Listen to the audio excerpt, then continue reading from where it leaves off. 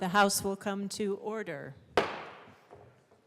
Pledge of Allegiance will be led by Representative Weissman. There he is. Thank you, Madam Speaker. Members, join me in the pledge. I pledge allegiance to the flag of the United States of America and to the republic for which it stands, one nation, under God, indivisible, with liberty and justice for all. Mr. Schiebel, please call the roll. Representatives Amabile, Armagost, Bacon, Byrd. Representative Byrd. Excused. Bockenfeld is excused. Basenecker. Bottoms. Representative Bottoms. Excused. Bradfield. Bradley. Brown. Catlin. Clifford. Doherty. Representative Doherty. Oh. DeGraff. Degree Kennedy. Mr. Speaker Pro Tem. Excused. Duran. Majority Leader Duran. Excused. English. Representative English. Excused. Epps. Evans. Frizzell. Froelich. Garcia. Hamrick. Hartsook. Hernandez. Herod. Holtorf. Judah. Joseph. Kipp. Leader. Lindsay. Linstead. Luck. Lukens. Lynch. Mabry. Marshall. Martinez. Marvin. Morrow. McCormick. McLaughlin. Ortiz. Representative Ortiz. Excused. Parenti. Puglisi. Ricks. Representative Ricks. Excused. Rootenell. Sirota. Snyder. Soper. It's here. Story. Taggart. Titone. Valdez A. Representative Valdez. Excused. Velasco. Rep Velasco.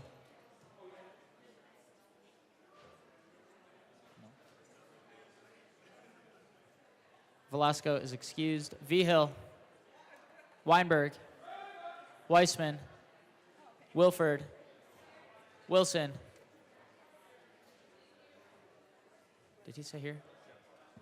Winter. Woodrow. Young. And Madam Speaker. Here.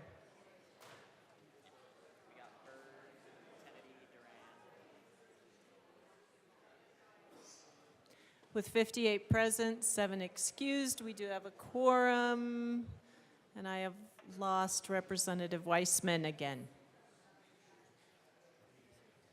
Representative Weissman. Thank you, Madam Speaker. I move that the House approve the Journal of yesterday, which was Saturday, the 4th of May, as corrected by the Chief Clerk.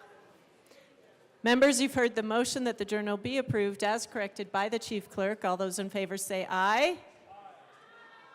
All those opposed, no.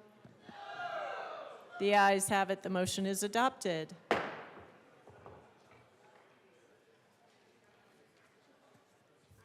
Members, I'll invite you to take your seats. We do have third readings.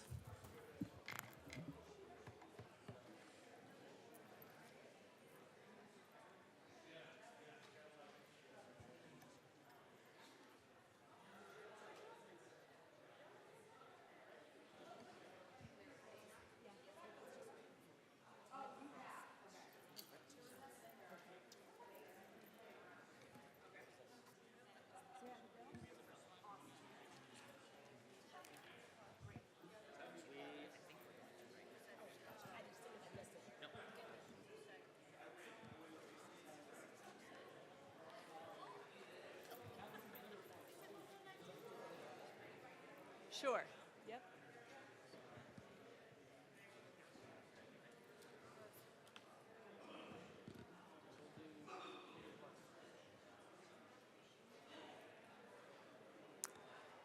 Mr. Shebel, reports of committees of reference.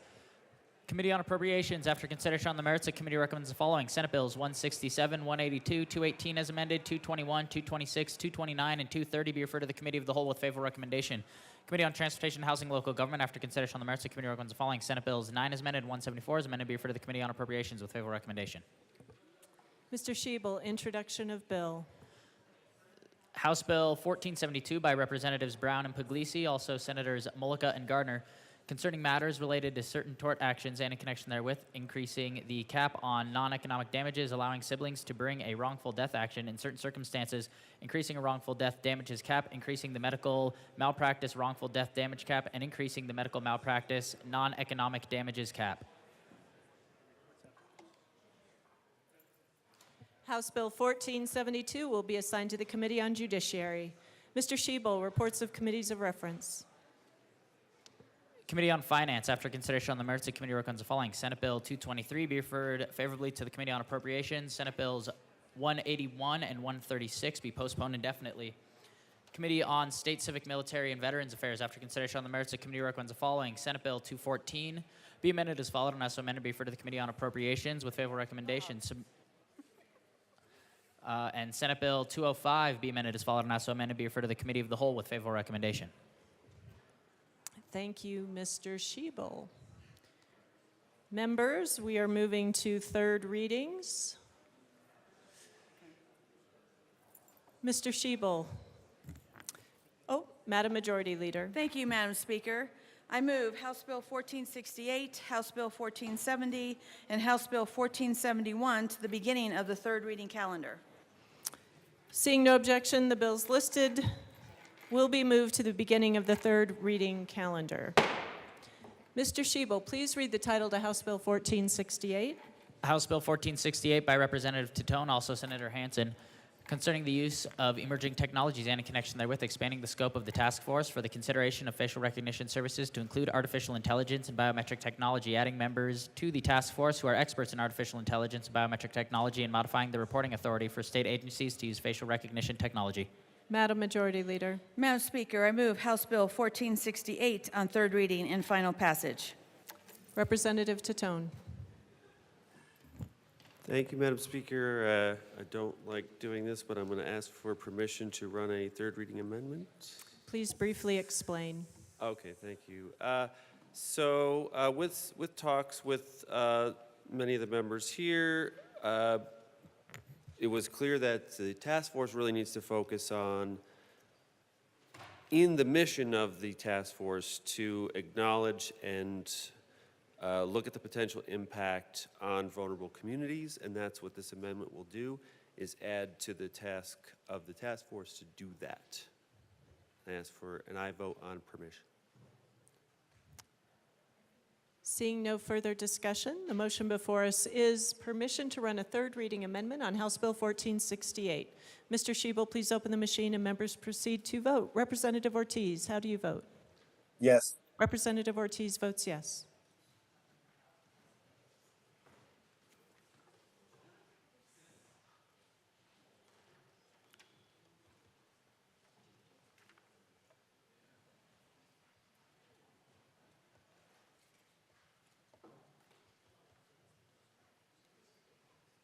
Catlin Joseph.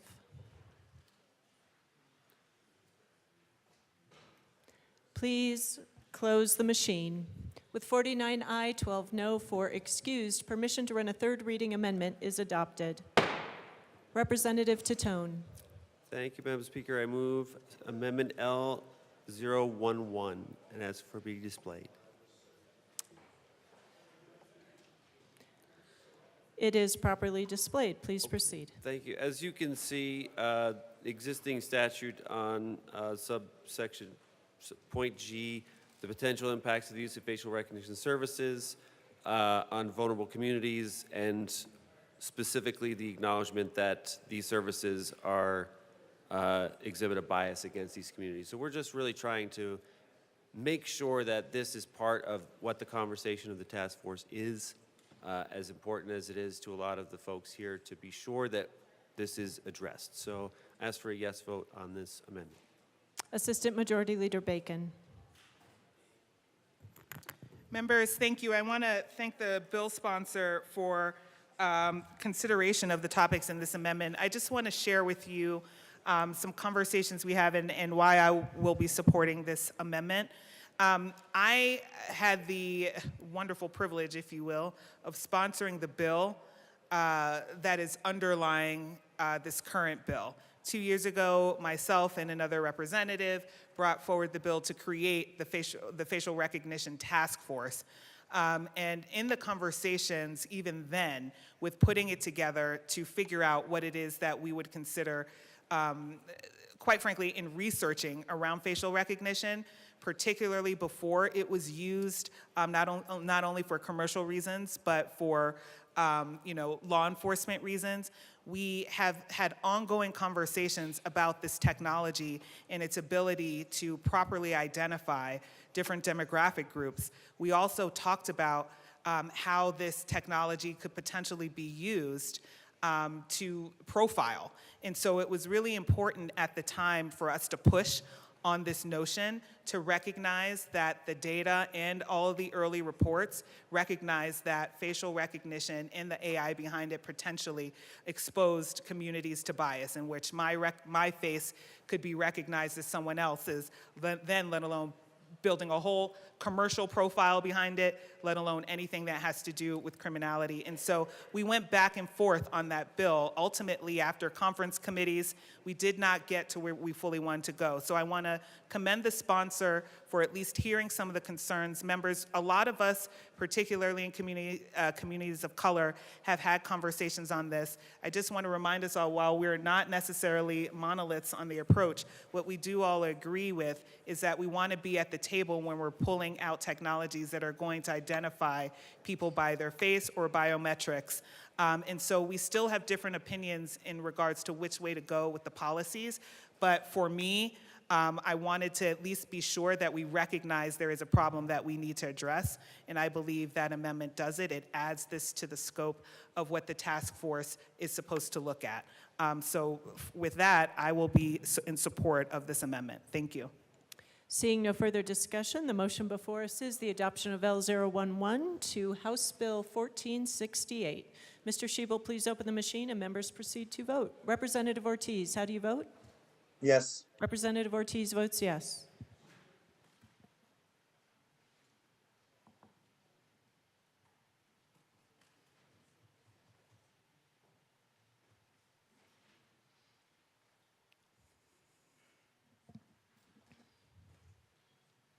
Please close the machine. With 43 aye, 18 no, and 4 excused, Amendment L011 is adopted. Madam Majority Leader.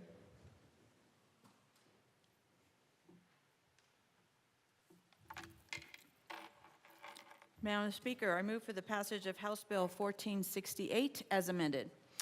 The motion before us is the passage of House Bill 1468 as amended. Mr. Shebel, please open the machine and members proceed to vote. Representative Ortiz, how do you vote? Yes. Representative Ortiz votes yes.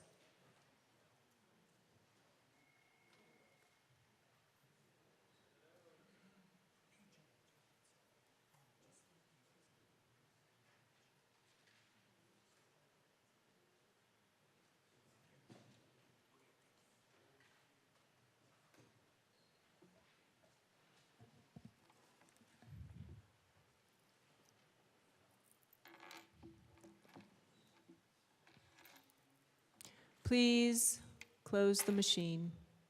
With 37 aye, 24 no, and 4 excused, House Bill 1468 is adopted. Co-sponsors.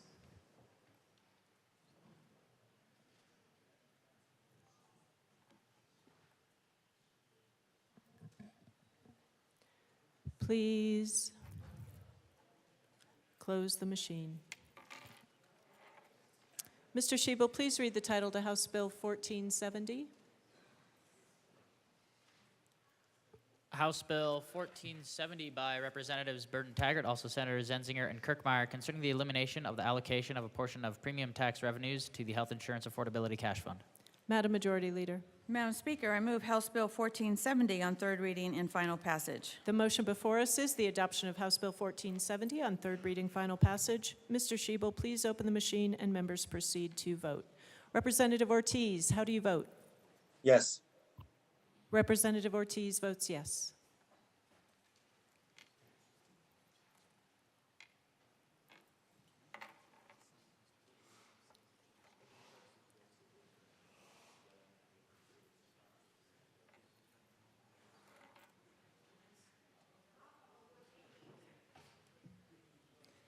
DeGraff, Hartsook, Luck.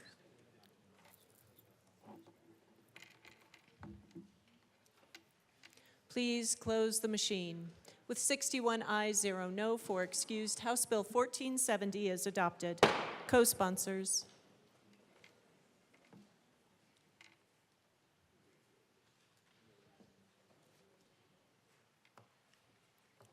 Please close the machine. Mr. Shebel, please read the title to House Bill 1471. House Bill 1471 by Representatives Young and Bradfield, also Senator Michelson Janae, concerning the conditions when electroconvulsive treatment may be performed on a minor. Madam Majority Leader. Madam Speaker, I move House Bill 1471 on third reading and final passage. The motion before us is the adoption of House Bill 1471 on third reading, final passage. Mr. Shebel, please open the machine and members proceed to vote. Representative Ortiz, how do you vote? Yes. Representative Ortiz votes yes.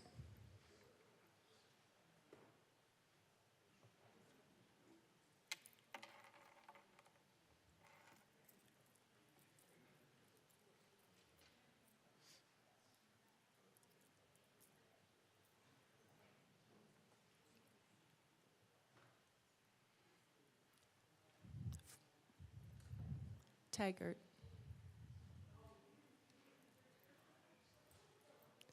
Please close the machine.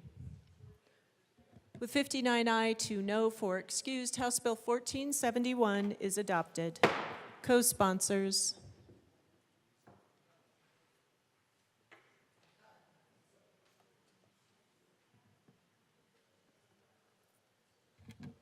Please close the machine. Mr. Shebel, please read the title to Senate Bill 206. Senate Bill 206 by Senator Fenberg, also Representatives McCluskey and Ortiz, concerning the Capitol Complex Renovation Fund. Madam Majority Leader. Madam Speaker, I move Senate Bill 206 on third reading and final passage. The motion before us is the adoption of Senate Bill 206 on third reading, final passage. Mr. Shebel, please open the machine and members proceed to vote. Representative Ortiz, how do you vote? Yes. Representative Ortiz votes yes.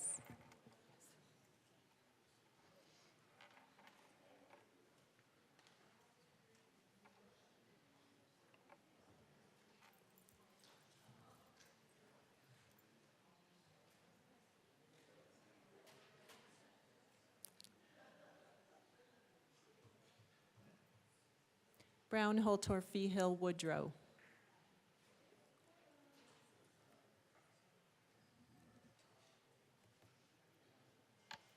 Feehill.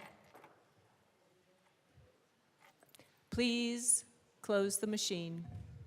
With 61 ayes, 0 no, and 4 excused, Senate Bill 206 is adopted. Co-sponsors.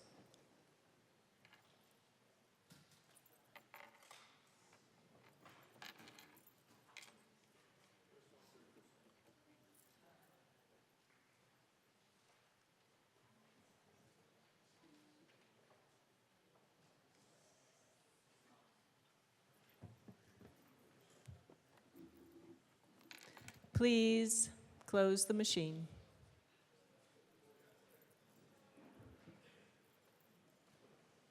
Mr. Shebel, please read the title to Senate Bill 65. Senate Bill 65 by Senators Hansen and Fields, also Representatives Froelich and Ortiz, concerning the use of mobile electronic devices when driving a motor vehicle and in connection therewith making appropriation. Madam Majority Leader. Madam Speaker, I move Senate Bill 65 on third reading and final passage. Representative Taggart.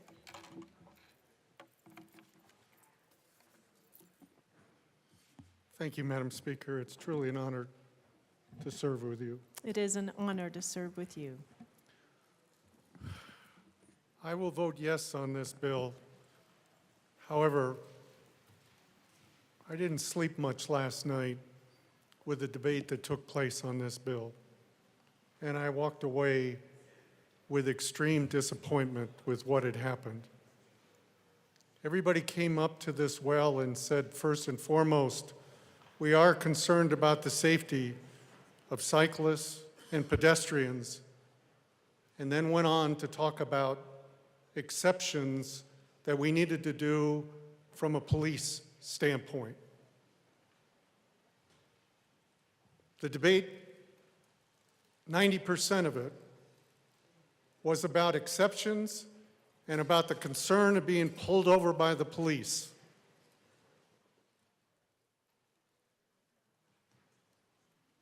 Very seldom did anybody say anything about us as vulnerable cyclists. We don't stand a chance, not a single chance, against a 4,000-pound vehicle that is swaying to the right because they're distracted. Yet we spent 90% of yesterday talking about exceptions. And I kept hearing things like, well, if the police don't see you, then you should not be ticketed. Well, just because the police didn't see you doesn't mean you haven't run me over. I've lost 2 friends to this exact situation. No, please, thank you, but no. The man who put me back together again, one of the foremost orthopedic surgeons in Western Colorado, almost died and did die on the table at least twice, from what I'm told. And thank goodness he came back because he put me back together. I don't understand at all what happened yesterday. I respect the fact that people should not be pulled over for improper reasons. But to lose sight of the fact that this was for the purpose of safety is unforgivable. This is for safety. We don't have a chance. My wife worries every time I go out the door to train. And she watches me on a software package, on an app. And if I stop for a moment, maybe 30 seconds, she's panicked and the phone call comes. It wouldn't surprise you as a competitive cyclist that my family is full of cyclists. I worry about my grandsons now about this very same situation.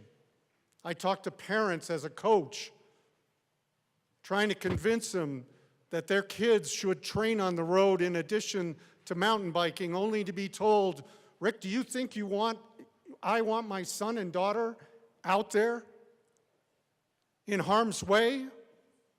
I get a chance every now and again to train with world champions, Sepp Kuss being one of them. I have 2 world champions that I train with. We deserve better than what happened yesterday. Again, I respect the fact that police should not pull people over. But when I hear things like, well, I want to keep my phone on my lap, Rick, and I shouldn't be pulled over from that. Why do you keep your phone on your lap? It's because you want to pick it up and, in fact, get involved in a phone call or, worse yet, a text. There are so many inexpensive tools today available to us to, in fact, do hands-free. What in heaven's name are we doing? And then we get the exceptions. Exception if they're not in the immediate area. How is that proper? If you're coming at me or coming behind me at 65 miles an hour, how can you judge when it's immediate? You're coming up on me. We're training at mid-20s.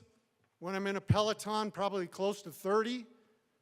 You're still going 2 and 3 times faster than I'm going. And you're distracted. We lost total sight of this bill. And I so much appreciate what the co-primes did on this. I'm also appreciative of what the Senate did, and they didn't put any of these amendments on. And yet we did.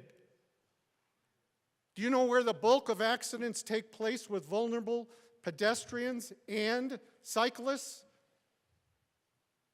They're at intersections. And guess what happens at the intersection? People say, oh, now is a good time to get on my phone. And then they turn right and don't pay attention to we're right next to them.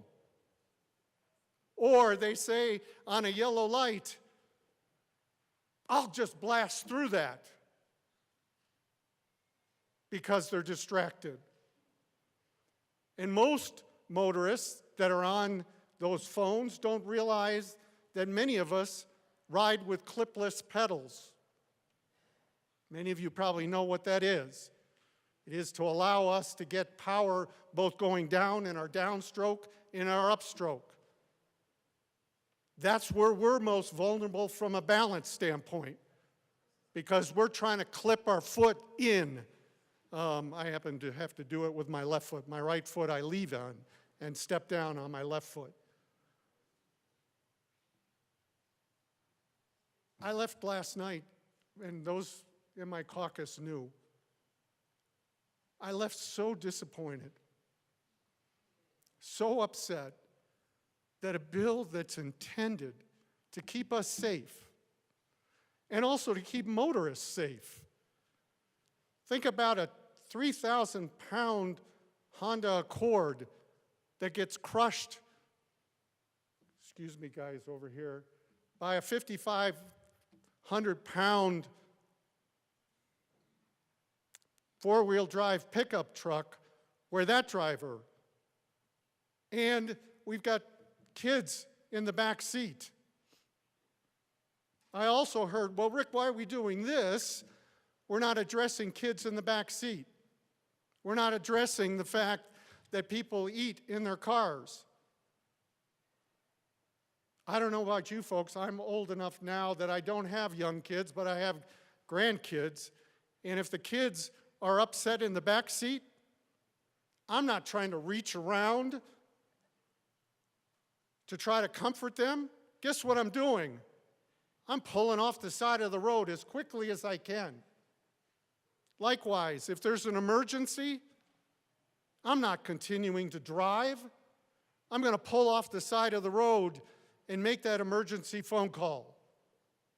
I heard all the excuses in the world of why we should continue to be able to use phones in a non-hands-free situation. Do you realize in the country where I lived for almost 15 years, in Switzerland, you cannot use your phone in the car unless you pull off the side. That's been in place for 20 years. In Connecticut, where my North American headquarters were, 10 years ago, this same bill existed. And we're manipulating it into a police bill. It is not intended to be a police bill. For God's sakes, think about our safety for a moment and get over the fact that people might get pulled over from time to time. Representative Taggart, you have 50 seconds left. Thank you. And please don't tell me again that because of the fact that the police did not see you on the phone, that that's acceptable. That's not acceptable. I want to come home every night after competing, and I want my kids and my grandkids and your kids and grandkids, because cycling is one of the very best sports in the world. I want people to come home safe. Stop hijacking this bill. Thank you.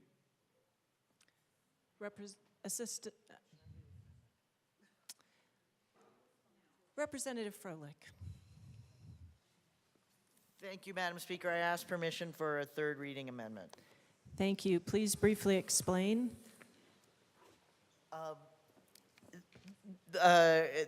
Thank you very much, Madam Speaker. The drafter caught a discrepancy, and we would like to remove that problem. So I move Amendment L40 to Senate Bill 65. Rep. Froelich, we'll vote on permission first, and then we'll have Oh, yeah, you we've move got to it. do permission. I ask for permission to run L40. Seeing no further discussion, the motion before us is to run permission to run a third reading amendment on Senate Bill 65. Mr. Shebel, please open the machine and members proceed to vote. Representative Ortiz, how do you vote? Yes. Representative Ortiz votes yes.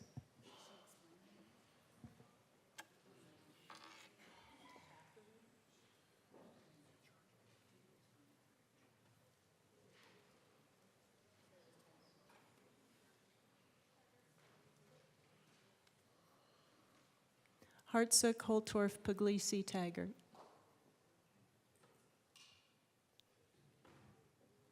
Please close the machine.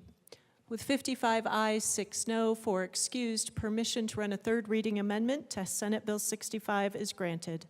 Representative Froelich. Thank you, Madam Speaker. I move Amendment L40 to Senate Bill 65 and ask that it be properly displayed. It is properly displayed. Please proceed. Thank you. It's actually the folks in charge in this part of the bill are not the Department of Public Safety, but rather the Colorado State Patrol and local law enforcement agencies. And so I ask for a yes vote. Seeing no further discussion, the motion before us is the adoption of L40 to Senate Bill 65. Mr. Shebel, please open the machine and members proceed to vote. Representative Ortiz, how do you vote? Yes. Representative Ortiz votes yes.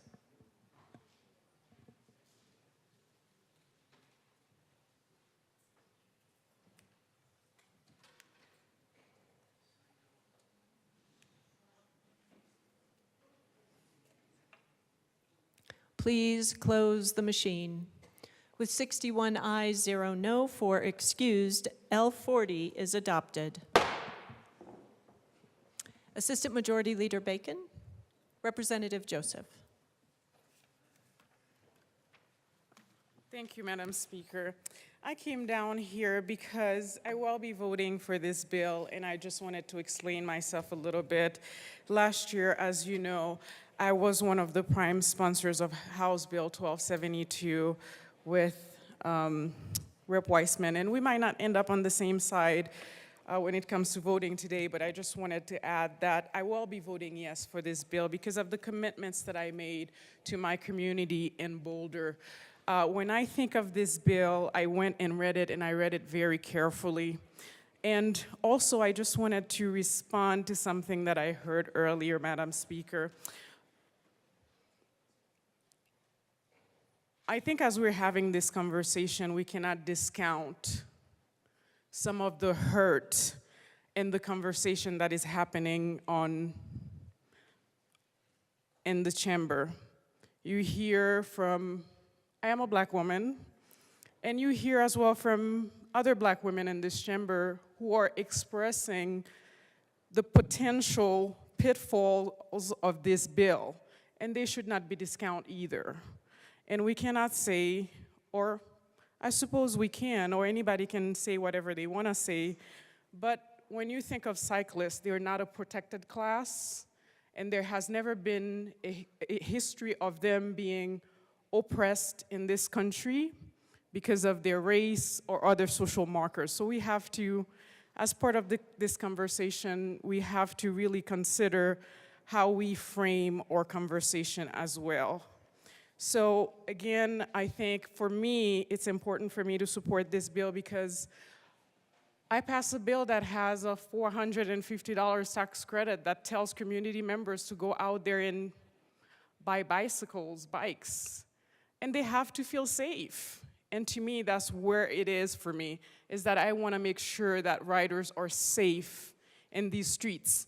And yes, one of the comments that I agree with the prior colleague who spoke is that a cyclist in a car, the cyclist will lose more often because at the end of the day, the car is really, it weighs more. If it hits a cyclist, the cyclist is more likely to be hurt. So at the end of the day, I will be supporting this bill. And here's another thing I wanted to mention as part of this bill. If you look at the if you look at the fiscal note on page 2, it says a first-time violation will be dismissed if the individual produces a hands-free accessory or proof of purchase of a hands-free accessory and affirms under penalty of perjury that the individual has not previously had a mobile electronic device charge dismissed. So basically, yes, I understand some of our community may not agree with this bill, but I think it's fine for me to vote for this bill because ultimately the first offense, the first time you do it, it will be dismissed. But if you make it a habit, there is a fine and there's a 2 license point suspension. There's probably, the bill is still being amended, so there are things that I probably can't talk about when it comes to the 4 corners of the bill. But ultimately, I think, when I think of protecting community members, which is all of our community members or friends who are biking on these roads, and we want them to be safe. And that's part of that safety. We're telling community members, hey, we want you out of your car. We want you to be walking. We want you to be biking. But if we don't make the roads safe for them, I don't know how do we intend to do these things. So I think our values and our goals have to be in alliance and with the votes that we take. And I really hope that we all will vote yes for this bill. But yes, I cannot, again, as a black woman who knows many other black women, and the Latino caucus is also fighting for all of us to have a society and a community that protects all of us regardless of who we are. And we know that, you know, the legal system has been used against people of color. But even with these differences, we know that we have to also protect community members. It's very, very complicated issues. We want people of colors to be safe. We also want to protect other side of the community. So it's a balance. It's really a balance. And I think this bill, according to me, based on reading the bill and the values that I want to express through these votes, ensuring that community members are safe, also with aligning with our values of asking community members not to be in their cars and driving all the time, I will be voting yes, and I ask that you please vote yes as well. Thank you. Assistant Majority Leader Bacon. Thank you, members, and thank you to my colleague from Boulder for sharing your sentiments. And thank you to my colleague from Mason Delta. I just want to be able to respond. I've come down here a lot to talk about impacts to community, but I want to say plainly, I think what I want to be sure that I understand what you shared, because I do think, I feel as if my motives were questioned, and I feel that there may have been a statement or an indictment that I don't care. And because I have engaged in this bill, I don't think what I provided was excuses, and I don't think that this bill has been hijacked. We just passed an amendment that said law enforcement in it because that is who's engaged in this bill. I also want to say thank you to all of us for sharing stories and experiences, but mine has not been asked about for there to be a conclusion that I don't care. And I do have stories of people who have gotten in accidents. I shared that my father is a cyclist, but I've also had family members who were pulled over and handcuffed for little things. I also have family members, particularly mothers of black sons, who worry when their kids go out. And I think it is our role to find balances, to figure out where we can provide the utmost safety, but also recognize that there's safety in other capacities that need to be put down on paper as well. And I don't think I will ever apologize for that. I will say, generally, in this country, we have a constitution that puts down, that we all love and commit to, that puts down and it limits the government for searches and seizures. We have all talked about our love for the Constitution in this building. In the arguments, the only people that have the legal authority that we hear all the time to infringe upon your life or liberty is law enforcement. Therefore, we need to give it the utmost scrutiny when we are creating circumstances to which they can engage. I too believe that the use of phones can be distractions. I don't believe that just having one equals a distraction. And the way that the bill was written for me, the way that I wanted to engage, was that use was not defined in a way that discerned between distraction or having one. And furthermore, even the defense of, if you're pulled over, if you show you have a hands-free device, you have to be pulled over first to even demonstrate that you have a hands-free device. But even being pulled over for that means you kind of used it, but having a hands-free device gets you out of that if it still means the same danger. And so I don't disagree with the bill. I thought it was fair that we get clarifications so we know what's what and when. But the truth of the matter is, and I even heard Connecticut, use is defined more stringently so people understand what the circumstances are and so that you can defend yourself, because we have a right in this country to go to court and defend yourself. We build all sorts of infractions with elements for that purpose. And so we felt this bill needed work to understand what's discernible. In Connecticut, they do have laws on the books. If you are pulled over for this, you don't get searched for other things. And that was part of this conversation. The conversation about this bill was much more than what you heard yesterday. It was about, if I get pulled over for this, do you get to search my car for things that are otherwise legal? So that's what went into this. This was robust debate. And we talked about the things that were left on the table, not for lack of care of bikers. We also know that a big majority of this bill would be enforced on interstates, not intersections. But I don't disagree with you about where the accidents are, to which my response is, the way you bring that down, and this is me saying it, is enforcement and education. Who's around? Who's around to help with this? So there were those conversations as well. But again, I want to end with, and thank you again for my colleague from Boulder County. There are a lot of worries about safety, and I don't want any definition of safety to be monolithic. I am deeply concerned. We have all seen the videos of people at traffic stops for other things. I have repeated names in this chamber, one of which was Philando Castile. And I'm saying it again for people to understand, when I enter conversations, it is not to oppress an opinion, but rather to express something that has been long and consistently fought for. If someone is distracted and they cause harm, they should be held accountable for it. But we cannot open by any sense of what we believe to be cause under the Fourth Amendment of this Constitution to say that simply having a phone is a reason you get pulled over. I do not want to get up here and quote again. There are also other statistics, and I want to thank the bill sponsors for deeply listening and engaging. I want to thank them.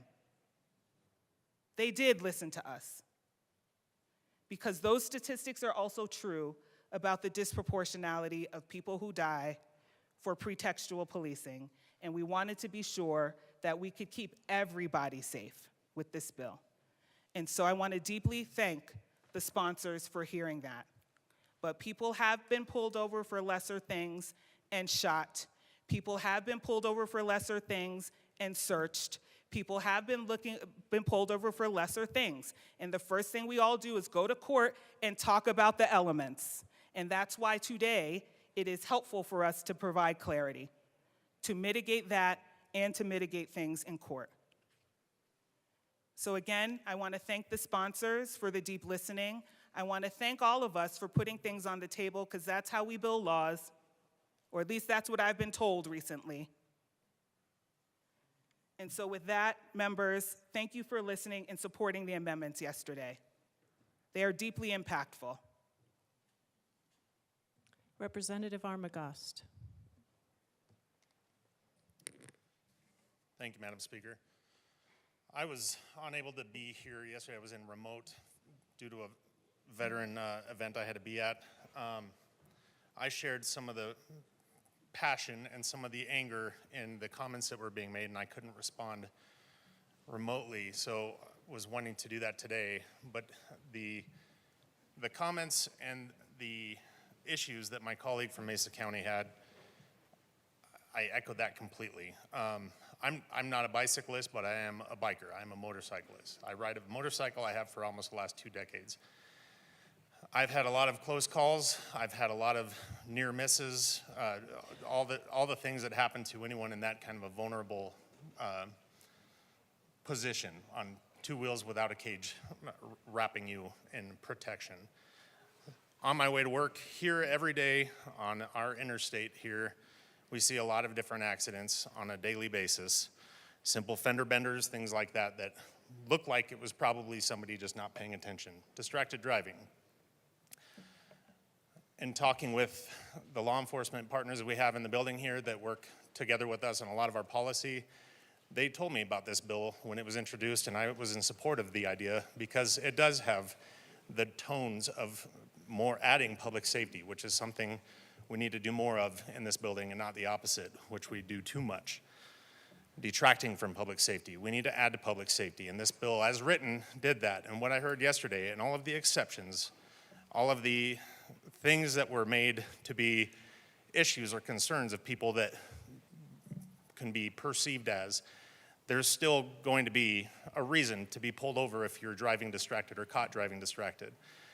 Now, this comes down to a few different things from me, because in those near misses I've had, and same thing with on a bicycle, but not near as fatal as it would be on a bicycle. When I'm sitting on my bike, I've got 850 pounds under me that can definitely take a hit better than however much a professional bicycle might weigh. I know they're very light.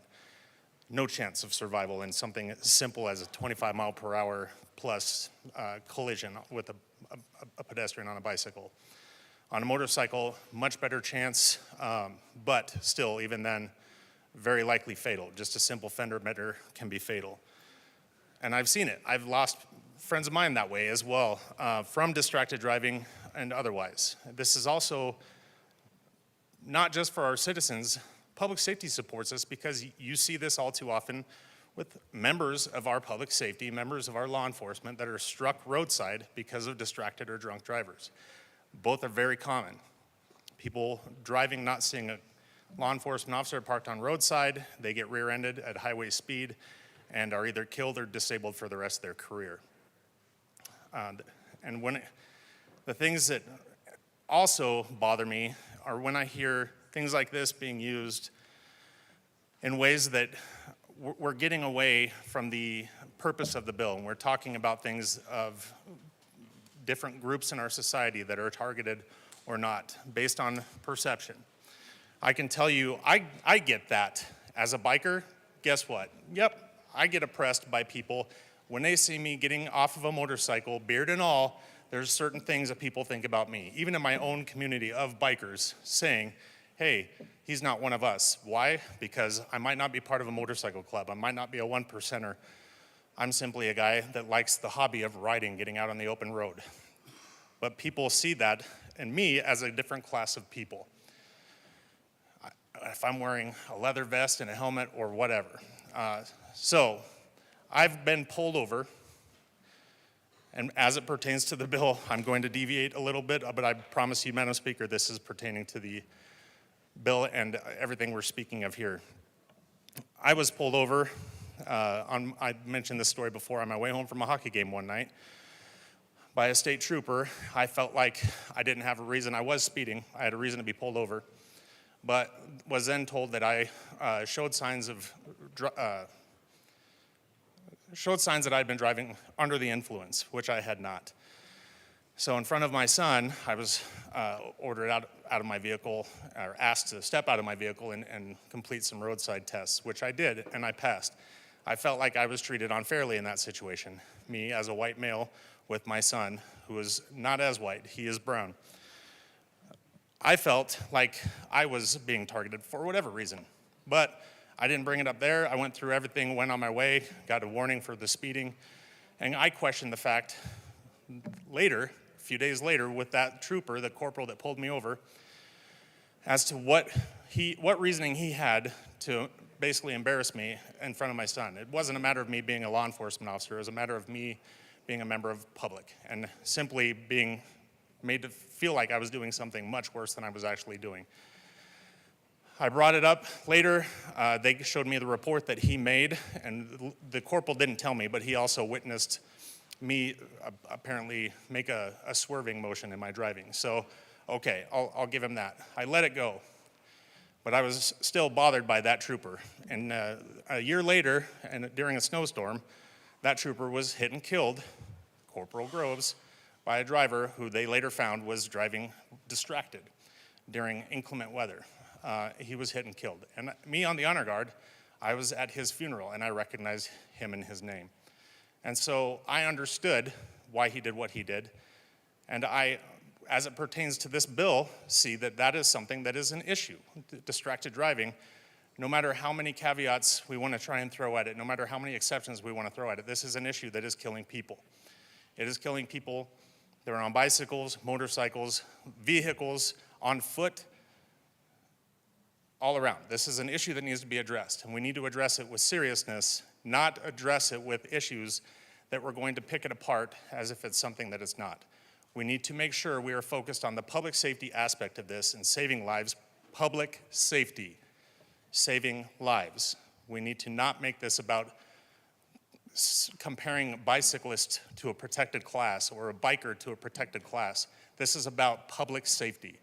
Please keep it that way. I am in support of this bill. As it was written, I still have to take a look at the plethora of amendments that were thrown at it yesterday to make sure I'm still in support of it, but we need to be focused on the right thing, and this bill did that. I hope it still does that. Let's keep it on track, please. Thank you. Representative Weissman. Thank you, Mr. Speaker Pro Tem and Madam Speaker.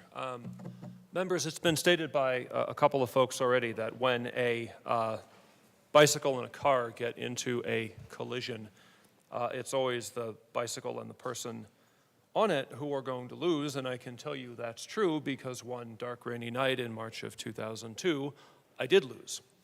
A couple of lifetimes ago, I used to be a regular cyclist. I do 75, 100 miles a week to and from work. Wouldn't use my car some weeks. Riding home one night, my usual commute, I'm doing everything right. I've got reflective vest, I've got blinking lights, I've got more reflective stuff. Clipless pedals, indeed.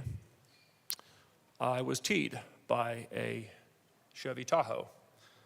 Knocked off of my bike, I could feel the consciousness being pushed out of my body from left to right. And then I went out. And I don't know how long I was out to this day. I couldn't tell you if it was a couple of minutes or half an hour. I woke up when the blinking lights and the sirens showed up, the police and the ambulance. I remember being walked into the back of the ambulance and being asked questions if I could state my name, if I could recite my social security number. They took me to the local hospital. Sometime around midnight, after I had been lying in a gurney in basically a hall, as they were attending to other folks, I realized, they must think I'm going to be okay in the scheme of things, or they'd be getting to me sooner. So there were some x-rays. I took a taxi home. I got home, I don't know when, it was well after 12. Middle of the night, I woke up in a drenching sweat, stumbled into the restroom trying to get cold water, passed out before I could, hit my head on the sink on the way down. Some kind of delayed bodily reaction to the physical shock that I had endured. Proceeded to hurt real bad for 5 or 6 weeks. It was a little bit before I could get back on a bike after that, but I did.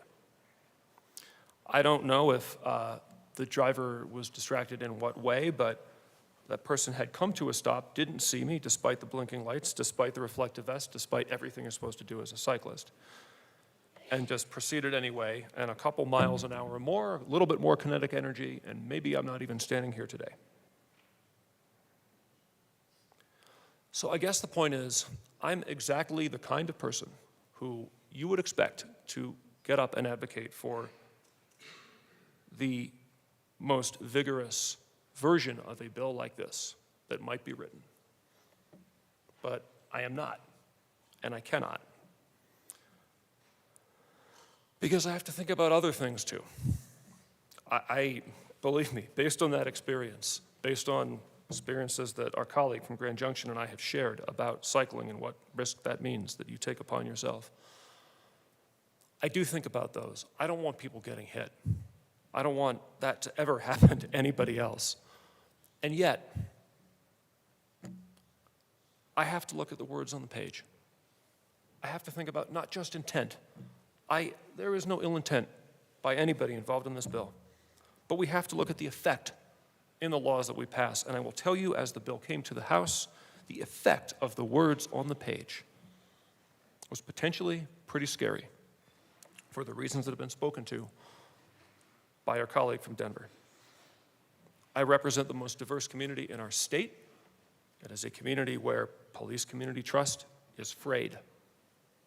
We have to be really careful what laws go on the books, who's going to get stopped, how that interaction is going to go. I can't put it any better than it's already been put. So yes, public safety is making sure people don't do stuff they shouldn't do behind the wheel, and I'm glad there's a public education campaign in the bill too. Public safety is also not making going about in society less safe for some as we try to make it more safe for others. Public safety means both of those at the same time. Is that complex? Is that intricate? Is it hard to balance? Yes. We don't do the easy things here. They're already done. It's only the hard things that come in this building.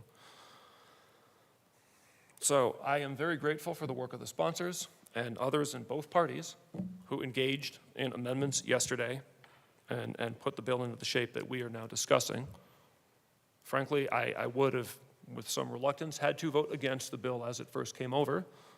Given the discussions and the amendments that have happened, I will be supporting it because I think it gets a better balance, because public safety is both of those things that I talked about. Thank you. Representative Hartsook.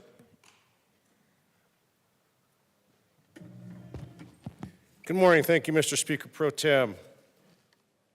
I want to do a little compare and contrast. As my good friend from Denver, and she loves quoting my 26 years in the Army. Every single military installation in this country and overseas, it is illegal to use your cell phone on the base. The speed limits on the base are pretty slow. Most bases here at Buckley, maximum speeds are 30 miles an hour. You go down to Fort Carson, where we have a lot more troops in the Army. The speed limit when you are passing troops is 10 miles an hour. If you are seen with a phone, the military police will pull you over and write you a ticket. And then you and your entire chain of command will have a lot of explaining to do. They don't care who you are, what you look like, what rank you wear on your collar. You could be a colonel, you could be a private. You could be anyone. They don't care. What they care about is the safety of the troops and everyone else that's on that base. And those military police will pull you over simply for being on your phone. You can have a hands-free, talk through your speaker on your vehicle, and that's fine. As the Assistant Majority Leader saw me leaving the other night, we were laughing out there about my big truck. It's not quite what she said, but it was still, but it was pretty funny. So I have one of those big trucks. And I have seen people pull in front of me on the phone. I was driving with my son the other day, and there was a car in front of me going down Parker Road. We were in the left lane next to the medium. The guy was weaving. Next thing I know, he goes up on the medium, barely misses the sign there, swerves back out. Luckily, there was no one in the number 2 lane because he crossed back over, and then he corrected. We hit the next red light, and that fill in the blank was on his cell phone. So he would have been pulled over for weaving, a few other things. I suppose he could have been drinking that early in the morning. Not likely, but I would assume it was purely from distracted driving. From a safety perspective, I don't care how you slice it, I don't care where you come from or anything else. The federal government has deemed fit that you are not allowed to use your cell phone on a base because of the safety issues. We did campaigns, and we still do them for years and years. It is part of the mandatory training when you come to the base. It is part of, every time you drive on a base, you see the big signs that say, hands-free. Do not use your cell phone. Big cell phone, X through it. So the federal government has done this worldwide on every DoD installation for safety, because they have statistics ad nauseum that it's dangerous. Like some of my colleagues, I also drive a big Harley. My Harley weighs nearly 1,000 pounds, and its engine is bigger than some cars on the road. I have been cruising down the freeway. It's back east out here. I literally had a person, as I'm cruising over, I look over and she's on the phone. I'm like, you gotta be kidding me. Next thing I know, they cross into my lane. I swerve into the medium. I'm up on the medium, kind of like going, the proverbial, you say it, then you do it. Swerve and missed a few objects, got back on the road, was furious. Got to the base, little shaking, went to work, went home. I'm like, I'm driving my truck from here on out to work. And I just stuck to riding on the weekends because I didn't want to get run over. And you cannot miss my motorcycle. It's big. Not as big as my truck, but it's big. This is for safety. Plain and simple safety. The DoD does it. We all will have to wear seat belts. Most on base, you have to wear a safety vest. You have to wear a helmet. Day and night. Those are laws. It's non-negotiable. You can't ride on a base without a reflective vest. You can't ride on base without a helmet. You can't ride or drive on base talking on a cell phone. You can't touch a cell phone. You can't carry a cell phone. You can't hold a cell phone. You can be pulled over and ticketed for that alone. And that's because of safety. There is no reason that we should not be passing the same laws here, because it's for safety. It keeps people alive. And if the speed limits on bases are sitting around 30 miles an hour and they deem it too dangerous to be on your phone, then what on earth makes you think it's okay when you're blowing down the highway at anywhere from 45 to 75 miles an hour? There was an individual a couple years ago that was killed, solo driver, rollover, going up I-25 northbound, was 75 miles an hour. Witnesses said they saw him swerve and overcorrect, went off the road, he flipped, and he was killed. When the police did their investigation, they found his cell phone that he had been texting, and they could tell from the moment of the accident it was when the phone was the last text, because he was texting. So he lost his life over that. We need an education campaign, but we need to make it illegal to text and drive, talk and drive on a cell phone. DoD has done this years and years, decades ago at this point. We should be doing the same thing. I urge you to consider that. Thank you. Representative Ricks.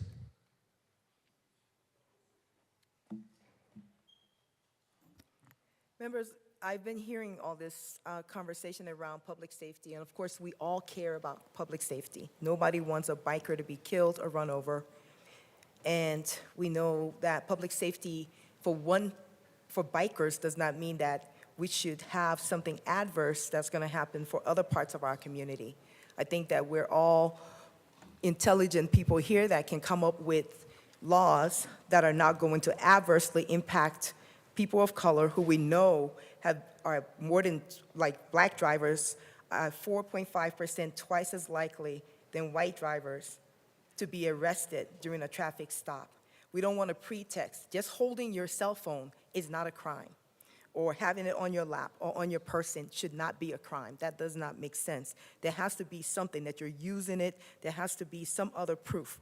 It just, you know, we cannot say that only these people's lives matter. We know that people can be stopped and shot at a traffic stop. We've seen it time and time again with black community, people of color, brown, Hispanic Americans or Latino Americans are more likely to be searched or arrested at a traffic stop. So we have to look at both sides of the coin. For every action that we take in this house, some other part of our community is impacted. So we need to look at things in totality, not just looking at it just from one standpoint, because whatever you change in law impacts something else. So let's be smart about it.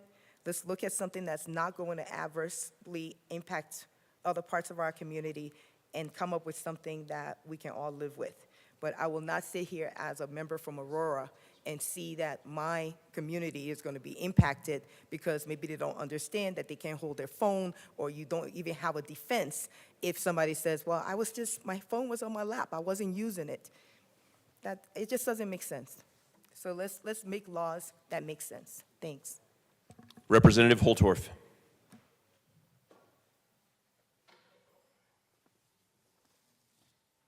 Thank you, Madam Speaker Pro Tem. I want to speak on behalf of the African American community and how it relates to this bill. Boy, I got your attention now. Now, most of you think that a big old overweight country boy like me would never be profiled. But I actually know what that experience is like. And I understand that there's questions and concerns about people being pulled over and why they're being pulled over and for what they're being pulled over for, and then a conversation ensues that has nothing to do with the premise of being pulled over. So one time I was driving through Stratford, Texas. Anybody know where that is? 287 Stratford. The only thing I was doing wrong, ladies and gentlemen, was driving with Colorado plates. Now, driving a 3/4-ton 4x4 Dodge 2500 pickup with a cowboy hat and the dash, you would think they wouldn't pull me over. But the good old boy did. And we had a conversation. I said, "Sir, what did I do wrong?" He said, "Well, I see you're from Colorado." "Yes, sir." "I am." I said, "I'm heading down to Bryan, Texas to do my reserve duty, my last duty assignment in the Army Reserve, because I got my weekend drill." And he says, "Well, I stop everybody from Colorado and Stratford. You see, you boys give us a lot of business." And I thought, well, where's this going?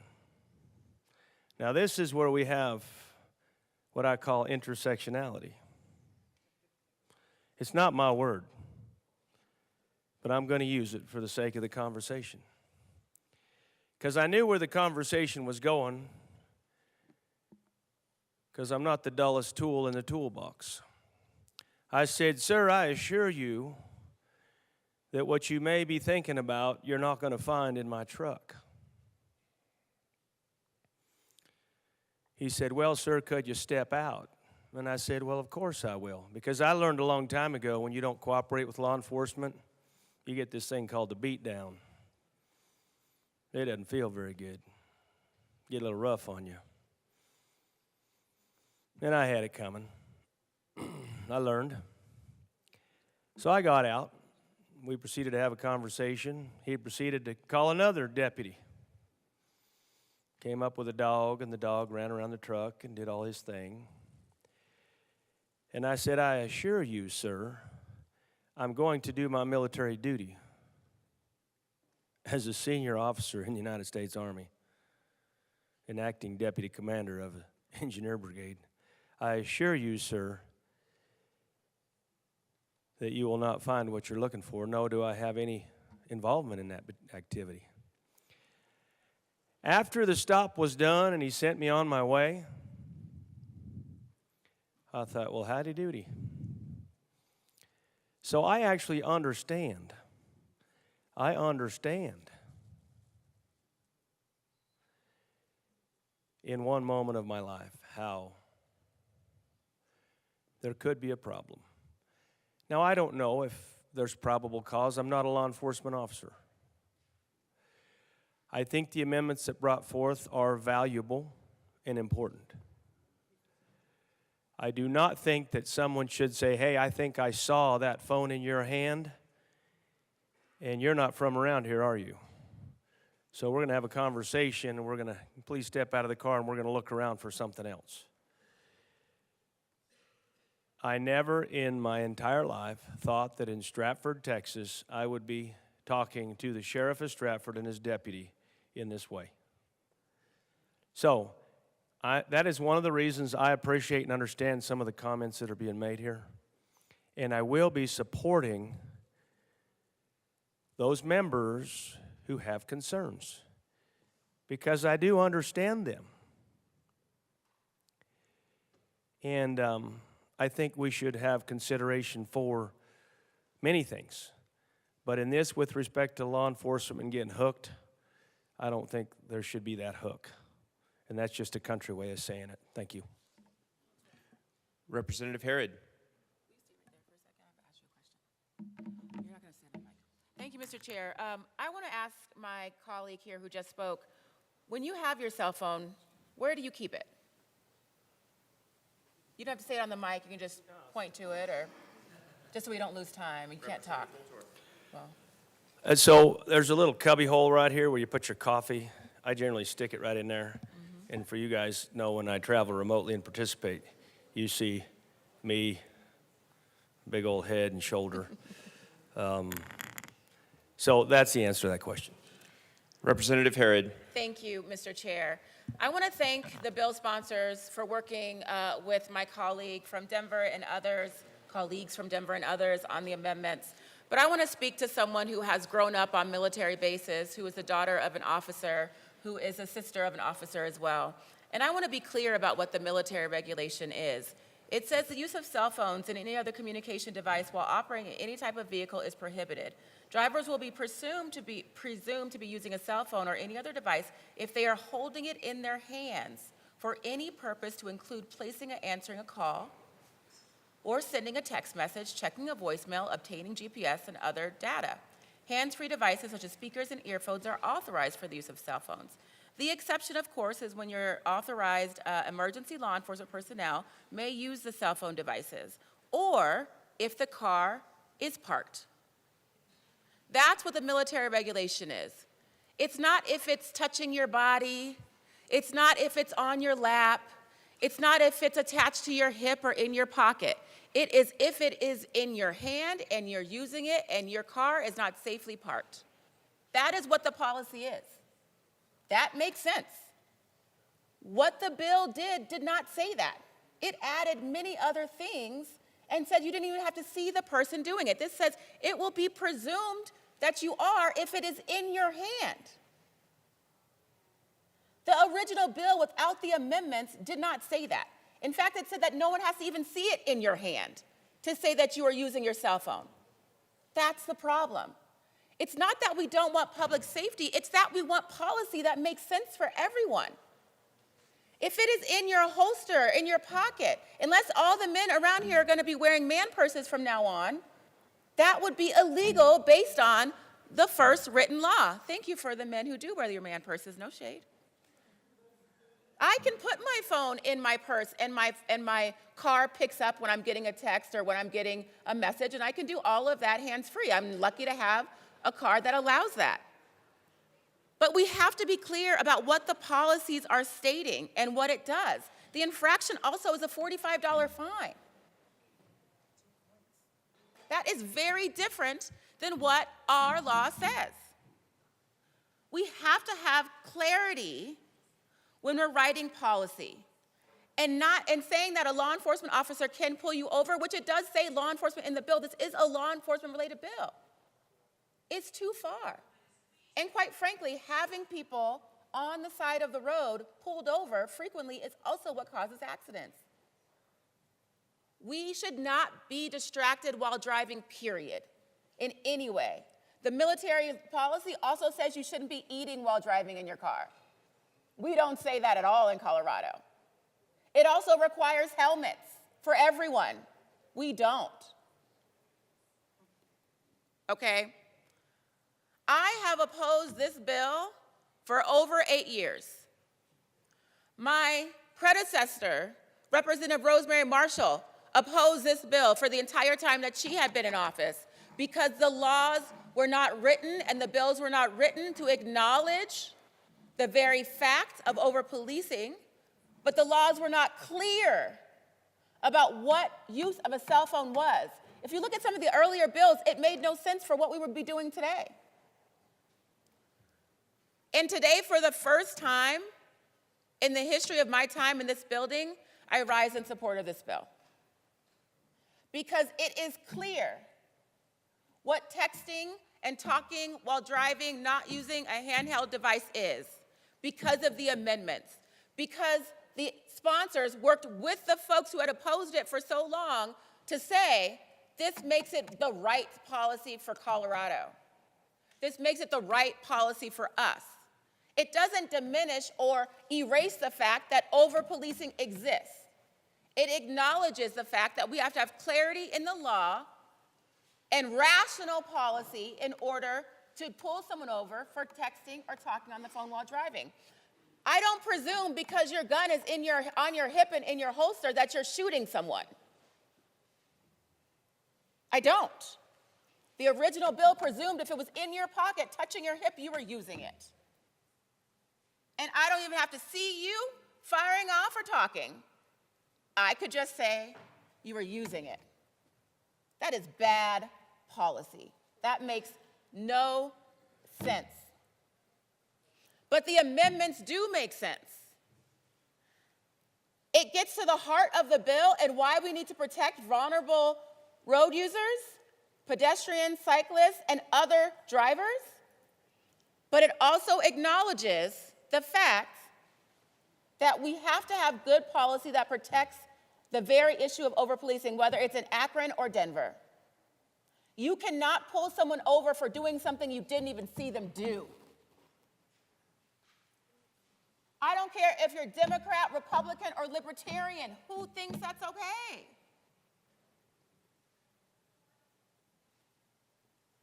I, again, for the first time ever, and I thought I had to say this on the mic, rise in support of this bill. Again, thank you to the good representative, who wrote this bill, who wrote the amendment. I'm looking at you, to my colleague who has, on the wall, who has a direct personal story as well and has fought so hard for this bill. Your fight matters. The work that you've done to get this bill to this place matters, and I want to thank you again for respecting the duality of your community and our communities and saying this is now the right policy. I ask for you to support today. Representative Ortiz. Thank you, Mr. Speaker Pro Tem. As I'm sitting here listening to the debate, I can't help but think that there's a lot of talking past each other going on here. At the heart of what our job is as legislators, it's to listen and not just hear words, it's to actually take them in and learn from each other's experience. I do want to thank the sponsors of the amendments for actually working with me and hearing my personal story of my cousin having been murdered by a distracted driver. And let's be very clear, this is the furthest that this bill has gotten before. And that took listening. That took being okay with, at the heart, what we're trying to do here. And it took them caring. Like, any accusations of them not caring about people that are being killed on our roads are false. It wouldn't have gotten this far. So they do hear it, and we have worked together. It's interesting being in this position because not only do I have a cousin that was murdered by a distracted driver, but I'm also Latino. I've been at family parties in Arizona where cops harassed us for no reason. No reason. So when you have people of color coming up to the podium and saying, this is an issue, hear our experience, it's not the same as being a motorcyclist. It's not the same as being a biker. You don't deserve any less protection. They're just asking you to hear them, to listen, to digest, and understand the experiences that we've been through generationally. They're hearing you. Some of them that have never considered supporting this bill have come up and said they're going to support this bill. And it's a start. It's a start. We have guardrails here that are going to make sure that it's utilized in a way that it needs to, while mitigating any potential harm to community. That matters. That's not nothing. That matters. That's our job as legislators. That's what we're supposed to do here. We're supposed to listen and learn and hear each other.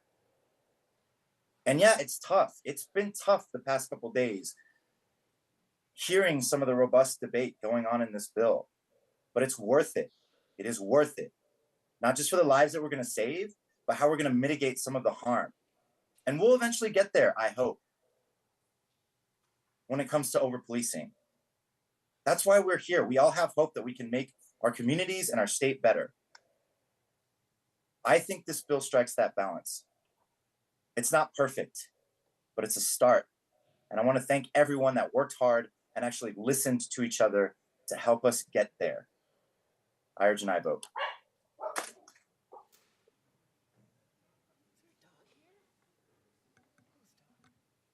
Seeing no further discussion, the motion before us is the adoption of Senate Bill 65 on third reading and final passage. Mr. Shebel, please open the machine and members proceed to vote. Representative Ortiz, how do you vote? Yes. Members, I need to back up a step. My apologies. Madam Majority Leader. Thank you, Madam Speaker. I move for the passage of Senate Bill 65 as amended. The motion before us is the passage of Senate Bill 65 as amended. Mr. Shebel, please open the machine and members proceed to vote. Representative Ortiz, how do you vote? Yes. Representative Ortiz votes yes. Representative Woodrow, how do you vote? Yes. Representative Woodrow votes yes. 2 votes for the price of 1.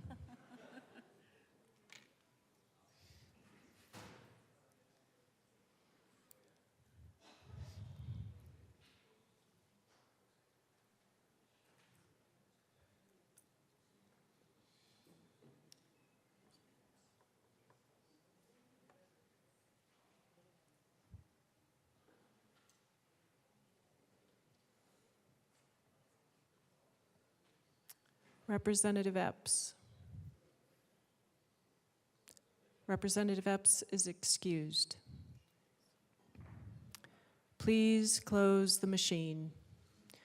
With 58 aye, 3 no, 4 excused, Senate Bill 65 as amended is adopted.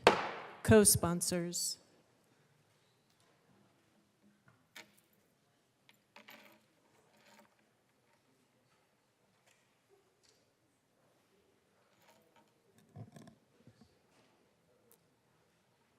Please close the machine. Mr. Shebel, please read the title to Senate Bill 143. Senate Bill 143 by Senators Coleman and Zenzinger, also Representatives Harrod and Hamrick, concerning credential assessment tools and in connection therewith, integrating frameworks for non-degree credential evaluation and classification into state education and workforce systems, aligning stackable credential pathways and apprenticeship programs with international classification standards, and making an appropriation. Madam Majority Leader. Madam Speaker, I move Senate Bill 143 on third reading and final passage. The motion before us is the adoption of Senate Bill 143 on third reading, final passage.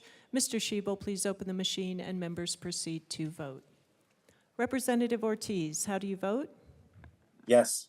Representative Ortiz votes yes. Representative Woodrow, how do you vote? Yes. Representative Woodrow votes yes.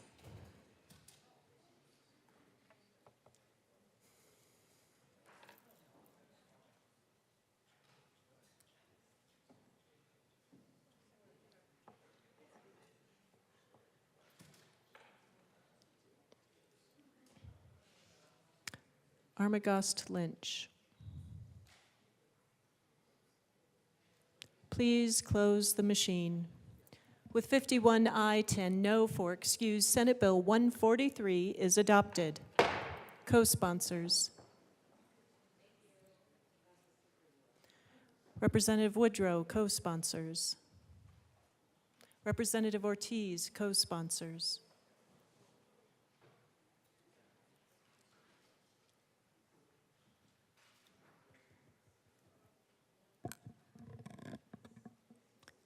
Please close the machine. Mr. Shebel, please read the title to Senate Bill 110. Senate Bill 110 by Senators Rodriguez and Kirkmeyer, also Representatives Amabile and Sirota, concerning prohibiting prior authorization for antipsychotic prescription drugs used to treat a mental health condition and in connection therewith making appropriation. Madam Majority Leader. Madam Speaker, I move Senate Bill 110 on third reading and final passage. The motion before us is the adoption of Senate Bill 110 on third reading, final passage. Mr. Shebel, please open the machine and members proceed to vote. Representative Ortiz, how do you vote?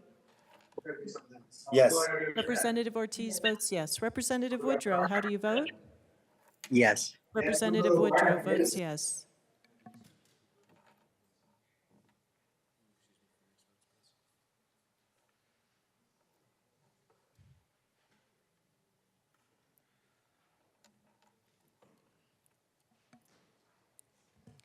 Representative Judah. Please close the machine. With 57 aye, 5 no, 3 excuse, Senate Bill 110 is adopted. Co-sponsors.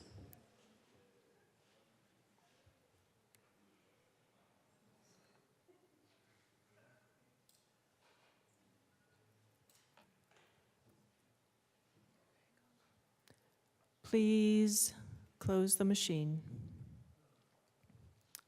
Mr. Shebel, please read the title to Senate Bill 41.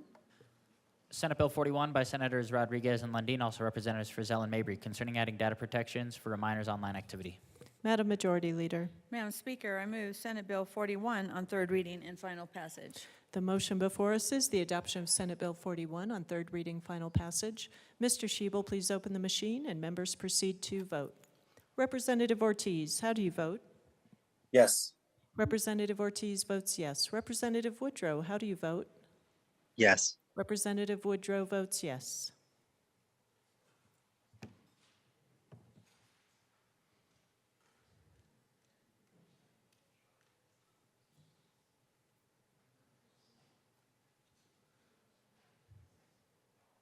Please close the machine. With 61 ayes, 0 no, 4 excuse, Senate Bill 41 is adopted. Co-sponsors.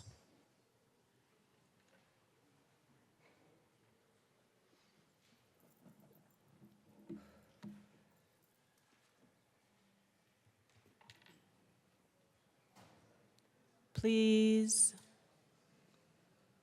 close the machine. Mr. Shebel, please read the title to Senate Bill 149. Senate Bill 149 by Senator Hendrickson, also Representative Brown, concerning workers' compensation insurance for state employees. Madam Majority Leader. Madam Speaker, I move Senate Bill 149 on third reading and final passage. The motion before us is the adoption of Senate Bill 149 on third reading and final passage. Mr. Shebel, please open the machine and members proceed to vote. Representative Ortiz, how do you vote? Yes. Representative Ortiz votes yes. Representative Woodrow, how do you vote? Yes. Representative Woodrow votes yes.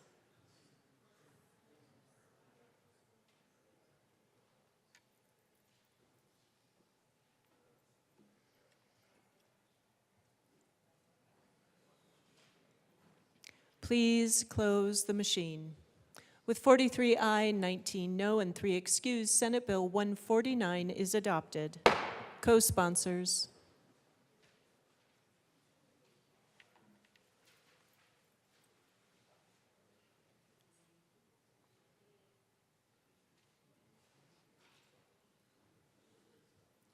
Please close the machine. Mr. Shebel, please read the title to Senate Bill 34. Senate Bill 34 by Senators Marchman and Coker, also Representatives Garcia and Lindsay, concerning increasing access to school-based health care. Madam Majority Leader. Madam Speaker, I move Senate Bill 34 on third reading and final passage. The motion before us is the adoption of Senate Bill 34 on third reading, final passage. Mr. Shebel, please open the machine and members proceed to vote. Representative Ortiz, how do you vote? Yes. Representative Ortiz votes yes. Representative Woodrow, how do you vote? Yes. Representative Woodrow votes yes.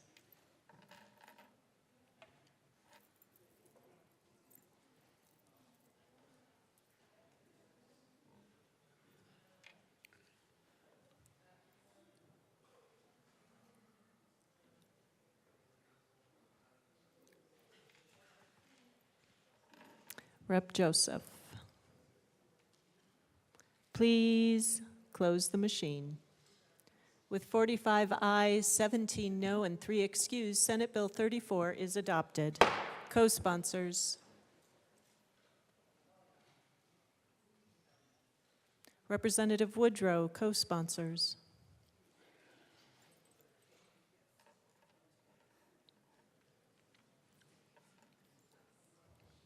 Please close the machine. Mr. Shebel, please read the title to Senate Bill 195. Senate Bill 195 by Senators Winterf and Cutter, also Representatives Lindsay and Linstead, concerning protections of vulnerable road users. Madam Majority Leader. Madam Speaker, I move Senate Bill 195 on third reading and final passage. The motion before us is the adoption of Senate Bill 195 on third reading, final passage. Mr. Shebel, please open the machine and members proceed to vote. Representative Ortiz, how do you vote? Yes. Representative Ortiz votes yes. Representative Woodrow, how do you vote? Yes. Representative Woodrow votes yes.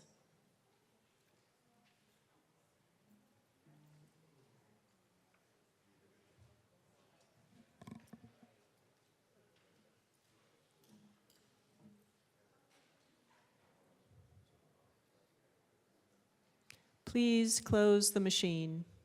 With 45 ayes, 17 no, and 3 excused, Senate Bill 195 is adopted. Co-sponsors.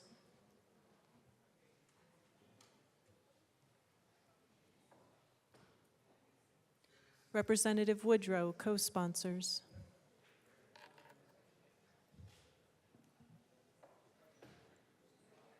Please close the machine. Mr. Shebel, please read the title to Senate Bill 224. Senate Bill 224 by Senators Bridges and Kirkmeyer, also Representatives Byrd and Taggart, concerning mechanisms to manage technology life cycle costs. Madam Majority Leader. Madam Speaker, I move Senate Bill 224 on third reading and final passage. The motion before us is the adoption of Senate Bill 224 on third reading, final passage. Mr. Shebel, please open the machine and members proceed to vote. Representative Ortiz, how do you vote? Yes. Representative Ortiz votes yes. Representative Woodrow, how do you vote? Yes. Representative Woodrow votes yes.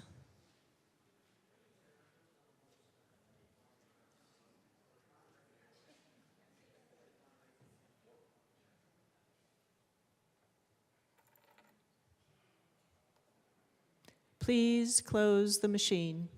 With 62 ayes, 0 no, 3 excused, Senate Bill 224 is adopted. Co-sponsors.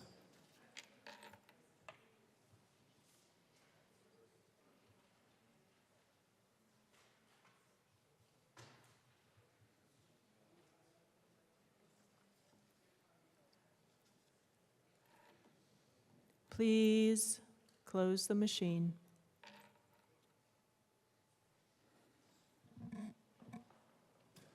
Mr. Shebel, please read the title to Senate Concurrent Resolution 2. Senate Concurrent Resolution 2 by Senators Fenberg and Peltonby, also Representatives Brown and Frizzell, submitting to the registered electors of the state of Colorado amendment to the Colorado Constitution concerning the modification of certain deadlines in connection with specified elections. Madam Majority Leader. Madam Speaker, I move Senate Concurrent Resolution 2 on third reading and final passage. The motion before us is the adoption of Senate Concurrent Resolution 2 on third reading, final passage. Mr. Shebel, please open the machine and members proceed to vote. Representative Ortiz, how do you vote? Yes. Representative Ortiz votes yes. Representative Woodrow, how do you vote? Yes. Representative Woodrow votes yes.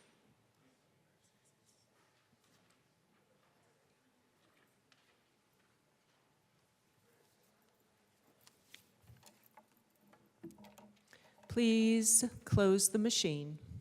With 61 aye, 1 no, 3 excused, Senate Concurrent Resolution 2 is adopted. Co-sponsors.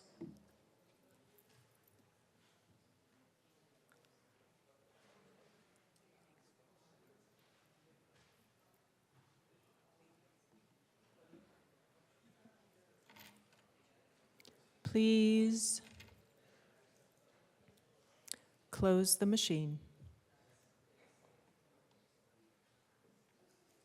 Mr. Shebel, please read the title to Senate Bill 64. Senate Bill 64 by Senators Mullica and Marchman, also Representative Byrd, concerning requiring the Judicial Department to make residential eviction-related information available to the public and in connection therewith making appropriation. Madam Majority Leader. Madam Speaker, I move Senate Bill 64 on third reading and final passage. The motion before us is the adoption of Senate Bill 64 on third reading, final passage. Mr. Shebel, please open the machine and members proceed to vote.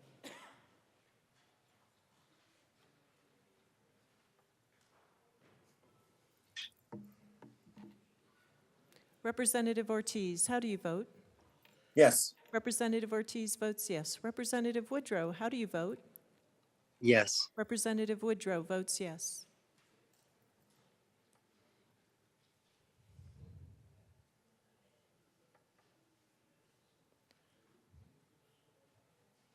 Please close the machine. With 45 ayes, 17 no, and 3 excused, Senate Bill 64 is adopted. Co-sponsors.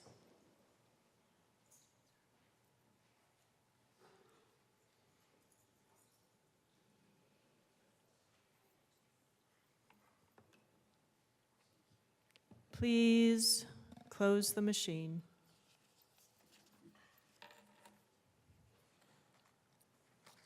Mr. Shebel, please read the title to Senate Bill 203. Senate Bill 203 by Senators Janal and Kirkmeyer, also Representatives Hartsook and Ortiz, concerning requiring the Colorado Prescription Drug Affordability Review Board to consider input from the Colorado Rare Disease Advisory Council under certain circumstances. Madam Majority Leader. Madam Speaker, I move Senate Bill 203 on third reading and final passage. The motion before us is the adoption of Senate Bill 203 on third reading and final passage. Mr. Shebel, please open the machine and members proceed to vote. Representative Ortiz, how do you vote? Yes. Representative Ortiz votes yes. Representative Woodrow, how do you vote? Yes. Representative Woodrow votes yes.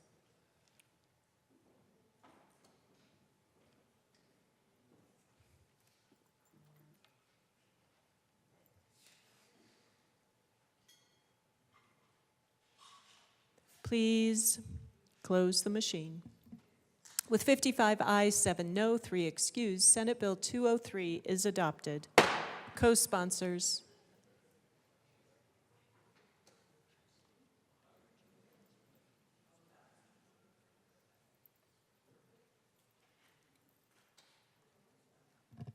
Please close the machine. Mr. Shebel, please read the title to Senate Bill 116. Senate Bill 116 by Senator Buckner, also Representative Judah, concerning health care billing for indigent patients receiving services not reimbursed through the Colorado Indigent Care Program and in connection with making appropriation. Madam Majority Leader. Madam Speaker, I move Senate Bill 116 on third reading and final passage. The motion before us is the adoption of Senate Bill 116 on third reading and final passage. Mr. Shebel, please open the machine and members proceed to vote. Representative Ortiz, how do you vote? Yes. Representative Ortiz votes yes. Representative Woodrow, how do you vote? Yes. Representative Woodrow votes yes.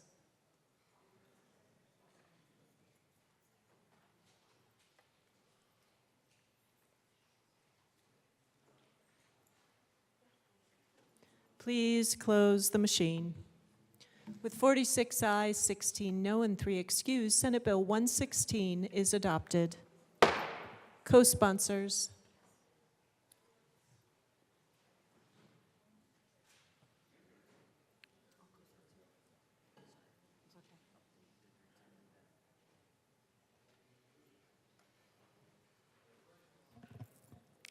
Please close the machine. Mr. Shebel, please read the title of Senate Bill 209. Senate Bill 209 by Senators Rodriguez and Smallwood, also Representatives Lindsay and Byrd, concerning changes to the Pharmacy Practice Act relating to the dispensing of prescription drugs.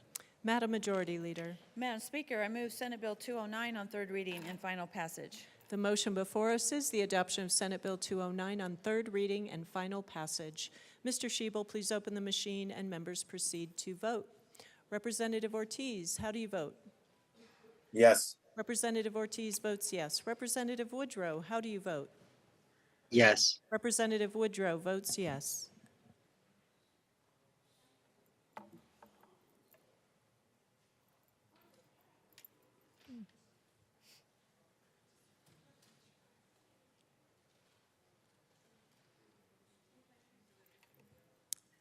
Armagost, Evans, Weinberg. Please close the machine. With 55 aye, 8 no, 2 excused, Senate Bill 209 is adopted. Co-sponsors.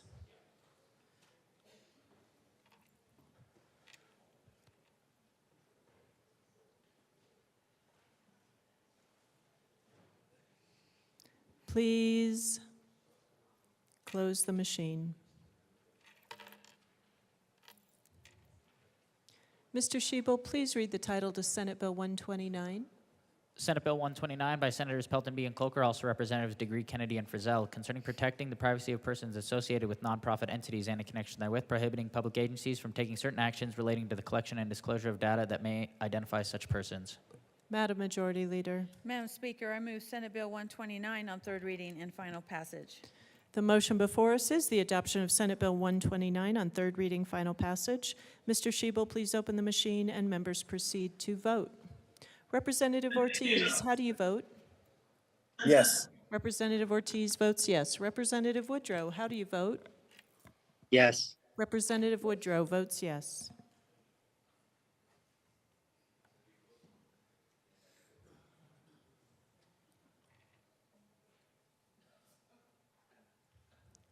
Please close the machine. With 63 ayes, 0 no, and 2 excused, Senate Bill 129 is adopted. Co-sponsors.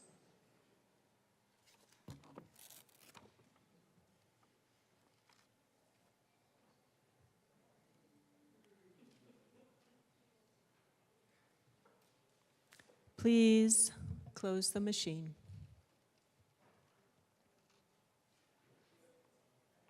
Mr. Shebel, please read the title to Senate Bill 124. Senate Bill 124 by Senators Michelson, Janae, and Rich, also Representatives Hartsook and Duran, concerning requiring health care coverage for biomarker testing.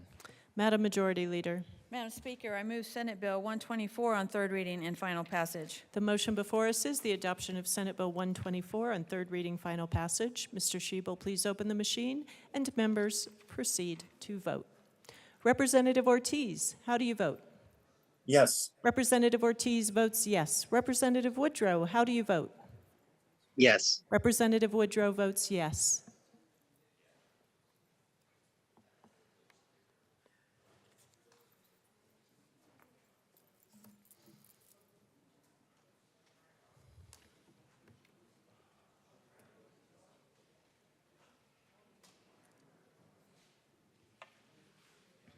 Holtorf.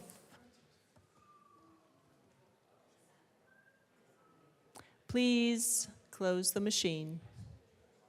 With 55 aye, 8 no, 2 excused, Senate Bill 124 is adopted.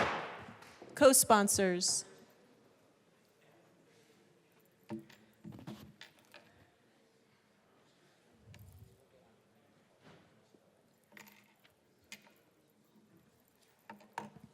Please close the machine.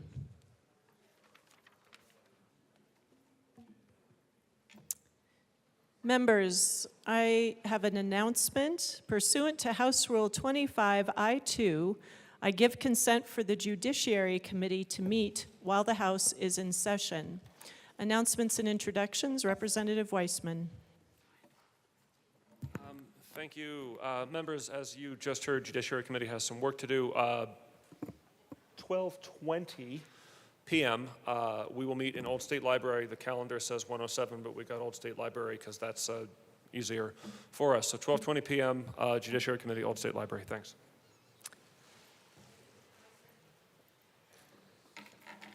Thank you. Madam Majority Leader. Madam Speaker, I move the following bills be added to the special orders calendar on Sunday, May 5th, 2024 at 12:01 p.m.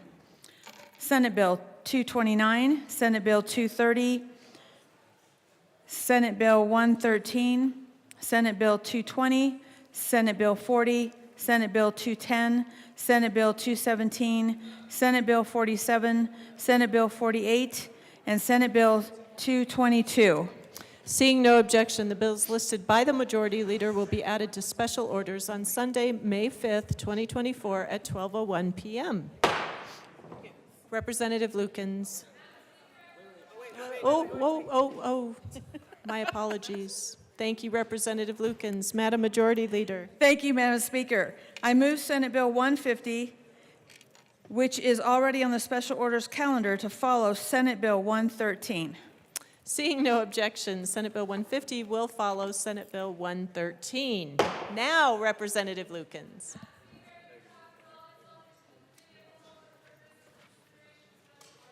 Members, you have heard the motion. Seeing no objection, Representative Lukens will take the chair.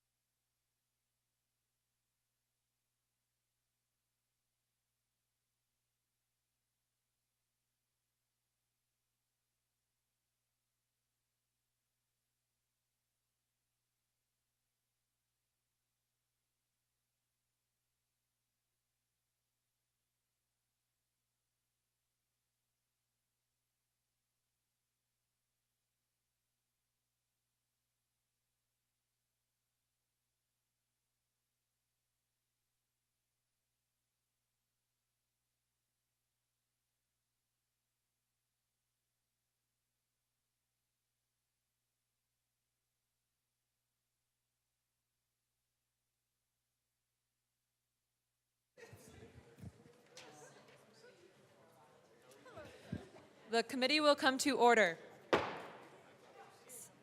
With your unanimous consent, the bills will be read by title unless there is a request for reading a bill at length. Committee reports are printed in your bill folders.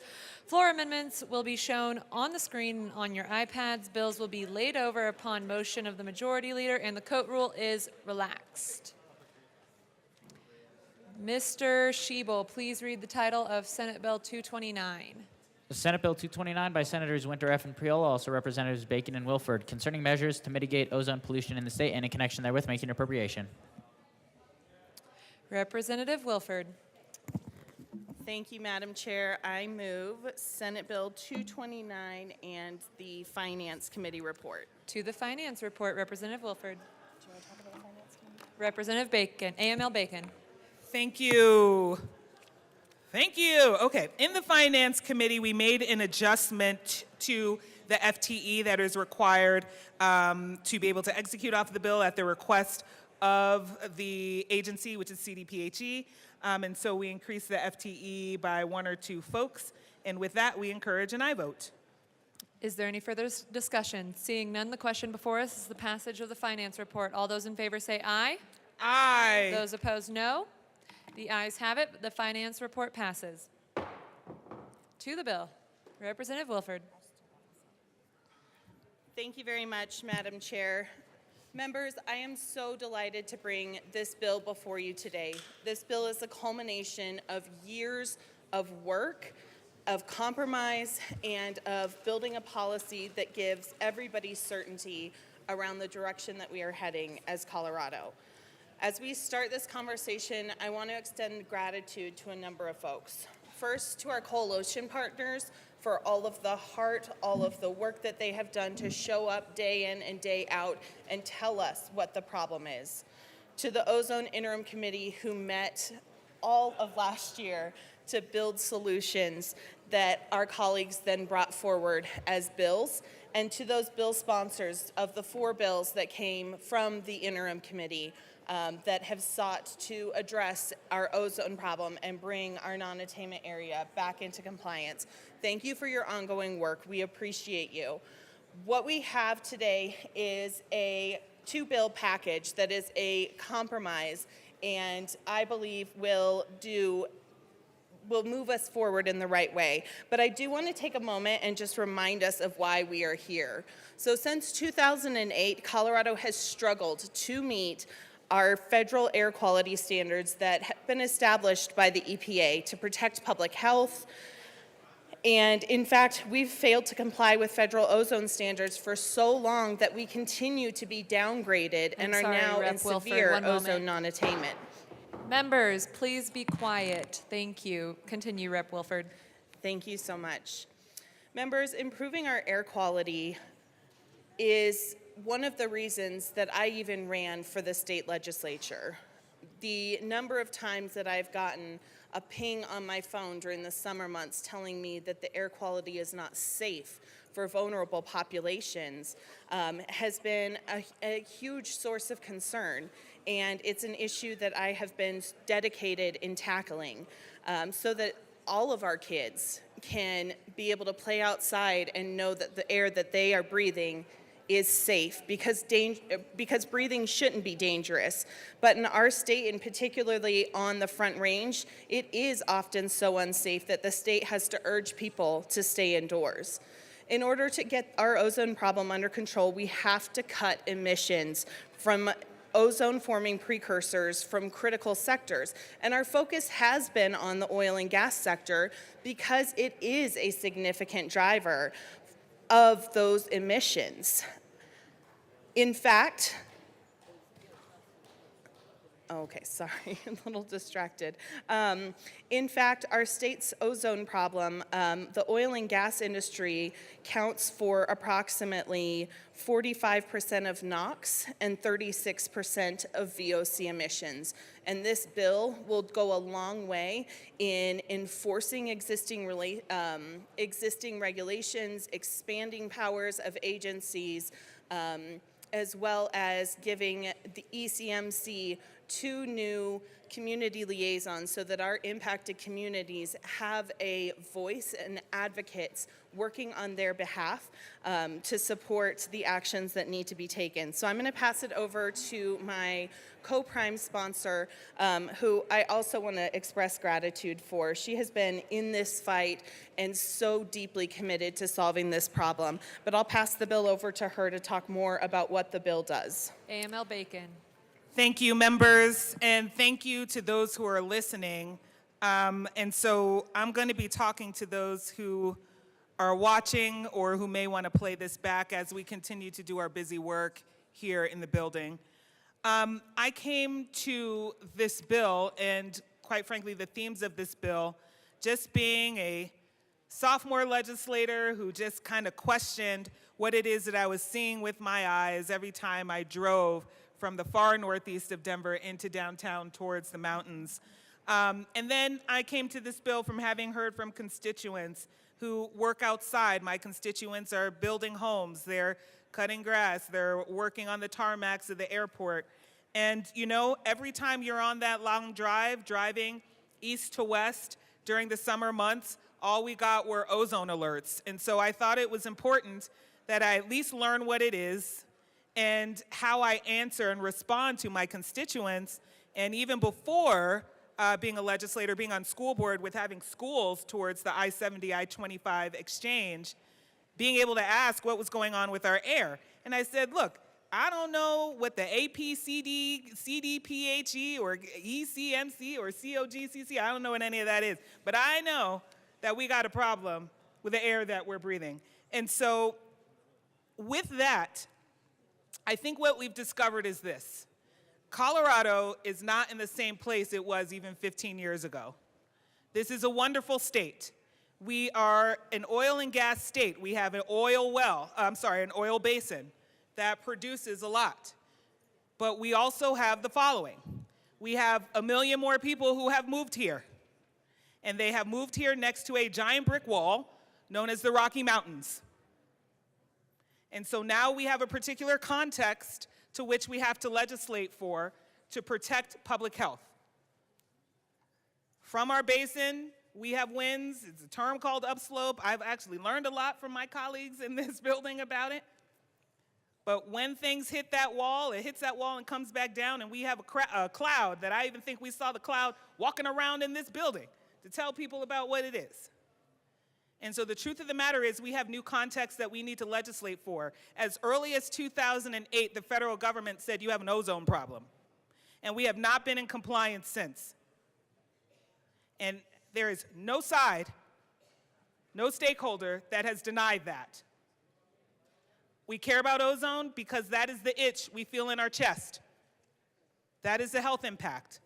I would also say there is no side that would deny what ozone is, and there's no side that is necessarily advocating to harm people. But we have a context now that is unique to us that we need to regulate around for the particular zone called the non-attainment zone that the federal government has designated us for being out of compliance with the Clean Air Act. Some of you are going to see gas prices differently this summer because of it with non-regulated gas, or I'm sorry, not non-regulated gas, reformulated gas. So we thought we should answer that because I'm sure we're going to hear from constituents talking about what is this gas that I have to buy now? This is why. And so amongst what we now find ourselves with our unique context in a political context of thinking through our administrative offices, the legislative branch, the local government and industry, this is where we are. Of the counties in the non-attainment zone, which goes from Larimer and Weld all the way down through Douglas, not quite to El Paso, overwhelmingly most of the counties have done everything that they could from banning everything, but it is not enough. And so that is why this is a state-level conversation. They have asked for support and help. They are monitoring their own air at their city and county's expenses. They are banning things at the city and county expenses, and it cannot be enough to mitigate that air moving east to west. And so amongst the agreements between the stakeholders that we named, we have a bill before you with critical pieces of at least 5 pieces of legislation that we could all agree to moving forward, and that's what's in front of you today. So with that, again, I want to thank everyone, the stakeholders. Is it something that all of us ever wanted? No. But it is a tangible and significant step in moving forward, and we still have continued work to do, but this is what we'd like to begin today, and with that, we'll open it up to debate. Representative Soper. Thank you, Madam Chair. Members, I rise in opposition to this bill. I heard it in finance. And the one thing that I want to come down here and talk about on this bill is sections 10 and 11. It talks about judicial review. And what's being contemplated in sections 10 and 11 is severely limiting the power of judicial review to where it barely exists. A fundamental principle within our American legal system is having an independent third party completely disconnected from the executive be able to check the decisions of the executive branch. You cannot have the executive branch be the judge, jury, and executioner, but yet that's what the ECMC wants to do just here. They want to cut off the power of an independent tribunal to be able to check their own decisions. This goes against our fundamental American jurisprudence that we've established and have fought for almost 250 years for. Looking at lines 18 to 27 on page 18, it talks about the moving party. The moving party here is the oil and gas operator who's had their license revoked. And it requires them to now have to prove their innocence. But the bar has been risen to such a level that being able to actually get in and have judicial review play out is almost impossible here. This is a significant change to the Administrative Procedures Act. Under current law, courts demand a bond to have a hearing. There could even be a stay. Because if you're being accused of, for example, polluting, you need to have the ability to make an adequate defense, to be able to object if you believe you were not polluting. This bill and what's being considered in sections 10 and 11 cuts that off. And it says that the ECMC gets to make that accusation. Your operations are fully shut down.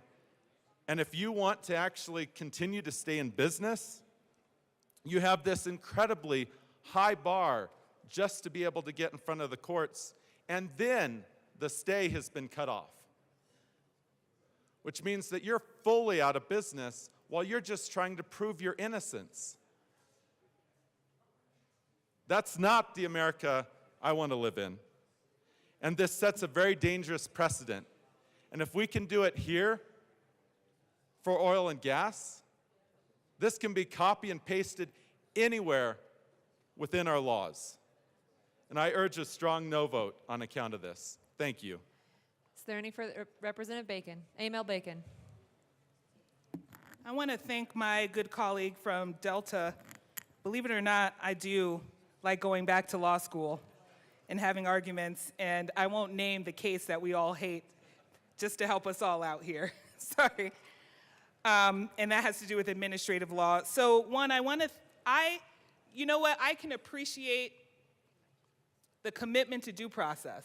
However, we do have the ability through that case that we kind of hate to say that agencies have deference, and due process is not barred in Section 10. And I would also like to point out that this would be the second round of process. So members, the section that he is referring to says, after the agencies have determined that an operator or an operations, right, are being harmful or in violation of rule, that they can issue an order to say you can no longer operate. So one, that is the first round of process. The section he is referring to talks about, can an operator appeal that decision? And the answer is yes. But we have said, just like similarly, in preliminary injunction spaces or temporary restraining orders, right? Like before you get a full one, if you're gonna ask for a temporary one, you have to demonstrate that allowing you to operate is not going to further harm the community or disservice the community. You have to show a likelihood that you're gonna win. Because again, I wanna point out the reason why they were denied was for not following rules and regulations which equal public safety. And so they are not barred for seeking to overturn the determination. However, what our bill does is say you have to demonstrate a likelihood that it'll win and that you won't hurt anybody any further while we give it to you. And so while it may appear, because I will not stipulate yet, that it may change the APA, APA is statute and we can change it. And according to that Supreme Court case, agencies do have deference because the processes are giving out privileges, not rights, and therefore, we can determine the processes and procedures, which we do in a lot of places in administrative law. So I can appreciate the examination. I want to thank you for raising that. However, we disagree in the sense of the urgency and the guardrails we're putting around public health to have raised the bar, but to not have barred it. And so I'm sure we will have questions on this as we proceed. However, at present, it is in our belief, along with the agencies and the attorneys, that this is appropriate. And with that, we encourage an aye vote on the bill. Is there any further discussion? Seeing none, the question before us is the passage of Senate Bill 229. All those in favor say aye. Aye. Those opposed, no. No. The ayes have it. Senate Bill 229 passes. Mr. Schiebel, please read the title of Senate Bill 230. Senate Bill 230 by Senators Svenberg and Cutter, also Representatives McCluskey and Velasco, concerning support for statewide remediation services that positively impact the environment. Representative Velasco. Thank you so much, Madam Chair. I move Senate Bill 230. To the bill. Representative Velasco. Thank you so much, Madam Chair.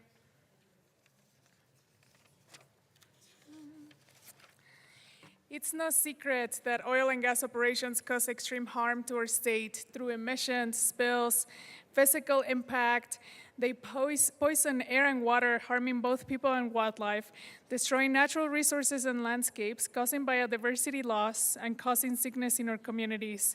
And Senate Bill 230 creates revenue that will partly offset the costs the state incurs in remediating the harm caused by oil and gas by expanding transit service and infrastructure, and thus reducing emissions and investing in wildlife and public land conservation and restoration. For over a decade, Colorado has failed to meet our federal air quality standards for ozone air pollution established by the U.S. Environmental Protection Agency to protect public health. Two sectors contribute the majority of ozone pollution: transportation and oil and gas. Oil and gas contributes 45% of nitrogen oxides and 36% of volatile organic compound emissions. And transportation is the largest source of greenhouse gas pollution in Colorado. And the sector falling farthest behind on its 2025 and 2030 climate targets, expanding transit service with more frequent and reliable bus and rail service is one of the most effective ways to boost ridership and reduce vehicle trips and transportation pollution. And Colorado ranks 44th in state funding for local and regional transit, and we must increase transit funding to meet our transportation, climate, and air quality goals. And this bill works across these two sectors to create the production fee on oil and gas and investing the revenue in the expansion of transit service with a common goal of cleaning up our air quality. And this will be the largest ongoing investment in transit by the state in our history. So I urge a yes vote. Madam Speaker. Thank you, Madam Chair. It is an honor to serve with you. And an honor to serve with you. Members, you know, today we bring before you Senate Bill 230. The oil and gas industry is an important part of our economy, supporting schools, local governments, workers, and families. That's why we've partnered with them on an economy-wide transition to support Colorado's future for generations to come. Offsetting the negative impacts of oil and gas production and advancing Colorado's goals related to climate change, air quality, and conservation requires large-scale investments providing more choice for how Coloradans travel, improving accessibility to transit options, and conserving and restoring Colorado's natural lands and wildlife. Transportation is among the largest contributors in Colorado of both greenhouse gas emissions and ozone pollution. This bill will help establish a production fee, 80% of which will be directed to the Clean Transit Enterprise and 20% to natural lands and wildlife conservation.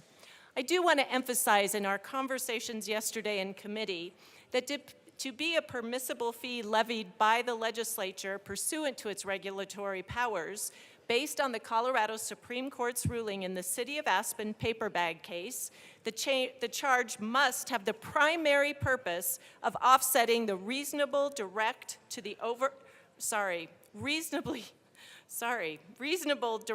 and indirect costs of providing a service or regulating an activity. The amount of the charge must be reasonably related to the overall direct or indirect cost of providing a service or regulating an activity, and the charge can incidentally benefit the public while remaining a permissible fee. A tax in comparison raises revenue for general governmental purposes. The production fees in Senate Bill 230 are permissible fees because they are narrowly tailored to defray the direct and indirect costs of remediating some of oil and gas production's negative impacts. I want to thank my co-prime sponsor, Representative Velasco. It is wonderful to be bringing this bill before you today, and we encourage an aye vote. Is there any further discussion? Representative Evans. Thank you, Madam Chair. So I hope you'll give me just a little bit of flexibility here because I didn't speak on the last bill. As we heard the sponsors mention, though, these two are a package deal, so rather than having me hear me speak twice, I figured I would just lump my comments on both of these bills, which are a package together, so I only have to come up here once, and you guys get 5 minutes of your life back. Colleagues, as we heard, these two bills, Senate Bill 229 and 230, are a package deal. And the backstory to this package deal goes actually back 7 years. It goes back to a 2018 ballot measure called Proposition 112, which was defeated 55 to 44%, that asked the voters of the state of Colorado, how should oil and gas in Colorado be regulated? Prop 112 was defeated by the voters. The very next year, however, we had a piece of legislation come forward out of this chamber, Senate Bill 19-181, that was billed as ending the oil and gas wars. That was a quote. You can look it up from our governor. It was in a lot of the media. Senate Bill 19-181, which implemented basically everything that was defeated by the voters just a few months before in Prop 112 was implemented in 19-181. And in exchange for that, the governor declared the oil and gas wars in Colorado are over. Finally, a compromise point has been reached in which domestic energy in Colorado will have the regulatory certainty to move forward, and concerns about the environment and air quality can also be met. 19-181, it was a tough bill to swallow for my community. The largest oil and gas energy producing region in the state, number 4th highest in the nation. It caused a 90% decrease in permits. I watched my church, 150 folks, go down to 50. 2/3 of the folks left my church because they went down to the Permian Basin in Texas because that's where the jobs were.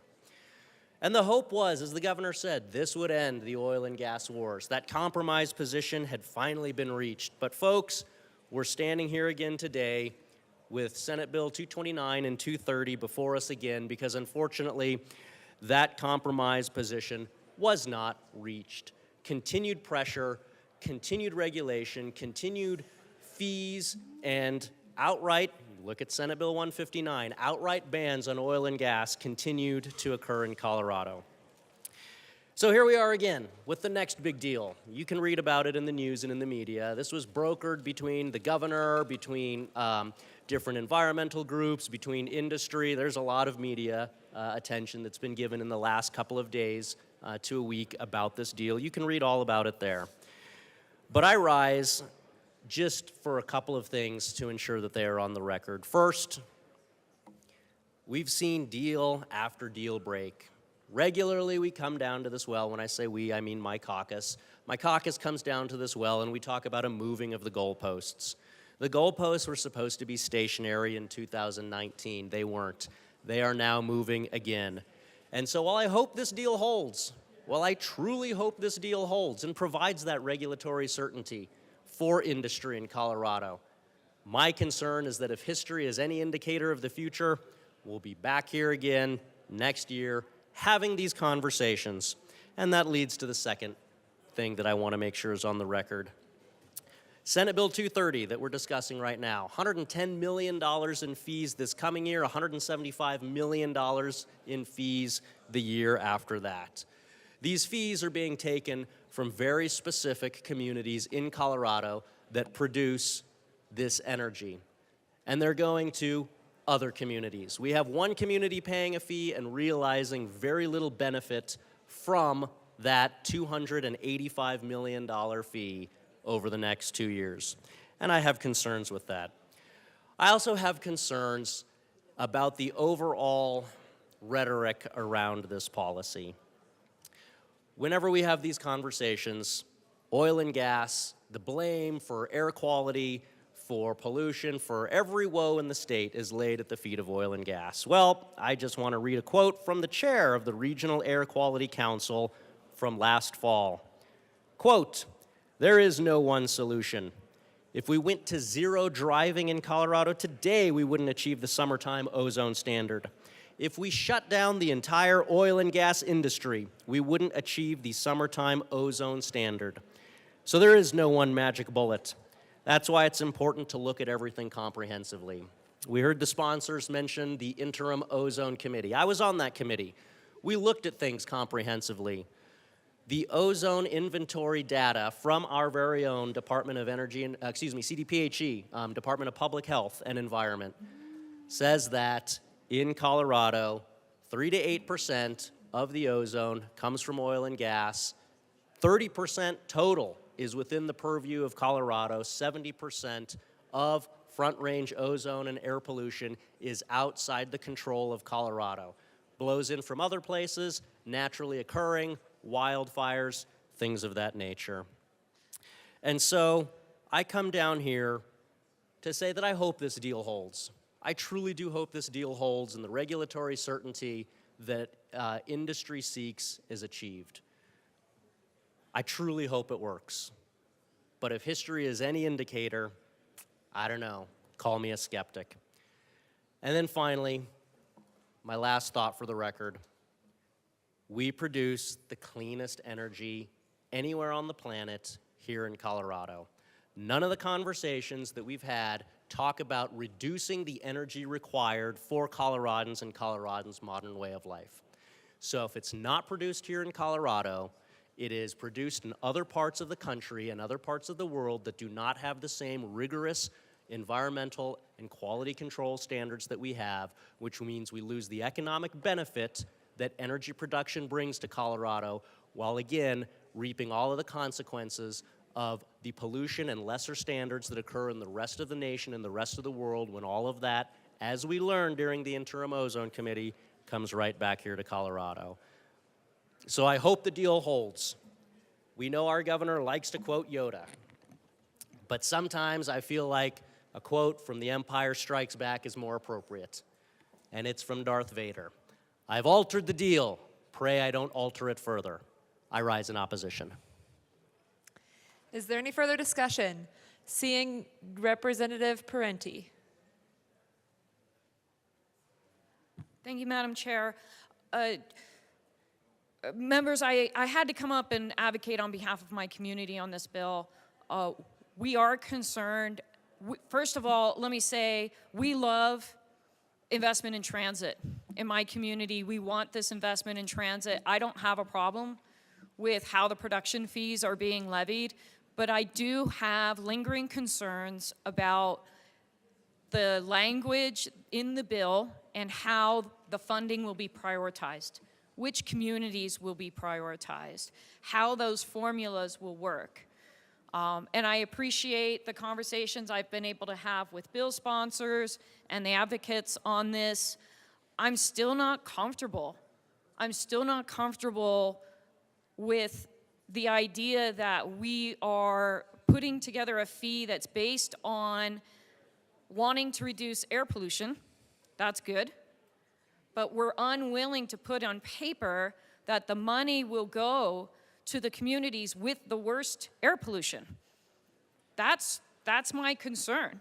That's all I want, is for assurances, which I don't see in the bill as written, that the funding will actually get prioritized to the communities with the worst air pollution. If we're collecting this fee for that purpose, then we should all be able to agree that that should be the intent of the program. Let's be firm in our commitment to get this money to the communities with the worst air pollution, regardless of where they are in the state, regardless of how big they are, regardless of whether there's existing transit services there. Like, that's where the investment needs to go, because that's where the problem is that we're trying to address by collecting these fees. Madam Speaker. Thank you, Madam Chair. And I just want to thank my colleague from Erie for her voice on prioritizing air pollution in her community. I do believe that Clean Transit Enterprise, as you will see in the bill, has identified the parameters for a formula. I look forward to working with the good representative to make sure that we represent her interests in expressing what comes next and how that formula is ultimately executed, and ensuring that communities with these grave impacts are receiving the funding they need in order to address the problem. I urge an aye vote on the bill. Is there any further discussion? Seeing none, the question before us is the passage of Senate Bill 230. All those in favor say aye. Those opposed, no. The ayes have it. Senate Bill 230 passes. Mr. Shebo, please read the title of Senate Bill 113. Oh, Madam Majority Leader. Thank you, Madam Chair. I'd like to move Senate Bill 113 to the end of the special orders calendar. So moved. Madam Majority Leader. Thank you, Madam Chair. I'd also like to move Senate Bill 150 to the end of the special orders calendar. So moved. Madam Majority Leader. I'd like to proceed out of order for the consideration of Senate Bill 40. Mr. Shebel, please read the title of Senate Bill 40. Senate Bill 40 by Senators Danielson and Janal, also Representatives Wilford and Young, concerning reviewing the adequacy of the appropriation for state funding for senior services every 3 years. Representative Wilford. Thank you, Madam Chair. I move Senate Bill 40. To the bill. Representative Young. Thank you, Madam Chair. We have before you Senate Bill 40, which really addresses senior services in our state. And thanks to all of you, we solved some of the funding issues because we agreed, as did the Senate, that there needed to be an increase in funding. We didn't get all we wanted, but thanks to the JBC, we did get some. There was a conversation here in the Capitol at the beginning of session. Members of the Caucus on Aging and representatives from AAAs from across the state came. We had people who drove 7 hours because of the importance of this issue, and they talked about the issues of funding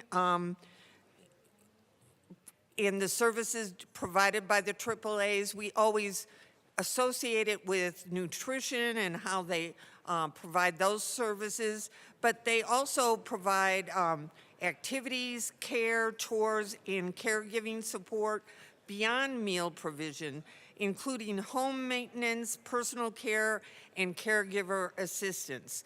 These things allow people to age in place, and the funding is critical, and we heard about services being closed even this year in rural areas and urban areas. And my co-prime will explain how we're going to address that funding issue. Representative Wilford. Thank you very much, Madam Chair. So this bill is really simple, but it's also incredibly important at the same time. So starting in August of 2024, the OSPB, the AAAs, and the State Department will come together to review the adequacy of appropriation, of the appropriated funding for services for older adults. And then after that, every 3 years, this same adequacy report will be put together and provided for the committees in the House and the Senate related to Health and Human Services, so that they're able to review the information in preparation for the SMART Act hearings.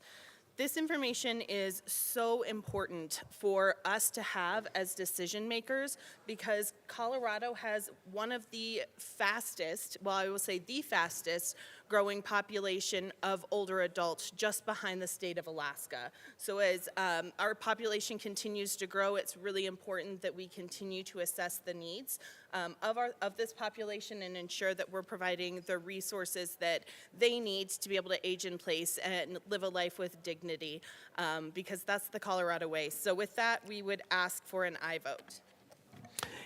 Is there any further discussion on Senate Bill 24040? Seeing none, the question before us is the passage of Senate Bill 24040. All in favor say aye. All opposed, no. Senate Bill 24047 passes. Mr. Schiebel, will you read the title of Senate Bill? Okay. Should I?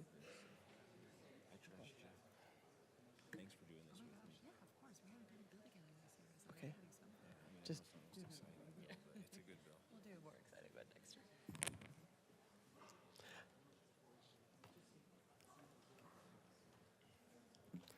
Senate Bill 24040 passes. Mr. Schiebel, please read the title to Senate Bill 24220. Senate Bill 220 by Senators Peltonar and Henriksen, also Representatives Winter and Lukens, concerning the administration of permits to operate extra-legal vehicle load combinations. Representative Lukens. Thank you, Madam Chair. I move Senate Bill 220.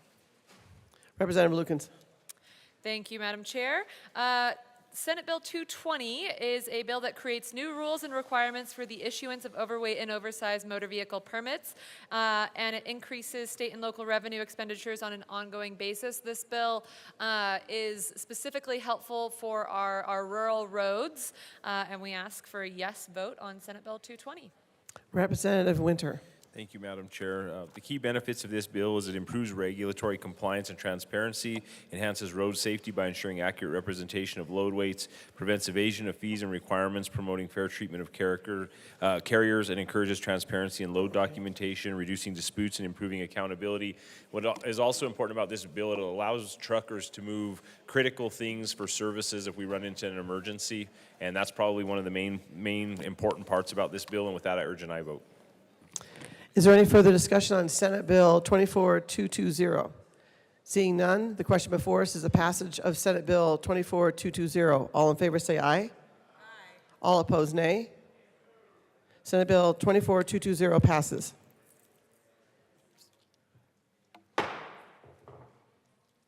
Mr. Schiebel? Oh, Madam Majority Leader? You want to just jump in?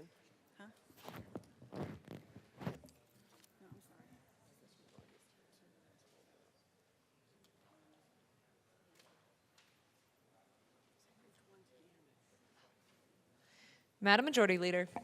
Thank you, Madam Chair. I'd like to lay over Senate Bill 210 to the end of the special orders calendar.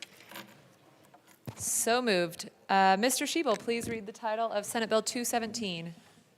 Senate Bill 217 by Senators Zenzinger and Kirkmeyer, also Representatives Sirota and Taggart, concerning the repeal and reenactment of the law enacted by Senate Bill 23228 that created the Office of Administrative Services for independent agencies in the Judicial Department. Representative Sirota. Thank you, Madam Chair. I move Senate Bill 217. To the bill. Thank you, Madam Chair. This bill simply repeals and recreates the Office of Administrative Services for Independent Agencies in the Judicial Department, which we established during the last legislative session. There were some kinks in trying to get this implemented, and so we have reworked it, and we are going to re-implement it so that a number of the independent agencies are able to get the administrative support that they need and are not currently receiving from the Judicial Department. Representative Taggart. Thank you, Madam Chair. This is a bill that really promotes efficiency. These independent agencies, each of them could in fact make requests to us to expand on their administrative staffs, and that is just not a cost-effective or efficient way to do this, and this just consolidates those administrative services in one area to provide those services to those independent agencies, and I would ask for an aye vote. Is there any further discussion? Seeing none, the question before us is the passage of Senate Bill 217. All those in favor say aye. Aye. Those opposed, no. The ayes have it. Senate Bill 217 passes. Mr. Shebo, please read the title of Senate Bill 47. Senate Bill 47 by Senators Hawkes, Lewis, and Priol, also Representatives Young and Epps, concerning the prevention of substance use disorders and in connection therewith, making an appropriation. Representative Epps. Good morning, Madam Chair. I move Senate Bill 2024-047, as well as the Health and Human Services and Appropriation Committee reports. To the Health and Human Services report. Except for, I just mean the HHS report. To the HHS report, Representative Epps. Or Representative Young. We did a number of things to amend the bill, including outlining the members of the fatality review, the purpose and duties of the fatality review committee, and we also designated who the chair of the committee would be, and we moved that report. But first, Representative Epps. Representative Epps. Thank you. We are a finely tuned duo right here this afternoon. I move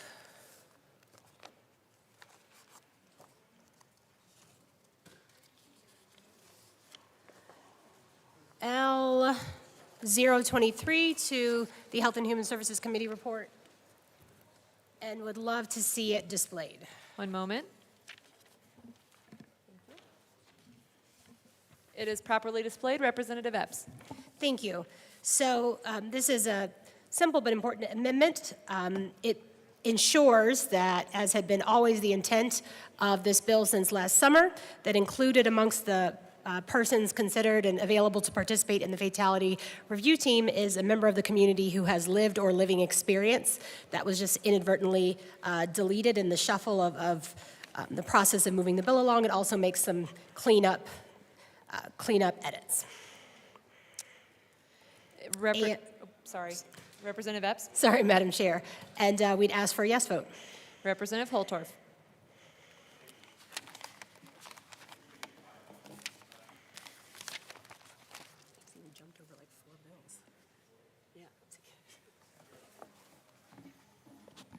Thank you, Madam Chair. I won't speak to the substantive problems that this bill has at this time. I just will speak to this amendment. And I'm going to turn here. Can I get a copy of the amendment, please? Is there an extra copy anywhere? We'll get one printed out. Thank you. I appreciate that. I do like doing this, but with my glasses, it's a little harder to read.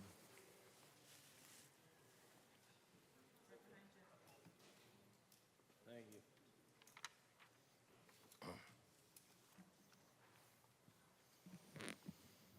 I know oftentimes we say these amendments are simple, but I've learned that that's not quite the case. I'm going to focus on, it says page 2, line 14. I'm looking at the re-engrossed version, page 2 is part of the legislative declaration. Oh, the committee report. I need a copy of the committee report. Here. Let me pull the committee report out here.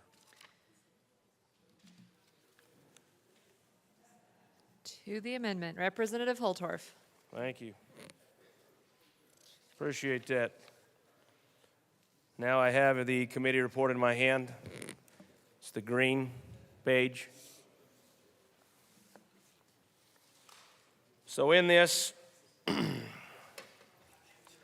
want to focus on 3, 4, and 5, because below that are just designations of letters and numbers. But page 2, line 5 here. The local medical examiner or coroner or its designee or their designee. That's probably a small matter. But the next one's the one that really bothers me. Page 2, line 14. A representative from a harm reduction provider. So this says, it wants to say a representative with lived or living experience. So what that means is that's going to be somebody that was a drug addict or is currently a drug addict or a drug abuser using these drugs. I think that is very dangerous and careless, particularly the one with living experience. So we're going to have somebody that's using or abusing or misusing drugs or is addicted to drugs on this, involved in this. I find that troubling. You know, the original said the original language on the Health and Human Services Committee report to the bill sponsors, and this is important. I don't know why we want to do this.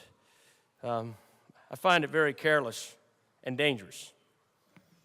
So, let's talk about the difference between a representative from a harm reduction provider, and I've met these people.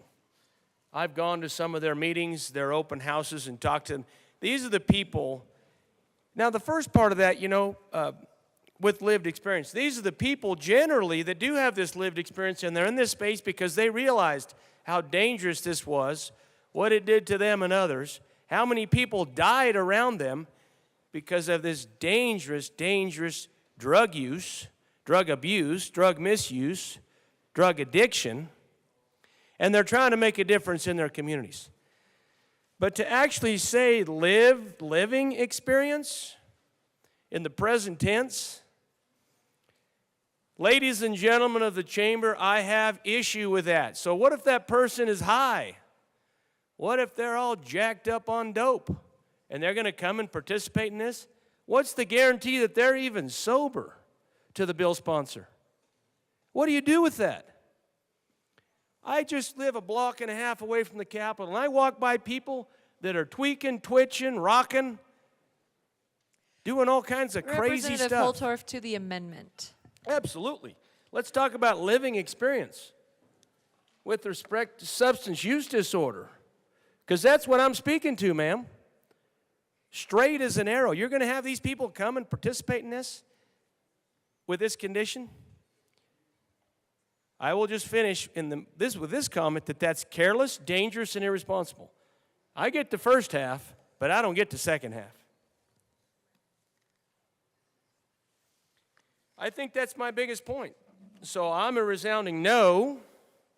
You take that living experience out that says you're not abusing, misusing, or you're on dope, whatever it is, meth, crack, fentanyl, I don't know. Whatever concoction is out there, they've got stuff out there now that I've heard is even worse. And I think my law enforcement colleagues could tell me now. They're cooking stuff now that is 100 times worse than fentanyl. Is that the living experience that you want, bill sponsor? Is that what you want to do? You want these people that are tweaking out and smoking out or whatever they're doing out? I don't know. I'm not in this community. I'm a long ways away from it, thank God. So I don't get that. I reject that as the ranking member of Human Services, and I think it's grossly irresponsible. So please reject that language. And if I had the amendment with me, I'd offer a substitute amendment. Is there any further discussion? Seeing none, Representative Epps. Thank you, Madam Chair. We ask for a yes vote on Is- Amendment 23. Is there any further discussion? Seeing none, the question before us is the passage of L23. All those in favor say aye. Those opposed, no. The ayes have it. L23 passes. To the Health and Human Services report, Representative Young. Representative Young. Madam Chair, I think that. Oh, all right. Our report. Is there any further discussion on the Health and Human Services report? Seeing none, the question, no, the report. Okay. Is there any further discussion? Seeing none, the question before us is the passage of the Health and Human Services report as amended. All those in favor say aye. Aye. Those opposed, no. The ayes have it. The Health and Human Services report as amended passes. To the bill, Representative Young. Yes, Madam Chair, I have an amendment to Senate Bill 47. It's L022, and I ask that it be displayed. And be sure to properly move the amendment. I move L022 to Senate Bill 47. It is properly displayed. Representative Young.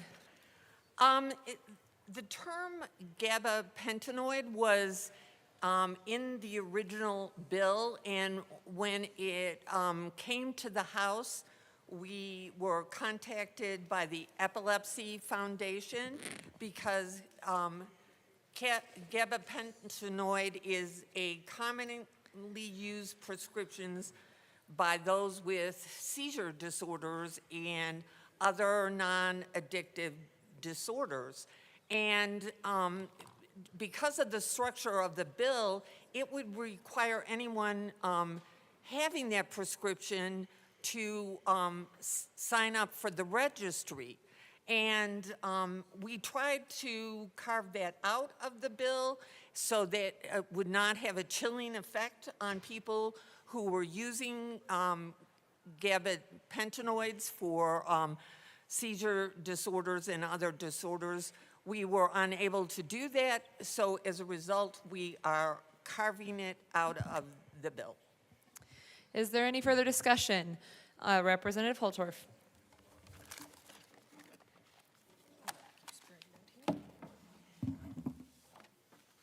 I'd like to thank the bill sponsors for bringing this amendment because it highlights a big problem that we have in my caucus with this piece of legislation.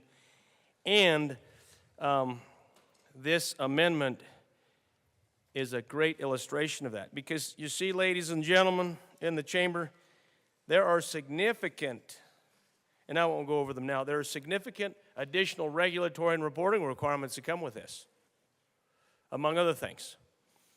And so now we have what's called the whoopsie. The whoopsie is, we have this thing in there, and we don't want to burden the pharmacies. We don't want to have this burden of reporting this type of class of drug because it is onerous.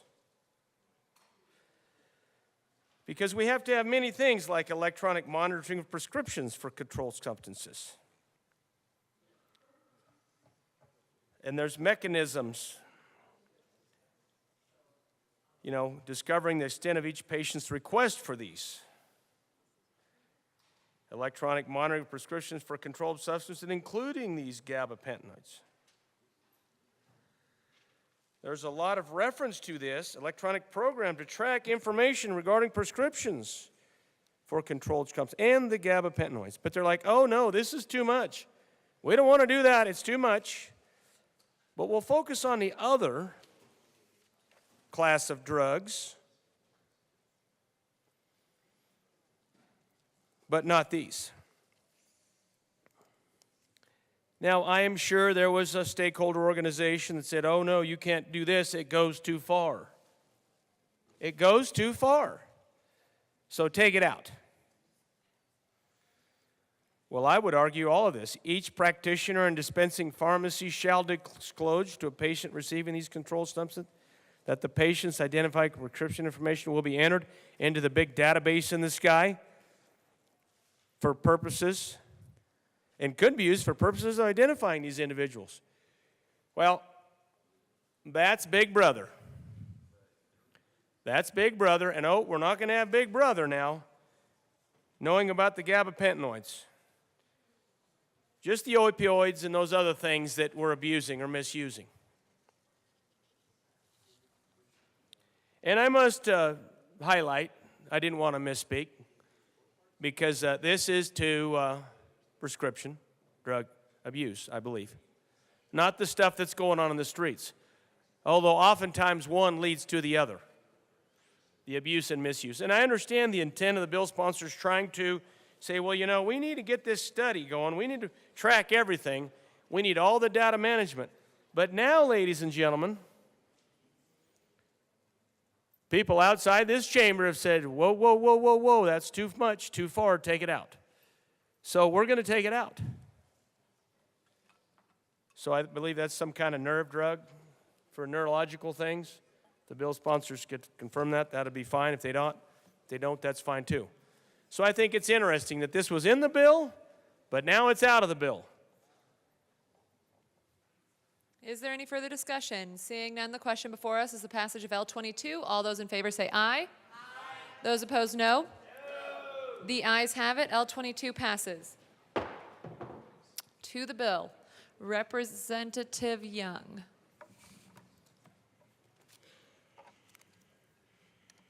I'm happy to be here with Representative Epps to present this bill to you. It came out of the diligent work of the Opioid and Other Substance Use Disorders Study Committee, and this bill has had substantive changes as a result of the Senate reducing the cost of the bill and as a result eliminating some of the programs that were previously in this bill. We know that prevention is really the key to combating the opioid really epidemic. This bill makes some changes to the Prescription Drug Monitoring Program, PDMP. It exempts veterinarians from complying with specific aspects of the PDMP that are specific to prescriptions for human patients. It allows medical directors of hospitals or clinics to add designees to access the PDMP. And finally, it allows HIPAA to analyze data related to care, coordination, utilization review, and other data. This bill also modifies the substance use screening, brief intervention, and referral to treatment grant program. This piece of the legislation is very critical in my perspective because it addresses adolescent needs in this area. This is a program that is already in statute. The bill modifies the program to include implementing a state screening, brief intervention, and referral practice for adolescents that includes training and technical assistance to appropriate personnel in Colorado schools and pediatricians to assist them in identifying youth who would benefit from screening, brief intervention, and potential referral to resources, including treatment. Next, we have the Perinatal Data Linkage Project, which is allowing it to restart. It was in effect from 2019 to 2023, but it was not funded in the fiscal year 23-24, and this bill reestablishes that funding. The project was co-designed by policymakers, state agencies, hospitals, nonprofits, families, and researchers to promote cross-system solutions. The Center for Research into Substance Use Disorder Prevention, Treatment, and Recovery support strategies would once again work with a contractor with expertise in collecting and analyzing the data of mothers and their babies. We as legislators need access to routine and rigorous Colorado-specific data to inform policy and practice. The project examines outcomes in service navigation prenatal through the first year of life. The experience that cross systems, recognizing that the health and well-being of pregnant persons and infants are intimately linked. The goals of this project continue to be comprehensively understand perinatal substance use and effects on family health and well-being, and generate population estimates of prenatal substance use that can be used to guide investments and track progress. The data from various systems will help promote better outcomes for families and reduce the ongoing systems involvement of infant and caregivers through upstream investments in prevention. Representative Epps. Thank you, Madam Chair. I want to just take a moment to note that 2023 was the last year of a body of work that in this iteration began in 2017 with the versions of the opioid and other substance use disorders interim committee. And we are incredibly fortunate to have been led in that work by Chair Degree Kennedy, who is going to pretend like he doesn't see me thanking him, and that's okay. He's really led us in a very ably way, and I wanted to thank him formally from the well. You all voted on, or will soon vote on, 4 bills that came from that committee related to recovery, treatment, harm reduction, and of course, prevention. And I'm going to make a brief remark now, and then perhaps we'll say something at the end, depending on how long the floor debate goes. But if you've heard me at all, you've heard me talk about data and say this, and say in different iterations that I don't believe in funding studies for studies' sake. I do not support gathering data just for the sake of regathering that which we already know. There's some exceptions to that, right? While I don't believe in using data to audition for our humanity, I do believe in gathering data in a way that helps us actually make evidence-based informed decisions and keep our neighbors safe. SB 24047 does that in multiple ways. The additional way related to the fatality review team is really important. We have one right now in Moffett County that is doing good work, and we're looking to make sure that folks around the state can expand. Speaking of those fatality review teams, there was an error that happened in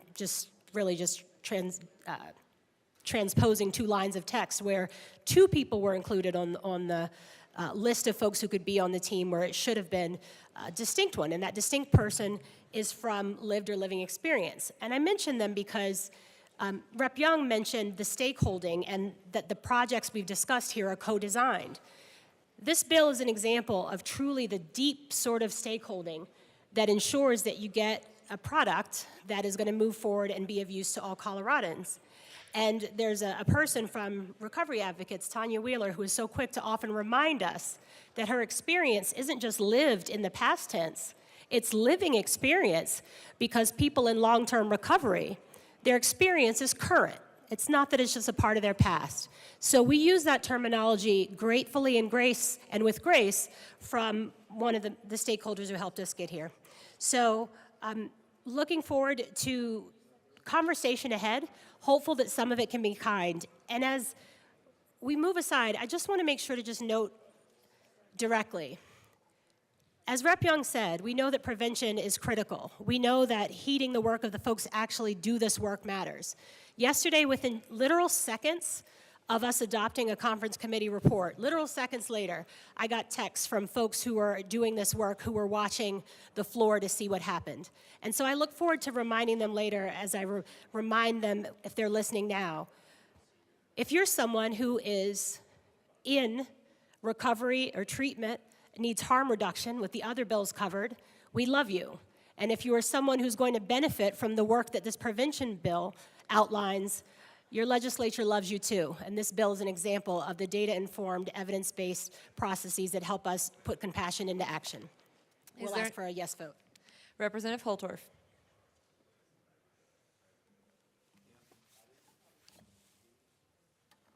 Thank you, Madam Chair. Malevolent charity. Malevolent charity, in this case, is letting somebody voluntarily go down this dangerous path, and then after they've fallen off the cliff, gone to the depths of the abyss, then you say, we're going to help you out. But you didn't do the right things on the front end to keep them from going into the abyss. You ignored, neglected, didn't stop, didn't create conditions, didn't invest as a state. This particular bill is heavy on malevolent charity. Now, there's a couple issues we have, and there were some amendments that were brought forth. But I just want to highlight a few things. And my colleague also from Douglas County said, you know, there is value in the database. Big Brother watching is good in certain cases. Well, I would say that Big Brother is trying to go everywhere and watch everything, and we're empowering that. And it will be super accelerated with AI and other digital technologies.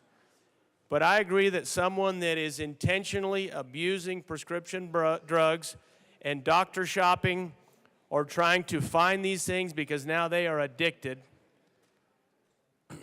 my colleague says the database will flag that. Still doesn't solve the problem. Now, we have spent in this chamber over the years billions of dollars in trying to solve this problem, and will continue to invest and still not solve this problem. You're not going to solve it with money. All the money in the world is not solving this problem. Now that I brought the subject of money up, I'm going to talk about the original fiscal note, and then we're going to walk backwards. Originally, we were going to spend $3 million, over $3 million on this bill, and over $500,000 every other year after that. Then we sharpened the pencil and said, well, we think we can get this under $3 million, but now the out years are going to be $682,000. Well, this particular legislative session, we know we don't have all this money. In fact, the question is, where's all the money going to come from? Well, that's one of the reasons we raid Tabor, because the insatiable appetite of the General Assembly needs more money. Representative Holtorf to the bill. Thank you. So the last fiscal note I see is now $400,000. And in the out years, $325,000. But I have some structural problems here. We've got this Disorder Prevention Gap Grant Program. It's been deleted. That's good. Because the problem I had with that is a 1.5 to implement the program. So for the spendthrifts in here, you're going to put a program up for $3 million, but it's going to take $1.5 million to implement it? Even if that was the initial concept, it's a flawed concept. But to this bill, because I know that people are going to get frustrated with my comments, as I point out the fallacies and flaws in the way we promulgate and stack and rack and build legislation as we make the sausage that comes out the back end of the Gold Dome. I also have issue with the many mandates and directives that now the medical community and pharmaceutical community are going to have to implement. More burdens on business, more reporting requirements on business, more demands on business that actually I don't believe are even funded. But they're going to have to do it. And if they don't do it, then there is punishment. There are things in the bill that say if you don't do this, then you're going to have some problems. I'm not going to get into all that. I think my colleague and good friend and good cowboy buddy is going to talk to some other elements of this bill. So I do have some objections. I could talk for hours and I won't, so I'm going to depart from the well. Thank you. Representative Lynch. Thank you, Madam Chair. This is a work product from a committee that meets outside of when we're usually meeting here, and does a whole lot of work. And I got to tell you, and we've divided this problem of opioids and other substance abuse into a bunch of different areas. Let me just say I'm in support of this bill. We started at one place and we've had to, through budget constraints, have to come back to where we're at with this. But I just want to talk about this issue of prevention just from a broad scope, because the work of this committee will continue. Another version of another whack at the tree will occur next year. I unfortunately won't be here next year to see what that whack looks like. But we cannot, this is one of the places where being fiscally conservative, I don't believe I fall outside of that. This is an area where we need to continue to put more money towards. And, I'm somewhat bummed that that this got whittled down as far as it did. But let me talk about prevention, and this has been one of my passions in this building. And there's different ways of going about this problem. There is, what can we do to help folks? What can we do to educate folks? I also believe that needs to be a multi-pronged approach, and we need to also dissuade people from ever going down that path. And that's been a passion of mine that I believe has a lot to do with prevention. This particular bill does not address that, but until we make a very clear statement in this state that we are not going to tolerate the sale and distribution of these sort of things, this sort of coming back around and fixing it after the problem's already occurred has to happen. So we have to have legislation like this. But it also, I just would be remiss if I didn't say that it needs to be tied with some strengthening of our laws of even possessing these drugs. But this deals more with the issue of prescription drugs and what we can do to monitor and see where folks are abusing that system. This bill goes about creating the systems that we need to have track that. To the tune of, I think, $75,000 just for putting up the system, and then ways of reporting. So this is a good start. I think that this whole area of prevention is much broader than this bill encompasses, but this is, sometimes you can only get done what you can get done. This is a good start. I look forward to the work that this committee will continue over the summer, and I look forward to participating in that. This is a good bill. Vote yes. Is there any further discussion? Seeing none, the question before us is the passage of Senate Bill 47 as amended. All those in favor say aye. Aye. Those opposed, no.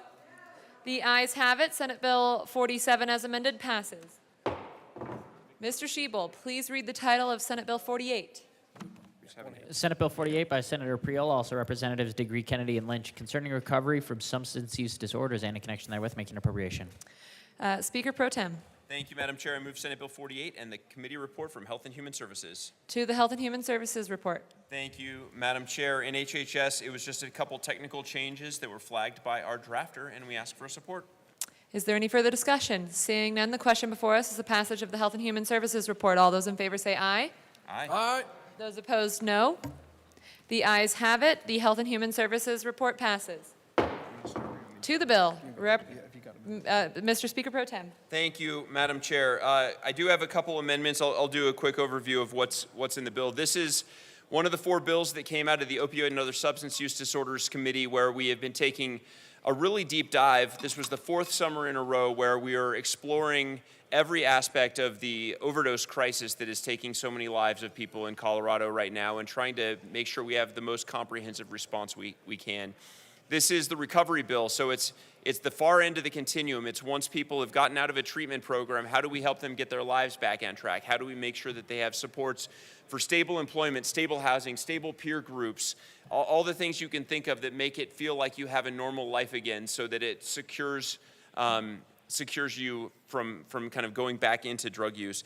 And so the big things that are in this bill, there are several different ideas that came forward, but one of the bigger ideas is the establishment of a recovery-friendly workplace designation program that my colleague will talk about in just a moment, because I know that's a passion of his.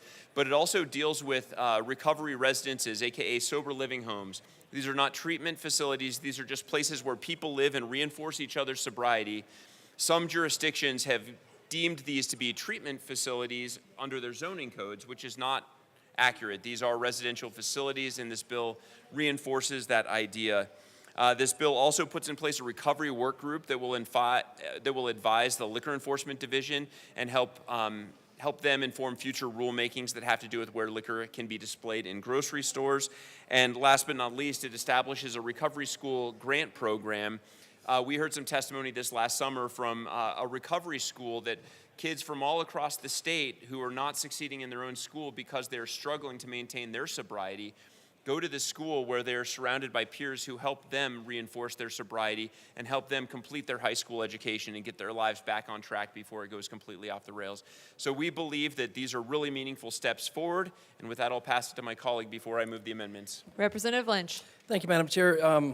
And thank you to my co-prime who spends his summers in this area. And he does a great job leading that group, and I'm grateful to be a part of that.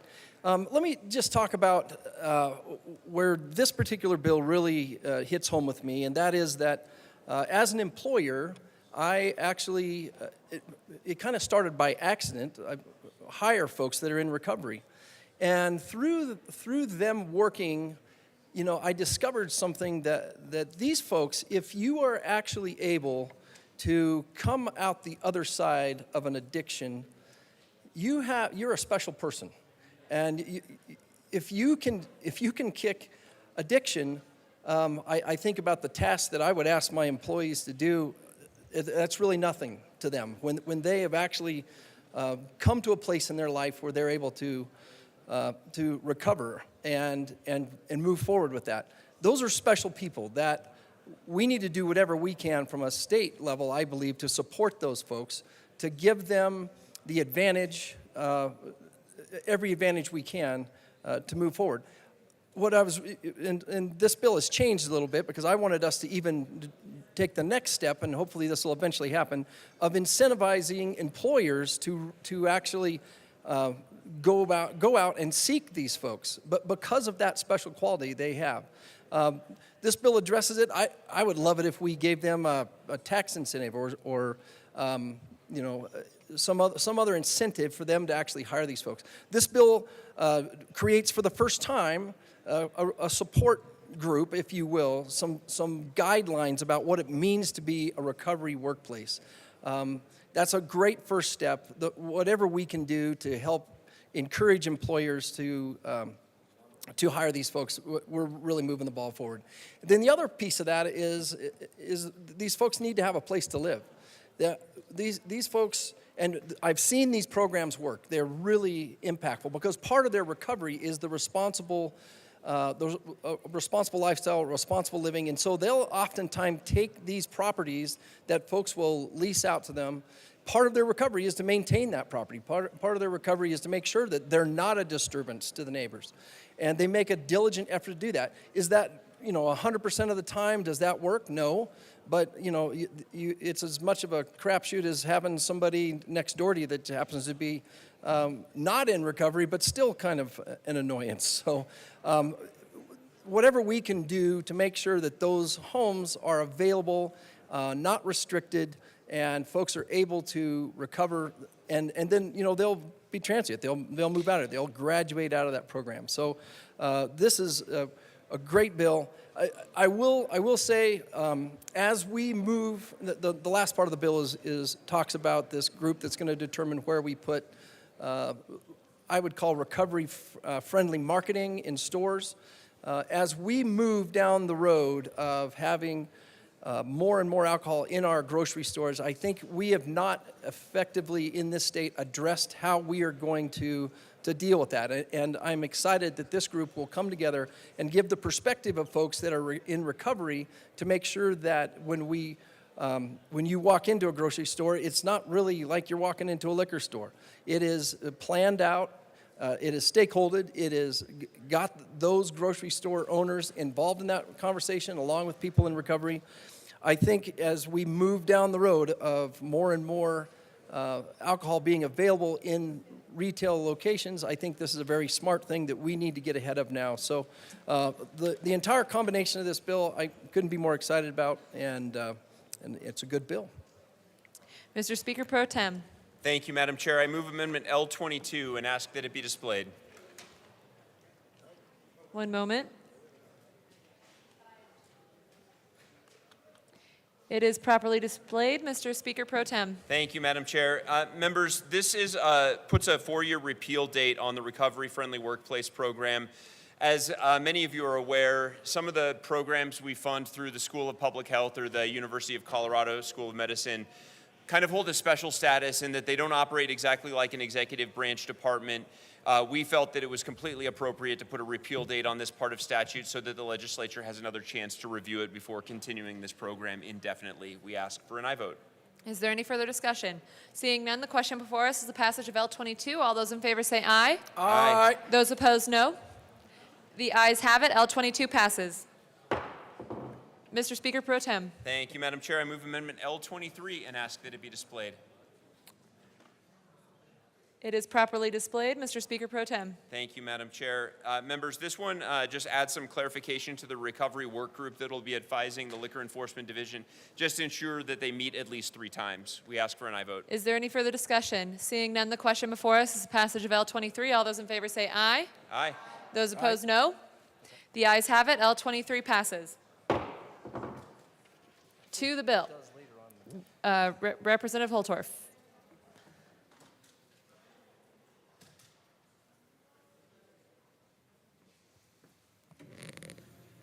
Thank you, Madam Chair, and I'm going to continue to beat on the milk pail, as we say in the country, because the interim committee focused on many things on the back end of this problem. Huge multi-million-dollar investments on the back end of this problem. Where is the investment on the front end? And is it equal, or should it be greater? You see, where I grew up out in eastern Colorado, they said an ounce of prevention is worth a pound of cure. An ounce of prevention is worth a pound of cure. Let's say that's 10 cents on the dollar, just to use a little cowboy math. Is there that investment on the front end? In that interim committee, who was talking about that? I would argue there should be a greater investment on the front end than the back end. And if you invest heavily on the front end, with many of these types of investments, you don't have bill after bill after bill that addresses disorder, substance use disorder, which is just a really politically correct way for saying somebody that's a drug addicted that can't get off of drugs, in many cases illegal drugs, or abusing drugs and violating the prescription of those drugs and destroying their lives. That is my frustration. I don't know why in this chamber and in this state we cannot realize you will not spend your way out of this problem. You will not study your way out of this problem. You will not data collect and data analyze your way out of this problem. You will not solve this problem until you start focusing on the front end. In equal measure, at least. Those that don't fall off the cliff into the abyss never have to go through recovery. That is my message. I will stop there.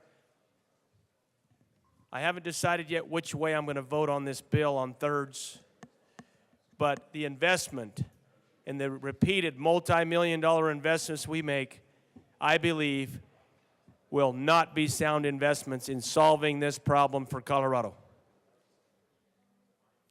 And the citizens of Colorado are tired.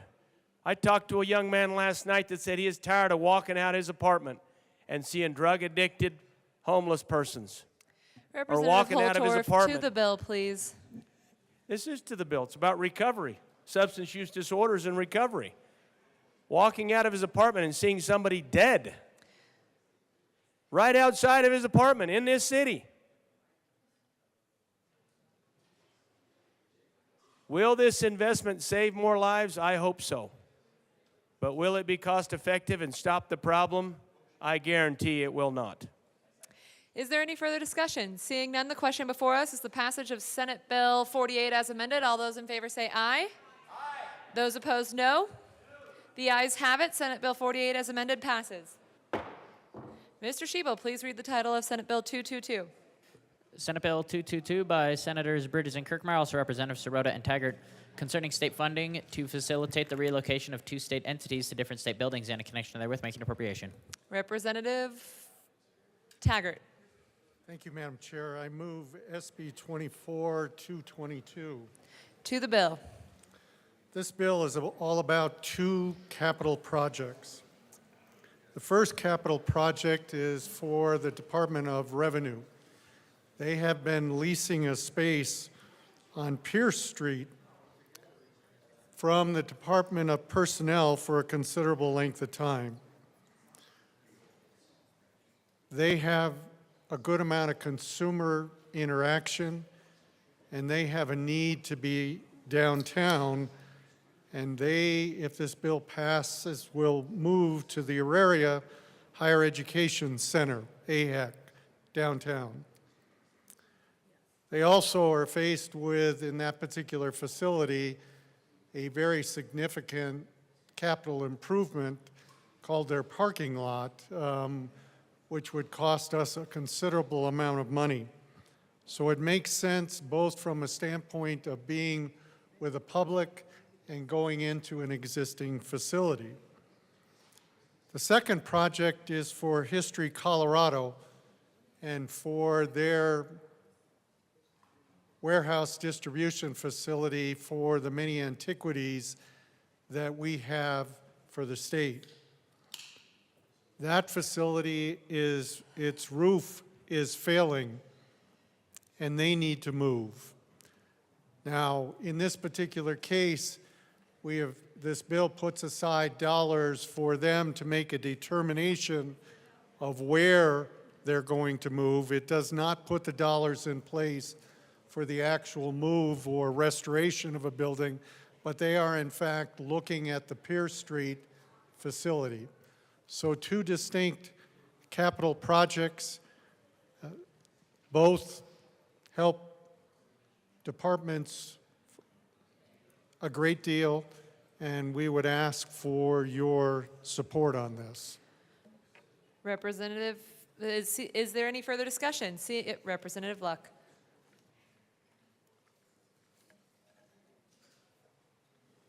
Thank you, Madam Chair. So it's my understanding that History Colorado is loaning DOR the money in order to do this. My question is, where is that money coming out of in terms of History Colorado's budget? Is that their general fund that has designations of any kind? And also, once that loan is repaid, is there any requirement that that go into a particular purpose, or is that just some monies that History Colorado can use however they deem appropriate? Also, are there any interest kind of dynamics going on here for History Colorado, or will it just be a $500,000 loan repaid at $500,000? Representative Sirota. Thank you, Madam Chair. It is a zero interest loan, so the money will come out of a fund with History Colorado. It will be loaned and then it will go back into same said fund for same said purposes. Is there any further discussion? Seeing none, the question before us is the passage of Senate Bill 222. All those in favor say aye. Those opposed, no. The ayes have it. Senate Bill 222 passes. Mr. Shebel, please read the title of Senate Bill 113. Senate Bill 113 by Senators Coleman and Exum, also Representatives Joseph and Wilford, concerning measures to make youth sports safer and in connection therewith making appropriation. Representative Joseph. Hi, thank you, Madam Chair. I move Senate Bill 113 and the Education Committee report. To the Education Committee report. Representative Joseph.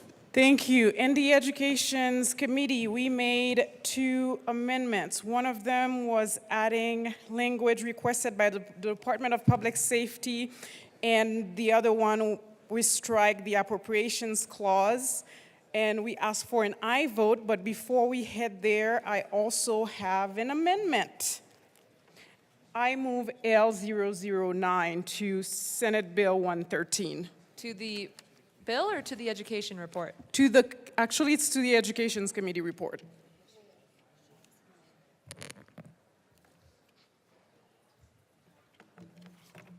Thank you. It is properly displayed. Representative Joseph. Thank you. And we received feedback from both CDEC and CDHS. We cleaned up some of the definition section. We also moved the section from the child welfare to CDEC at the request of the County Department of Human Services. And there is amendment. Also, we added dates for the mandatory reporting. We renumbered some aspects of the bill, and also in our bill, we were requesting background check for everyone, but we now, based on conversation with stakeholders, it is for paid staff. And if you've already had a criminal background before the implementation of the bill, you don't need a second background check, and we ask for an aye vote on this amendment. Representative Parenti. Members, if I could have your attention, please. This is a really important conversation. It doesn't give me a lot of pleasure to have to come down and speak like this on another member of our caucus's bill. But this amendment that has been put forward undoes the bill that we passed yesterday in this chamber. I spent with my co-primes months stakeholdering good language around youth sports background checks.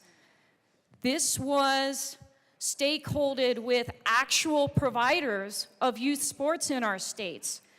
We took lots of amendments based on their feedback to ensure that people who come from overseas were getting correct background checks, that people who couldn't go through a background check could still participate as long as they were supervised, so that we had first aid and CPR training for our youth sports coaches. Somebody doesn't like the bill that we passed yesterday and has orchestrated this amendment to undo months of work in both chambers of the General Assembly. I don't want to have to be down here talking about this. I wish that somebody had come and talked to us about this before trying this kind of move. 3 days ago, we killed a good bill.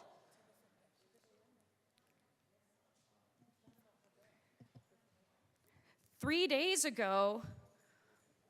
killed a good bill Representative on Parenti, process. to the amendment. This is the amendment. This amendment undoes my bill. This is, 3 days ago, we killed a good bill on process violations, and I'm just suggesting that this is equally bad process.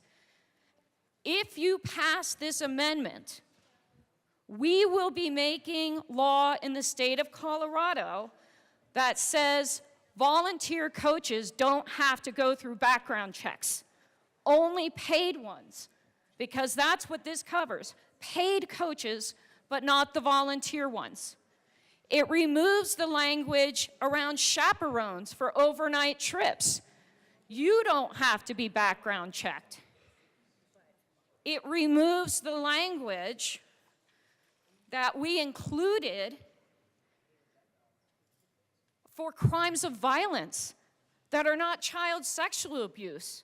So if you have a history of domestic violence under this amendment, you could still be a youth sports coach. It removes consequences for failure to perform background checks on your employees and your volunteers.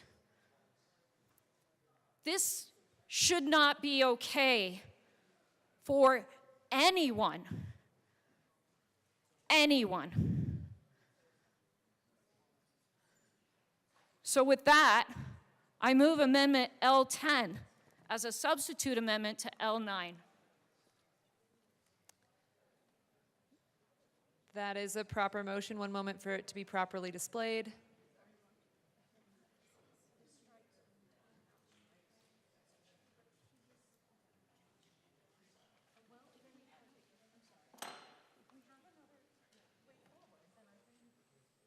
Thank you. L10 is properly displayed. Representative Herod. Thank you, Madam Chair. Members, I want to talk about process since my bill was invoked on something I completely disagree with. The amendment that was brought up by the bill sponsor, L009, has been stake-held by CDHS and CDAC. It has been the approved amendment of the stakeholder work. These new amendments, they're in the corner right now arguing because no one has showed them anything, but it has been worked on apparently for a while without stakeholding with anyone else. And I don't know what's going on with her other bill, but that shouldn't impact the good work of this bill. And so I ask for a no vote on this amendment that hasn't even been explained to anyone at all, and a yes vote on the underlying amendment. Representative Wilson. Thank you, Madam Chair. And I just want to concur with that. This amendment, the original amendment, L9, was the right amendment with the correct work done and should stay in place. I ask for a no vote on Amendment 10. Is there any further discussion on L10? Representative Parenti. Colleagues, what this amendment does is say that the background check language that we negotiated and passed yesterday in House Bill 1080 is good enough, and that we don't have to change that in this bill.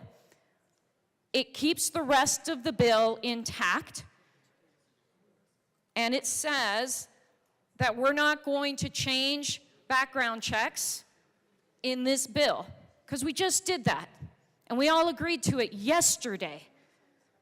That's what this amendment does. I urge your aye vote. If for no other reason, then this is not the way that we change each other's bills on the fly with no discussion.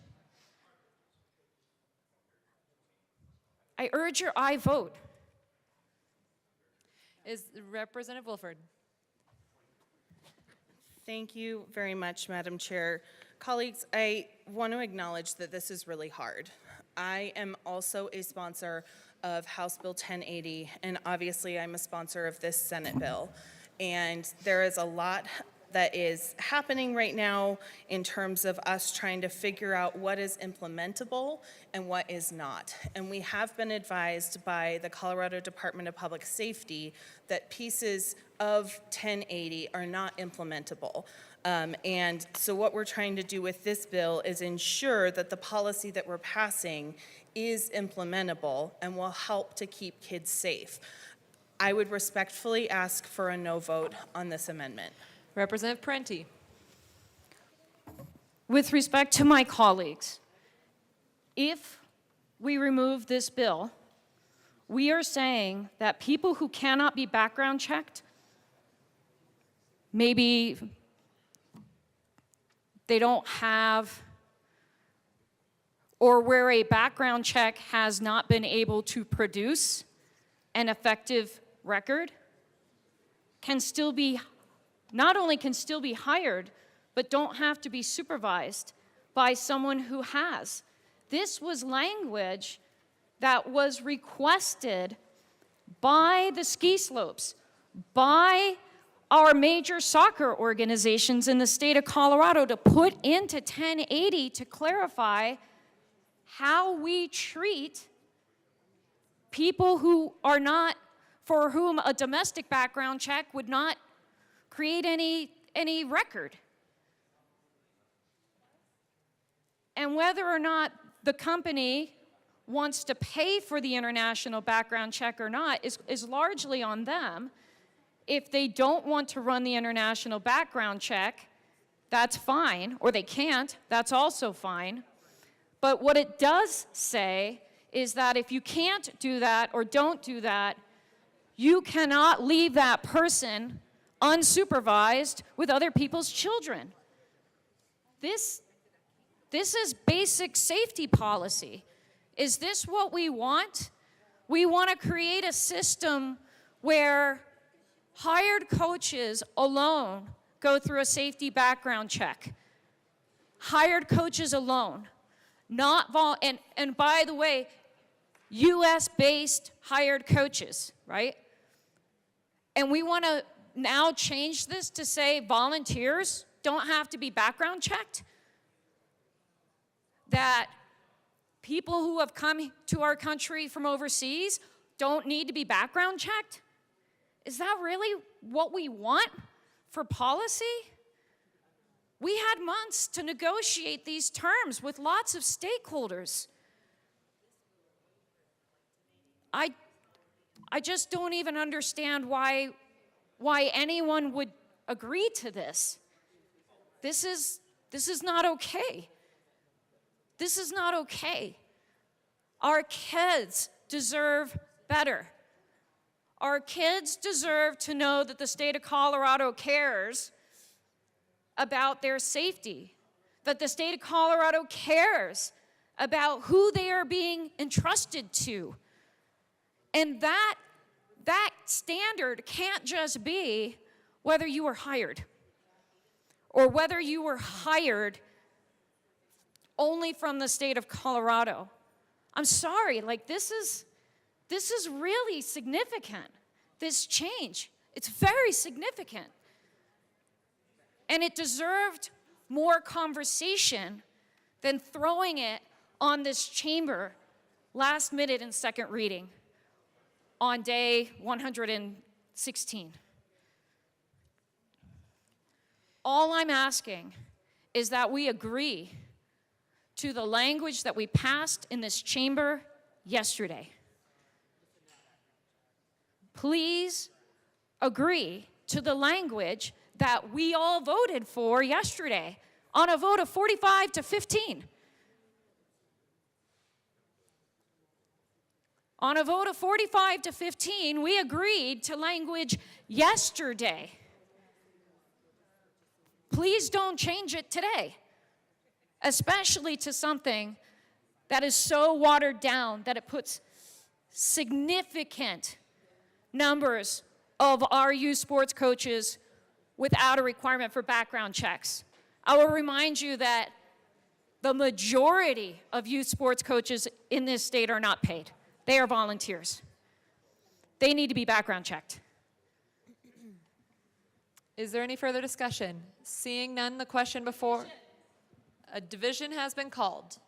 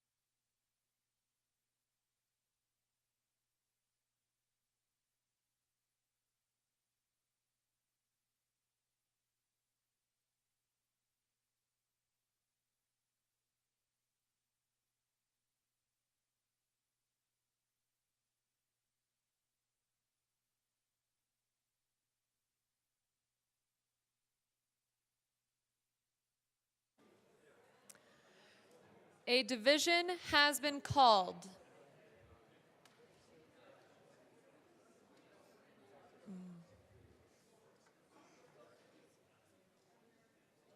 All those in the chamber who are not entitled to vote, please be seated. Representative Joseph?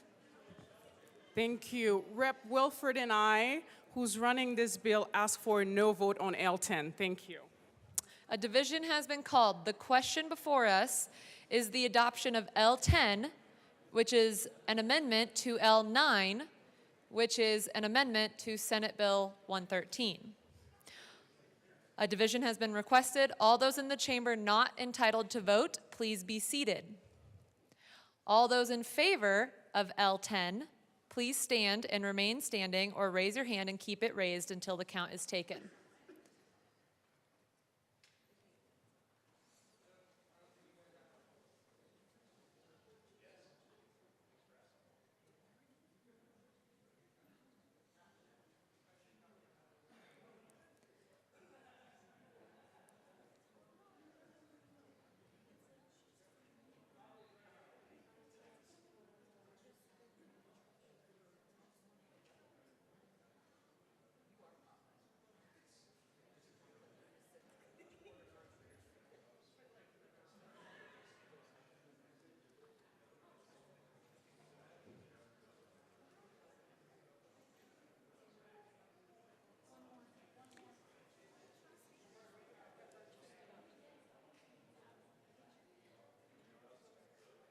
You may be seated. All those opposed, please stand and remain standing in one place until the count is taken, or raise your hand and keep your hand raised until the count is taken.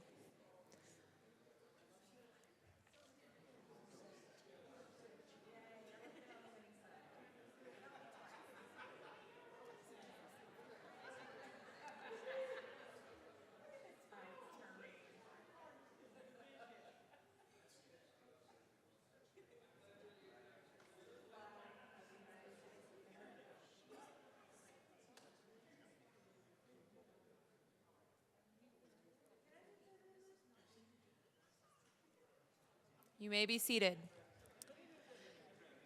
L10 is lost. To L9, Representative Wilford. Thank you, Madam Chair. I move Amendment L011 to Amendment 9 and ask that it be properly displayed. That is, We're still on L. yeah, that is a proper motion. One moment. Okay. To the Joseph floor. Thank you. L11 is properly displayed. Representative Wilford. Thank you, Madam Chair. So this amendment amends the language in the Joseph Amendment regarding coaches and includes volunteers as a coach. So it's a coach means a person employed or volunteering. So that way we're capturing volunteers in the need to do mandatory reporter training as well as to do a background check. And we would ask for an aye vote. Is there any further discussion? Seeing none, the question, Representative Wilson. Thank you, Madam Chair. Just a question for the sponsors of this amendment. Is this, when you put this in the bill, does it specify which positions, or are we micromanaging and anybody who volunteers and on what level? Representative Wilford. Thank you, Madam Chair, and for the question, Representative. So this specifically is connected to a coach. So if a parent is showing up occasionally in order to volunteer, they're still allowed to do so, and they wouldn't be considered an official coach. So this is primarily the head of the team. Is there any further discussion? Seeing none, the question before us is the passage of L11. All those in favor say aye. Aye. Those opposed, no. The ayes have it. L11 passes. To L9, Representative Parenti. Thank you, Madam Chair. Colleagues, I'm just going to remind you that a yes vote on this bill is a vote to remove a requirement for overnight trip chaperones to be background checked. It is a vote to remove a requirement for people who have lived overseas from being background checked. It is a vote to remove the private course of action consistent with all other areas of state law regarding child abuse for youth sports coaches. There is a question about whether or not this amendment removes CPR training requirements. It removes crimes of violence, including domestic violence, from being a disqualifier for youth sports background coaches or youth sports coaches. This language was clearly not stakeholdered with anyone who actually provides youth sports in the state of Colorado, because if it had, it would include a lot more of the language that we saw in 1080, because that language was included based on months of stakeholding. And we are going to remove all of that language too, here in the waning hours of session, because one person didn't want to sign it. That's not the way that we do legislation. This isn't okay. This is going to send a message that all of these categories of people that we had included in 1080 don't need to be background checked anymore, are immune from scrutiny. That if a youth sports organization fails to conduct a background check, that a victim can hold them accountable. That language is also not here. It's not in the bill. So we're also saying that victims can't hold organizations that don't do background checks accountable. That language also hasn't been added.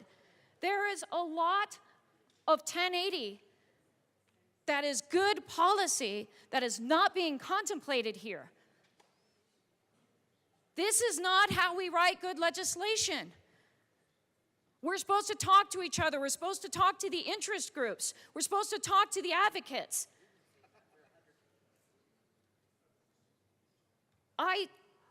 I spoke to all of them. This bill also doesn't fix the language that the background check people specifically asked us to fix so they could actually implement the background checks. This doesn't do that either. It's because the people who wrote this amendment, which is not the bill sponsors, and I appreciate that, this is not a criticism of you, they didn't go talk to those people before bringing this language forward.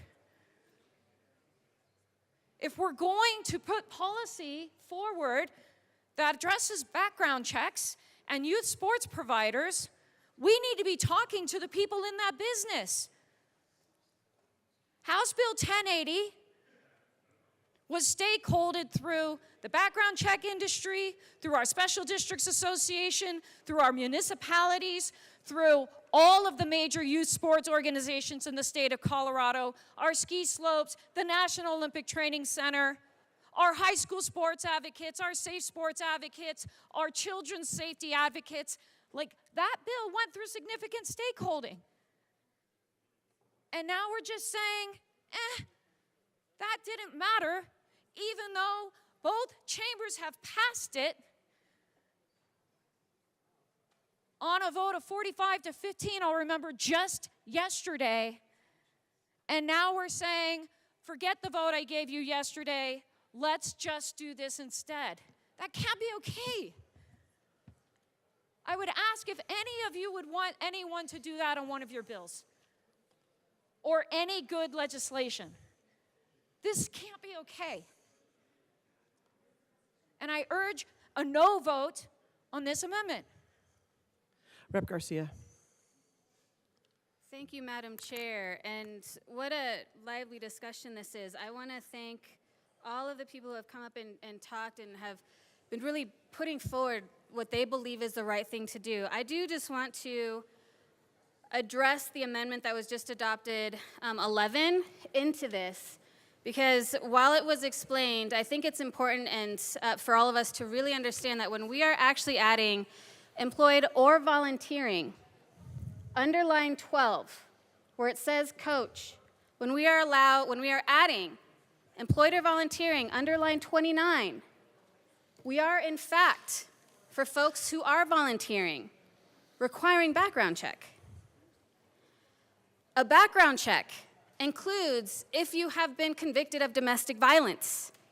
A background check includes if you have been convicted of sexual assault. A background check includes if you have been convicted of violent crime, if you've been convicted of a drug offense, if you've been convicted of a felony traffic offense. A background check will include that. This is actually a good amendment. Our sponsors of this bill and of this strike below heard the concerns and they made the adjustments necessary for the protection of kids. While this might not be the exact language that one of our colleagues would have written, it still encompasses the goal of ensuring that the young people who are in our youth sports programs are being coached and cared for by people who have undergone the appropriate background checks to make sure that they are keeping these kids safe. I urge an aye vote on this. Thank you. Representative Wilson. Oh, sorry. Representative Parenti. Sorry, Representative Wilson. She's going to respond.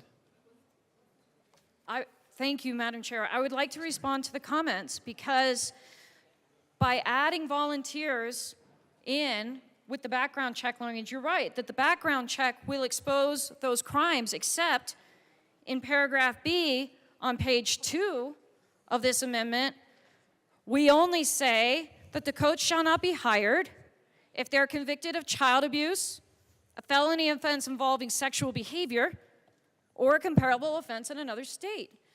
That's, no, it's not about the volunteers, it's about the crimes that disqualify you from being a coach. With this amendment, only child abuse or unlawful sexual behavior. There are no other crimes listed here. We added additional language in stakeholding to ensure that we would also cover, for instance, other violent felonies. That's appropriate, but it's not here. And that's my concern, is that the language here removes so many of the protections that we added.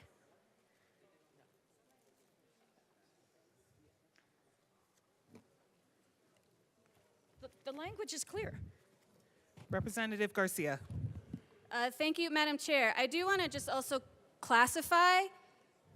If we were to actually go through here and we were to take every single type of crime that could possibly exclude somebody, that an agency wouldn't already do so themselves,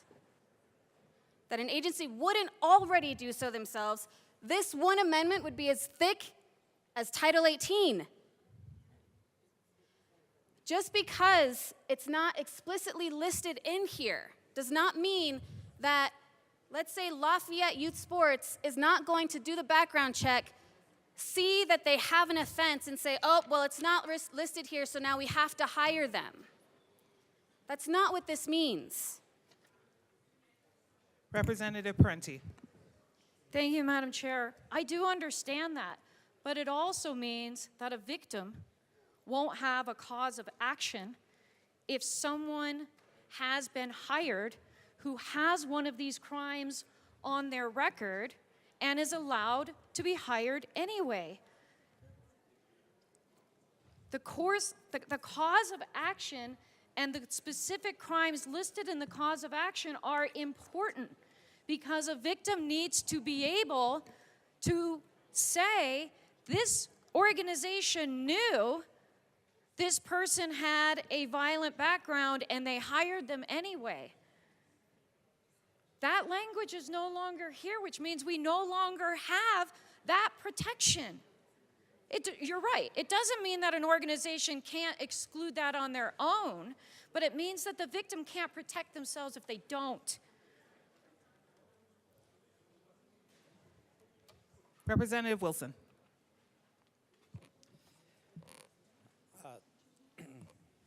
Thank you, Assistant Minority Leader. I rise in support of this amendment and the previous amendment we added to it. This amendment brings it more in line with what we have on the federal level for guidelines for youth, minor sports, and we cannot get so far in the weeds that we're making it impossible for youth sports to exist. Some of the comments about adding additional things to hold the organization liable, that is not necessary. A crime is a crime, and you don't want an organization of volunteers to be responsible for what one person might happen in one time. So I urge an aye vote on this amendment, and I will discuss more when we get to the bill. Representative Joseph. Thank you. I ask for a yes vote on this amendment. It's been stakeholdered with CDEC and also CDHS. Vote yes, please. The question before us is the passage of Amendment L009. All those in favor, please say aye. Aye. All those opposed, please say no. No. L9 passes. To the bill. Seeing no further discussion, the question before us is the passage of Senate Bill. I'm sorry. Okay, two things.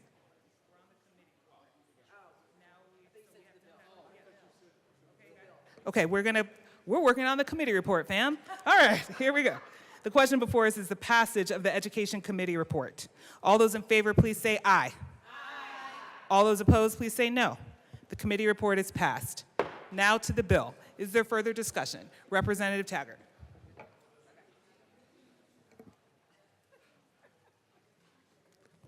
Thank you, Madam Chair.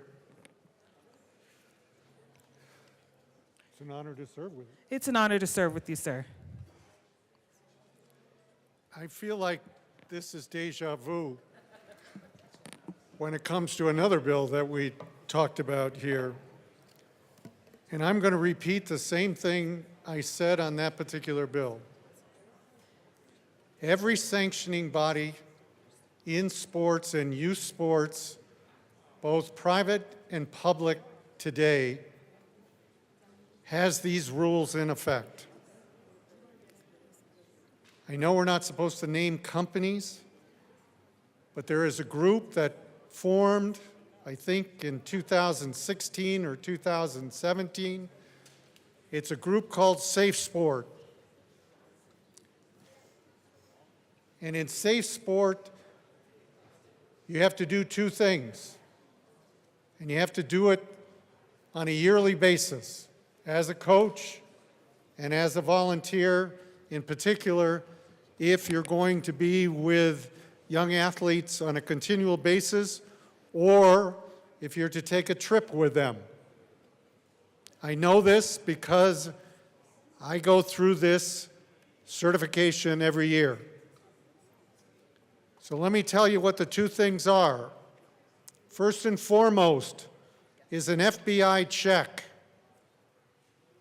And if you don't pass the FBI check, you don't get to go to stage 2. Stage 2, then, every year is a 3-hour course that takes you through harassment, takes you through sexual abuse, takes you through bullying, takes you through all of the many things that are in this bill. So we're reinventing the wheel, and we're making it confusing to youth sports because they're already having to do this. They have to do it through their sanctioning bodies. And their coaches and volunteers cannot be hired, whether they be volunteer or paid, until they pass both of these.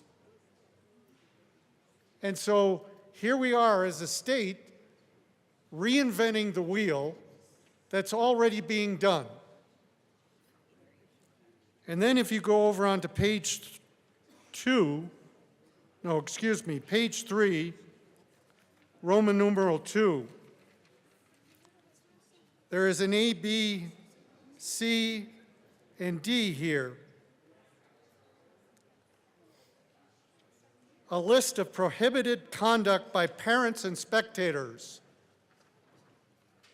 Has anybody ever been at a Little League baseball game? How in heaven's name are we going to put this responsibility on nonprofit organizations that barely make it through every year for our kids? How many of us have had our kids go on fundraisers selling, they can't sell cookies because the Girl Scouts do that, but they sell magazines, they sell this, they sell that, just to make ends meet. And now we're going to ask them to police and report the conduct of parents and spectators. Good luck with that. How in heaven's name are those poor nonprofit organizations going to be able to do that? That's our responsibility as parents and spectators. We need to be civil. We can't ask a Little League baseball league to, in fact, do that. They don't have the resources to do that. And if they had the resources to do that, they sure would be able to help our kids with equipment to help them. And then when you come over to page 4, Roman numeral 1 and Roman numeral 2, we're now asking them, the same organizations, to create an online portal to report violations of the coach. We're now asking them to investigate and to ban. Again, they don't need to investigate to any great extent if they follow the rules of Safe Sport. It's a very easy situation that they can, in fact, do without this. And we're asking them to build a portal for this. We're not, we cut that? Oh, thank you. So you cut Roman numeral 1 on page 4? Thank you. I still maintain, folks, too often we reinvent the wheel. We have an outstanding organization out there in today's world that has a proven track record called Safe Sport, and I'm sure there are others, but I know of Safe Sport, and they do this on a continual basis, inclusive of an FBI check. So I don't understand for the life of me why we have to do this and add another area that we don't have anywhere near the expertise that this organization has. Thank you.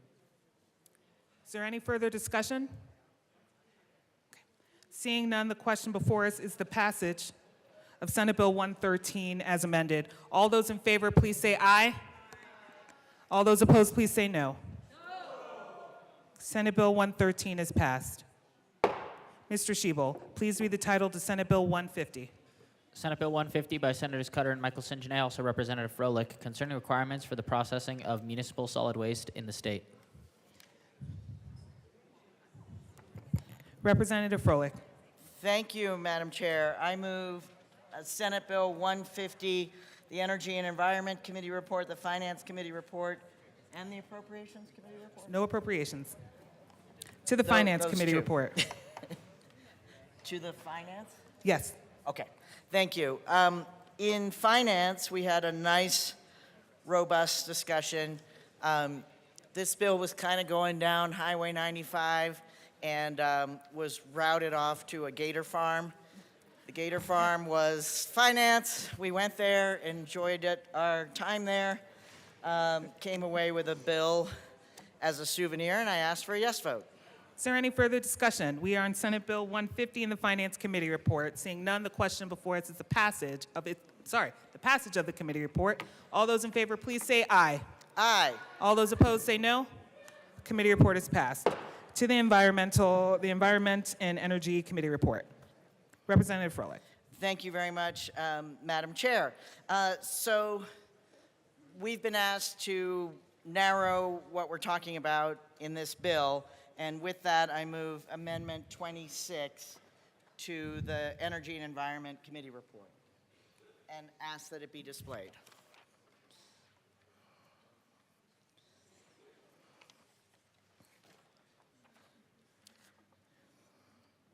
L26 is displayed to the amendment. Thank you, Madam Chair. We're talking about something very specific here, which is a process by which you take plastic from municipal waste, burn it, and pretend that you're doing something good for the planet. And so we are just emphasizing in this amendment, we're talking about plastic. We're not talking about any other material from the municipal waste stream, and I ask for a yes vote. Is there any further discussion on Amendment L26? Representative Holtorf.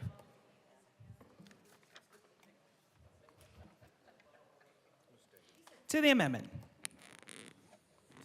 Thank you, Madam Chair, and thank you to all the cackling colleagues to my right for all their input.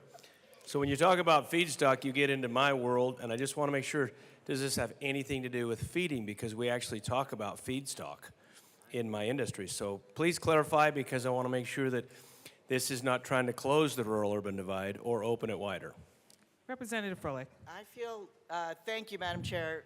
Thank you, good representative from Akron. I feel like I am building a bridge over the rural-urban divide.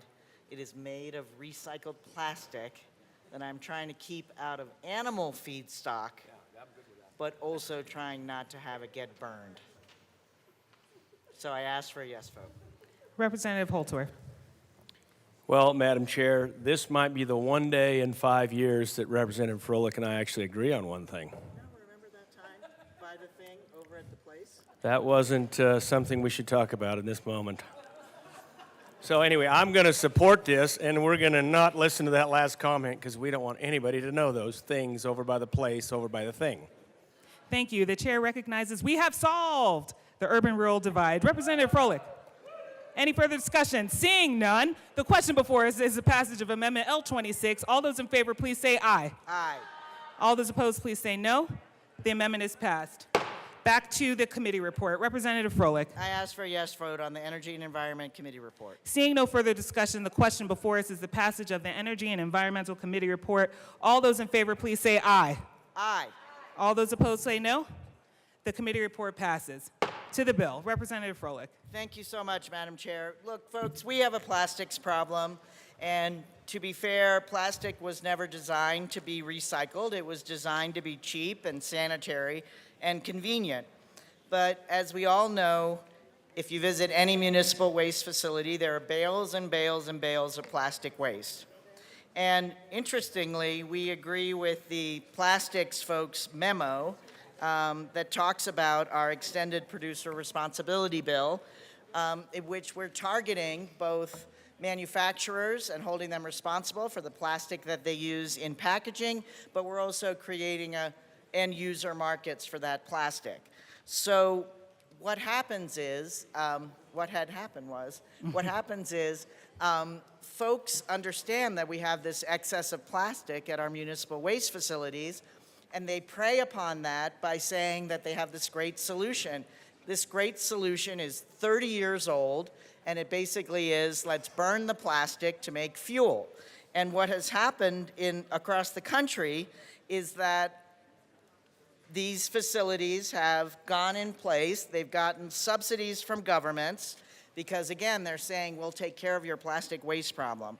So you have an Oregon facility that has lost $4.5 million. You have another one that took $860 million to build, including $500 million in revenue bonds in Macon, Georgia. It has left in its wake economic and environmental disaster. It has actually been unable since 2021 to even function.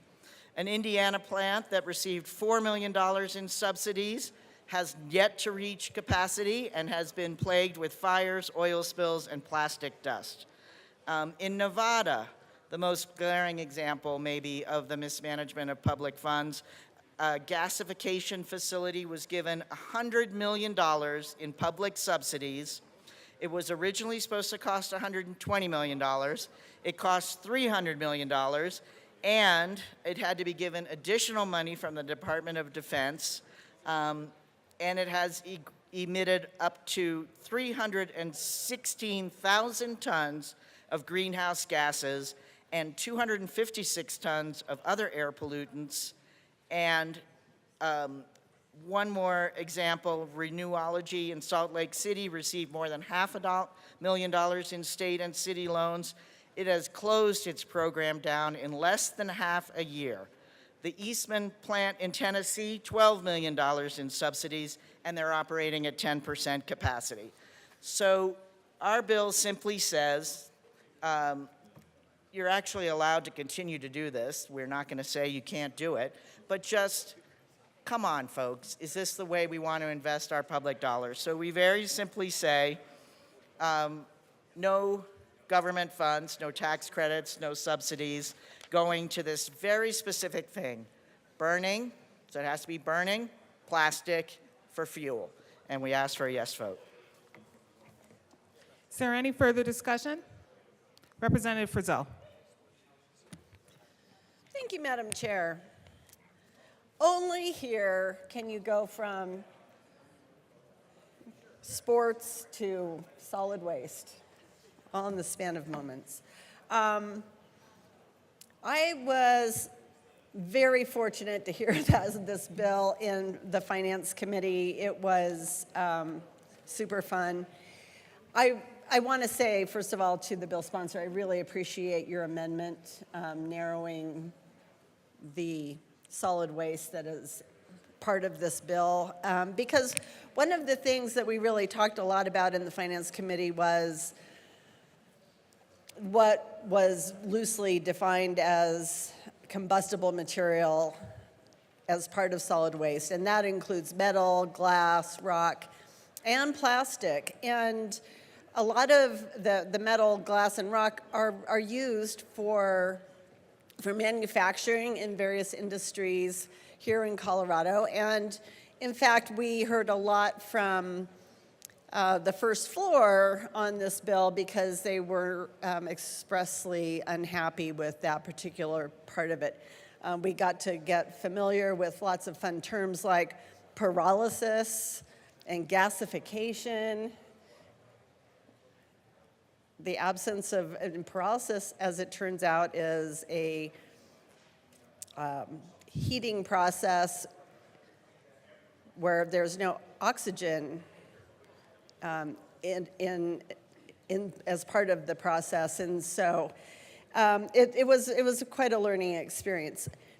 The other thing that I am concerned about, though, is that, and I think that this is actually where the first floor was coming from, is that we don't know, they really want to keep they don't want these processes inhibited for future research and development.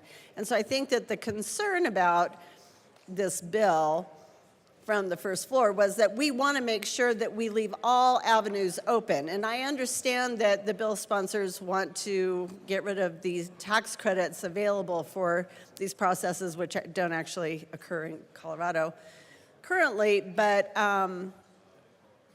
I guess I'm more inclined. I think that it's important to keep an open mind when it comes to research and development. I think it's important that we, from an economic standpoint, welcome new alternatives. And so I will still likely be a no vote on this bill, mostly because I don't think that we should close the door on anything at this point in time. I did not find the arguments that in the process of pyrolysis that it isn't actually a closed process. It sounded pretty foolproof to me. I'm not an expert, but I do know somebody who's super well informed, actually 2 of them, who I believe are very excited to come and speak about this topic. So I'm going to stand down. Representative Evans. Astronaut. Thank you, Madam Chair. All right, let's talk about this bill that, what do we got, L26? Lots of different amendments on this bill. Heard it in Energy Committee, and then as you heard, it also took a detour through Finance.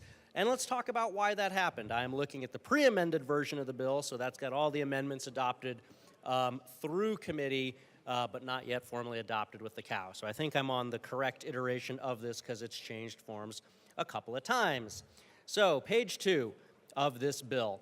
The General Assembly finds and declares that the combustion of municipal solid waste, and then it talks a little bit more about that. So, first of all, we need to talk about what combustion is and where the definitions of combustion can be found. Because as you heard, this bill talks about combustion. Later on, it talks about pyrolysis, and it talks about gasification. Those are 2 very separate things. Generally, whenever we talk about combustion, I know at least for me, I won't conjecture for everybody else, but for me, whenever we talk about combustion, I think about burning something in the presence of oxygen. Oxygen, of course, being one of those 3 things that's necessary for fire, burning, combustion. And so combustion, colloquially, usually means heating something up very hot in the presence of oxygen so that it rapidly oxidizes or burns. And then from that, you get the byproducts of that combustion, smoke, heat, whatever else is coming off of that combustion. And obviously, we have all sorts of different systems in place designed to either heat something up to a high enough temperature to where the byproducts of that combustion, smoke or whatever, are actually themselves burned. You can have the scrubbers, the catalytic converters, the filters, all sorts of different things to capture the byproducts of combustion. But again, for me, if you say combustion, I'm thinking burning in the presence, heating up in the presence of oxygen, leading to that rapid oxidization, which we call burning. However, the bill then talks about, at the bottom of page 2, pyrolysis and gasification. And so those things, to me, are very separate processes, at least using the common parlance, very separate processes from combustion, because what pyrolysis and gasification mean is heating something up very hot in the absence of oxygen. And so when you heat something up very, very hot in the absence of oxygen, it doesn't burn in the way that we normally think, because burning requires oxygen. That's why if you want to put out a fire, you spray water on it, you shovel sand on it, you put one of those heat-resistant blankets over it like they have to do for electric vehicle fires. Those things all take oxygen away. They smother the fire. Pyrolysis is heating stuff up that's already in that absence of oxygen. And so when you heat something up in the absence of oxygen, or very, very low concentrations of oxygen, you have a very different reaction that occurs. It's not combustion like we normally think about, burning a log, burning paper, burning candle wax. It's that absence of oxygen means that whatever that thing is that's getting heated up usually degrades and decomposes back down into its more original elements. So we'll talk a lot about plastics in this bill, particularly given the amendment that was just run that's now part of this bill. And we'll get to that in a second. You heat plastic up really, really hot in the absence of oxygen. What happens is the plastic actually will degrade back down into its subcomponents, the hydrocarbons, the oil. For gasification, it can actually, you can degrade it down into, whenever we talk about hydrocarbons, usually there's a lot of emphasis that's given to the carbon component of a hydrocarbon. Well, guess what? There's also hydrogen that exists in hydrocarbons. So through pyrolysis or through gasification, plastic and lots of other different types of materials can be basically reverse engineered, broken back down into their individual, not just molecular, but atomic components. You can actually get hydrogen out of gasification. And I'll just read you a quick little snippet here that talks about gasification, since gasification is mentioned at the bottom of page 2 on line 20. Gasification is a process that converts biomass or fossil fuel-based carbonaceous material, so it's containing carbon, into gases, including, as the largest fractions, nitrogen, carbon monoxide, carbon dioxide, and hydrogen. So whenever we have conversations about clean fuel, reducing our carbon footprint, finding ways to have the energy generation that is necessary for our modern, honestly approaching mid-21st century lifestyle, we have conversations about how does hydrogen and all of the different variants of hydrogen, blue hydrogen, green hydrogen, the various different colors, how does that hydrogen fit into that economy? Well, gasification, as mentioned on page 2, line 20, gasification is one of the ways that certain things like plastic, hard to recycle items, can actually be decomposed back down into those atomic subcomponents to include stuff like hydrogen. And I'll get to why that's important in a moment, but I think that it's important that we continue on the bill, page 2, line 4. Combustion of municipal solid waste. I wanted to highlight that distinction between combustion to make sure that in the legislative declaration of the bill, there's not equivocation that's occurring, and that the difference between combustion, burning with oxygen, and pyrolysis or gasification is understood from a scientific perspective. Combustion, so to me that means burning it with oxygen, generates hazardous waste and toxic pollutants and destroys valuable materials that could be recycled back into the supply chain, and perpetuates the extractive, polluting, linear economy by investing in infrastructure that needs to be continuously supplied with cardboard, paper, and plastics that could otherwise be reduced or recycled. So there's a lot of words in here that I want to break down. Linear economy. So linear economy means raw materials are mined from the earth. They're generated from however they're generated. You grow a tree. Something is created from the original source, mining, growing, logging, something like that. It's used, and then once it's used, then it goes into a landfill, a dump. It can't be reused. That's a linear economy. It starts at one area, gets used, and then ends in a dump, landfill, something like that.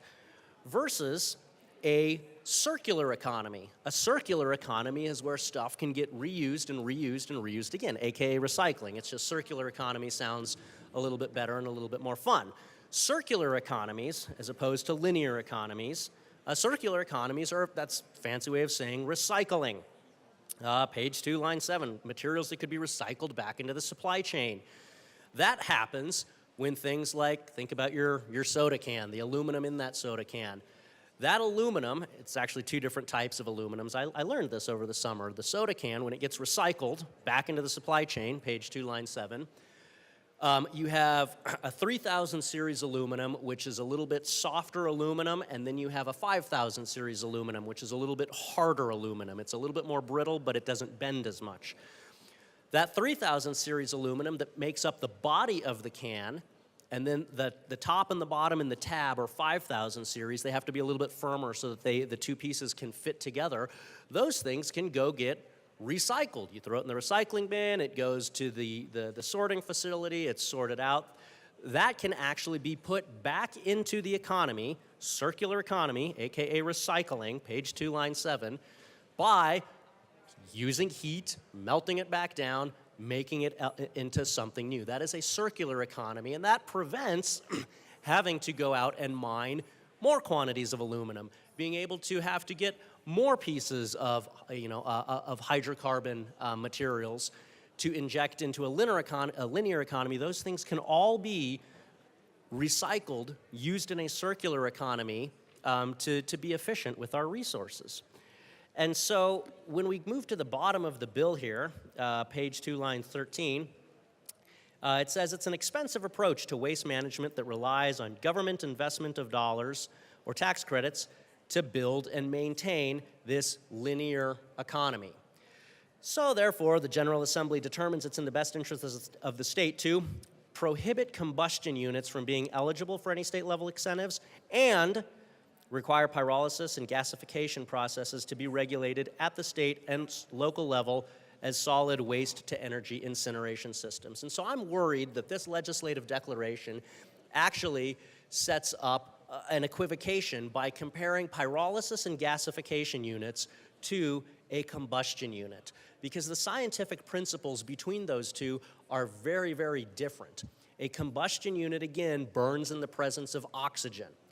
A pyrolysis unit or a gasification unit does so without oxygen, which means that it can be decomposed back into its original elements, or you can get closer to turning it back into the original elements. In other words, pyrolysis and gasification are actually very important pieces to maintaining a circular economy, recycling, particularly for things that are hard to recycle.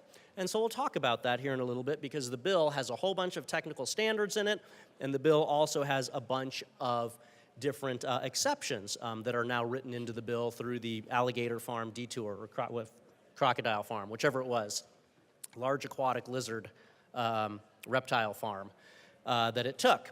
So when we have this conversation about recycling, about the circular economy, to me, it's very important to understand that pyrolysis and gasification actually help with those hard-to-recycle things like plastics, like tire waste, used tires, we talked about that, like sustainable aviation fuel, like e-waste, batteries, circuit boards, things of that nature. Those are all things that can be recycled, used circularly through a process, the process named here pyrolysis and gasification, different from burning, combustion in the presence of oxygen. So moving on now to page 3. Units that combust municipal solid waste are not eligible for state level incentives. So here is where all of the conversation in this bill happened, because, I mean, it was even alluded to earlier, the first floor likes to be able to invest in these circular economy technologies. And so when combustion is equivocated to pyrolysis, that generated a lot of anxiety and a lot of concern that these emerging technologies that help to recycle hard-to-recycle items might not be eligible for any sort of incentives in the state of Colorado, and that by not making those items and those technologies eligible for incentives in Colorado. Y'all remember last year we had a conversation about trying to draw down well over $1 billion worth of investment into a hydrogen hub? That's why I mentioned with gasification earlier, gasification is a way to produce hydrogen. But when I see policies like this that add regulatory uncertainty and honestly, some outright policy hostility toward processes like gasification that ultimately impact things like hydrogen, that makes me nervous that Colorado is going to become an unfriendly state for advancing technologies in recycling, particularly these hard-to-recycle things.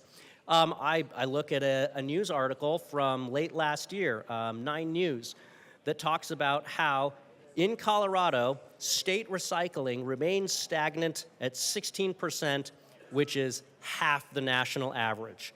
84% of the waste that we produce goes right into landfills, and that's the same place that we were at a year ago. So we're at half the recycling rate that the rest of the nation is. And so I know that there's a lot of interest in attracting technologies to Colorado that allow Colorado to invest in new recycling technologies, to invest in a circular economy. One of those key technologies, or 2 key technologies, is pyrolysis or gasification. They're critical to things and can be critical to things like producing hydrogen.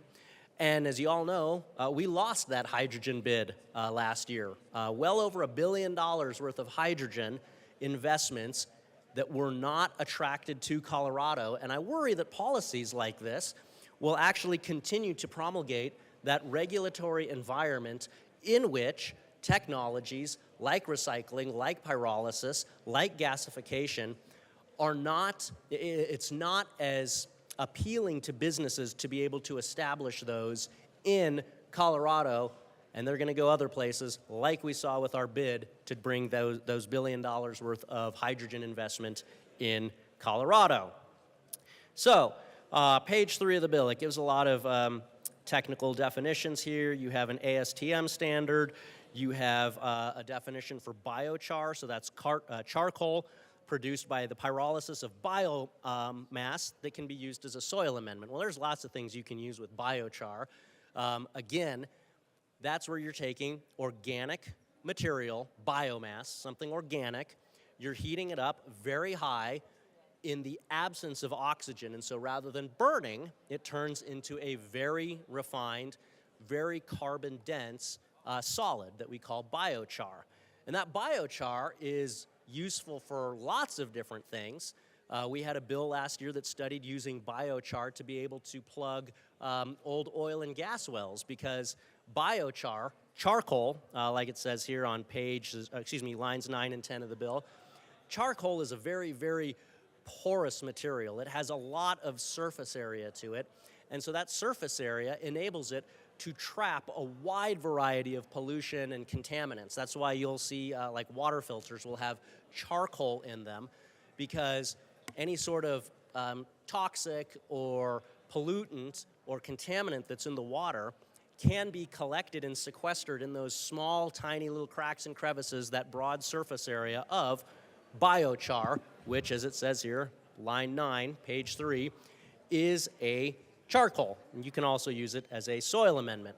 But you can produce that through pyrolysis. You can produce that through gasification. Biosolids, you have another definition here, fairly similar. It's pyrolyzing or gasifying something into a solid versus a liquid or a gas. You can also turn things into, they call it syngas, synthetic gas. And then we get into line 13, Sorry, page Representative 3. Evans. You guys bring it down some. We cannot hear up here. Fascinating stuff, I know. Combustion unit. So this is actually the second time that we've had to dive into the relationship of state law to federal law in Colorado this legislative session. It was actually around this particular definition here. Combustion unit means a municipal waste combustion unit as defined in 40 CFR, Code of Federal Regulations, 60.2977, or other solid waste incineration unit as defined again in 40 CFR 60.2977. That is important because that sets up a potential conflict in this piece of legislation where the definitions that are being established at the state level are in violation of the definitions that already exist and are being written into this bill on page 3, line 14 in 40 CFR 60.2977. And so I think it's important that we just briefly discuss what the federal definition is. So you flip over to your federal code of regulations to the named parts, and it talks about what these combustion unit means, what these combustion units are. So it talks about an air curtain incinerator. An incinerator that operates by forcefully projecting a curtain of air across an open integrated combustion chamber, so your firebox, or an open pit in which combustion occurs. That's important to note because under the federal definition that is cited in the bill, combustion is something, as defined here, it's something that's happening in the presence of oxygen. This definition, air curtain incinerator, means with oxygen. This isn't talking pyrolysis. This isn't talking gasification here. It talks about auxiliary fuels, other solid waste incinerators, and then it talks about solid waste landfills and what municipal solid waste is. That's called out specifically by name in the bill. Now, hopefully the internet in this building will work, which frequently it doesn't, which sometimes makes me leery of giving the government even more responsible to do stuff when it can't even provide me internet. So I'm just going to wait for that new definition to load in the federal side, and we'll jump back to the bill again on page 3, lines 13 through 16 as you're following along. Combustion unit combusts municipal solid waste. We'll come back to what that municipal solid waste means here in a minute. Crematory incinerator. So that's something that's used solely for the burning of anatomical pathological waste, which can burn other things normally cremated as part of the funeral process or as otherwise defined by Air Quality Control Commission rule. So whenever we say cremation, crematory incinerator, as this definition here does, it's speaking to cremation of people who have passed on. But I just want to highlight another area of our society and another area of our modern life that uses crematory incinerators that falls under this anatomical pathological waste. You all know that I used to work in animal management. Animal management is really this weird mix of being able to enforce the laws around animal, but also being able to protect public health. Because you see, as we've become very familiar over the last 4 years, we have zoonotic diseases that start in animals, pathological waste, diseases that start in animals that can then jump from infecting animals to infecting human beings. So as an animal management officer, I guess I was the supervisor, I had 6 officers that worked for me, one of the things that they responded to was outbreaks of disease in a lot of the wildlife that often inhabits our urban area. Raccoons, squirrels, bats, rats, things of that nature. And sometimes my animal management officers would come across wild animals that live in our communities, most frequently raccoons. Those raccoons would be infected with the outbreak we had a couple of years ago was canine distemper. Representative, I just want to bring you back to the content of the bill. Thank you for the example, but this still is about, well, what you're talking about, or combustion. If you could come back to that. Perfect. I'm talking about pathological waste, page 3, line 19. So, when these raccoons that are infected by a pathogen, unfortunately, there's not a lot of people that are going to go subsidize taking the raccoon to the vet. So my animal management officers would have to euthanize them. And that would directly generate what it talks about on page 3, line 19 of the bill, which is anatomical pathological waste. We would have raccoons that we had to euthanize, that we had to put down with sodium pentobarbital, which is a Schedule II controlled substance. That stuff cannot get back into the environment. So when you had to euthanize a sick raccoon, the only place that that sick raccoon could go would be what it talks about here, page 3, lines 17 through 19, a crematory incinerator designed for the burning of anatomical pathological waste. Because that sodium pentobarbital had to be broken down, the only way to break it down is through heat in an incinerator. I want to make sure that we understand this because there are so many far-reaching impacts that this policy and these definitions can have, in this particular case, can have on public health and public safety because, and I'm glad for the exception that's in here, but we have to understand that there are more examples of this occurring than just the crematory services that we might be more familiar with. So now that we've talked about that, I'm going to go back to the definition of municipal solid waste, which is finally loaded here. Municipal solid waste under 40 CFR 60.2977, that's the federal code that is actually established in this bill, means household, commercial, retail, or institutional waste. This waste includes material discarded by residential dwellings, hotels, motels, and other similar permanent or temporary housing. Commercial retail waste includes stuff discarded by stores, offices, restaurants, warehouses, non-manufacturing activities, by schools, hospital, prisons, government facilities. It does not include yard waste, and it does not include used oil, sewage sludge, wood pallets, construction, renovation, demolition wastes, clean wood, industrial process manufacturing waste, medical waste, or motor vehicles. So there are certain things that are screened out in this definition of municipal solid waste, but there are a lot of things that are left in this definition of municipal solid waste.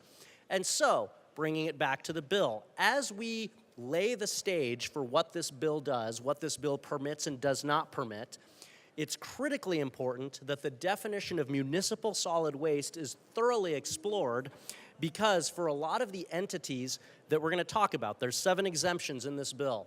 For a lot of the entities that appear in this bill, there is no really good way to be able to screen out, as the amendment that was just ran to the Energy Committee report said, there's not really a good way to be able to screen out things that are solely plastics or things that have other plastics or other materials mixed in with them, because this definition here of municipal solid waste doesn't require that plastics solely be separated out of the waste stream.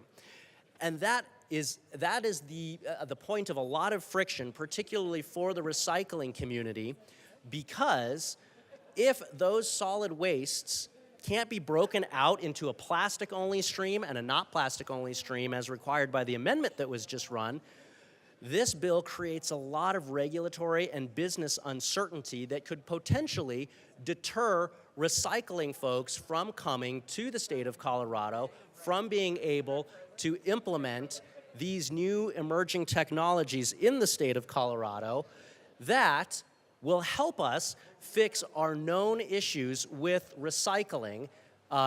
Since, as we've already talked about, Colorado only recycles 16% of our waste. That's half of what the national average is. So it's very, very important that we talk about that definition of municipal solid waste. It's actually mentioned twice on page 3, line 24 through 26. That's the second time it's mentioned. Then it talks about state incentives. This was what got the attention of the first floor. This is where a lot of the those detours through the aquatic reptile farms came from, because state incentives mean any state-level grant, loan, tax credit, tax exemption, subsidy, or other financial incentive. Those, as we've talked about, are important in ensuring that we are attracting to Colorado entities that can perform the critical task of improving our recycling rate, particularly our recycling rate for those hard-to-recycle things like plastics, like electronics, like batteries. So, moving on to the bill. Notwithstanding any law to the contrary, this was the amendment that was added in the Energy and Environment Committee that differed from the Senate version of this bill and that generated a lot of this angst. A combustion unit. Again, remember that this bill, in my humble understanding, this bill equivocates a combustion unit, which normally means something burning in the presence of oxygen. It equivocates a combustion unit to also include pyrolysis and gasification. A combustion unit, which under this bill now means pyrolysis and gasification, is not eligible for any state incentives not granted or awarded or that are applied to income tax before January 1, 2025, except it doesn't apply to. Now, remember I said there were 7 exceptions?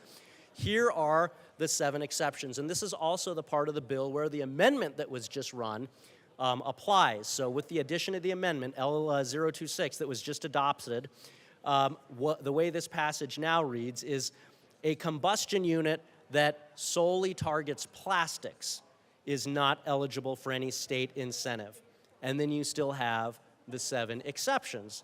So, what are those things that are now allowed to be pyrolyzed or gasified in Colorado that can still receive a tax credit?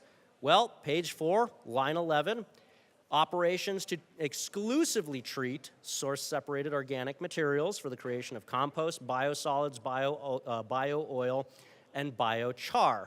So prior to the addition of the amendment, there was a lot of concern because it talked about source-separated organic materials. Being able to separate out those waste streams is difficult. And I appreciate the amendment because, again, the amendment broadens the availability of companies to be able to invest in Colorado in this area. But what that amendment does is it now requires source-separated plastics to be basically weeded out in Colorado. So any sort of pyrolysis that doesn't have source-separated plastics might now potentially run into the problem of not being able to take advantage of any of the incentives that are currently offered to attract creative and innovative recycling techniques and technologies to Colorado. Second exemption, operations to conduct anaerobic digestion. So you typically talk about anaerobic digestion in the context of, you hear it a lot in the terms of like dairy farms, being able to anaerobically digest the manure and the bio-waste that's produced by like a dairy farm. And that's good, being able to ensure that anaerobic digesters, these digesters, are actually eligible to be able to continue to receive incentives in the state of Colorado is an important thing to be able to manage the carbon footprint of being able to feed and fuel our state. Air curtain incinerators, again, we talked about that earlier because air curtain incinerators are specifically described in one of the earlier code of federal regulations citations that was given. So here, though, it adds a constraint. Air curtain incinerators used for wildfire mitigation or incineration of the materials listed in 40 CFR 60.2888. And so again, I want to highlight that even in this bill, although the policy in this bill tries to equivocate combustion with pyrolysis or gasification, even here in this exception, the bill itself acknowledges that there's a difference between an incinerator that burns basically logging slash or brush or something like that, wildfire mitigation, in the presence of oxygen, because it says air, that's oxygen. Wildfire mitigation materials, logging slash, brush, even down to what we call the duff. So that's the organic component of the soil that can actually smolder and char and burn. Those sorts of things are still allowed to be incinerated, combusted, burned in the presence of oxygen via this bill. And that's critically important because we know that we have wildfire dangers here in Colorado. We know that, as it says here, wildfire mitigation is a critically important component in keeping Colorado safe. And so, as we've talked about in other wildfire mitigation bills, you got 3 separate things that are involved in fire. You got an ignition source. As long as there's lightning, we can't do anything about it. You got oxygen in the air. As long as there's oxygen in the air, we can't do anything about it. The only wildfire mitigation thing that can effectively be done to reduce the danger of wildfire is to reduce or harden structures and areas so that there is less combustible material. And that's what line 15 and 16 on page 4 are talking about, is being able to pull out that combustible material, being able to pull out those fuels and burn them, combust them, incinerate them in a controlled environment, as it mentions here, air curtain incinerators. Moving on, so again, these are the exceptions. Line 18, units that combust contraband or prohibited goods is defined in, again, you have another call out to the federal law. Contraband, prohibited goods, typically that's going to be stuff like illegal narcotics, prescription pill takebacks, things of those nature. Again, like I was talking about with burning that pathogenic waste. These are things that are a direct public health and safety hazard, and the only way to get rid of these and deactivate these things is to burn them or to incinerate these things. So, combust contraband or prohibited goods, again, this is talking, the examples that come to mind, drugs, expired pills, things of that nature. We know that we don't want those flushed down the toilet, put into our sewer system. The most responsible way to get rid of those things is to be able to combust them, which again is burning in the presence of oxygen, different from the pyrolysis and the gasification talked about earlier. Units operating as a crematory incinerator, I think we've talked about that. Biomass boilers, firing materials listed in the given code of federal regulations or other approved fuels. And then we come to the big one, exception 7, page 4, line 23. Processes to produce sustainable aviation fuel as defined in section 40B sub D of the IRS code as long as they comply with the earlier mentioned ASTM standard and the Clean Air Act. So folks, I want to highlight this part here just because I want to make sure that the conversation around sustainable aviation fuel is happening in a rigorous, regulatory, and science-informed environment. As you can see in this bill, there are already 3 major governing bodies for producing sustainable aviation fuel. You got the IRS, that's got, because taxes touch everybody, you got the IRS that's governing it. They also have to use a technical ASTM standard, and they have to meet all of the requirements of the Clean Air Act that's contained in United States Code. So whenever the conversation around pyrolyzing plastics comes up, it's critically important to understand that, because that's where you get the sustainable aviation fuel, is pyrolyzing things like plastic, that these are scientifically vetted, regulatorily vetted, tax vetted processes that have to meet all of the requirements established on page 4, lines 23 through 27, in order to produce that sustainable aviation fuel. And so when the conversation in this area shifts to, pyrolysis and gasification is just burning plastic to pollute the environment, I want to highlight this part of the bill to illustrate that that is not the case. In fact, pyrolysis of things in order to produce sustainable aviation fuel is preventing those items from going into a landfill where they're still going to take up land, they're still going to take up resources. If you've looked at landfill construction, you have to have a liner in landfills because we know that these plastics are going to decompose, degrade, produce methane anyway. And so being able to produce, as it says, page 4, line 23, being able to produce sustainable aviation fuel through the process of pyrolysis, through the process of gasification, prevents those products from going into a landfill, which is a linear economy. We don't like linear economies. It actually moves those things back into the circular economy supply chain because it allows materials to be diverted out of landfills and used under all of the different regulations that are listed at the bottom of page 4, used to create sustainable aviation fuel. That was a big piece of the conversation around the bill, and why it took that detour is because it was very important to the first floor that the process and policies by which those incentives can be provided to sustainable aviation fuel remain as a viable option for the state of Colorado to be able to encourage that circular economy, that recycling that we know we lag so far behind when even compared to our neighboring states around the nation. Moving down to page 5 now. Combustion is not considered recycling, renewable energy, clean energy, green energy, climate-friendly, carbon-free, biofuel, zero carbon, or any other similar term for the purpose of a program established by state law or rules. This is another area where there is a lot of concern.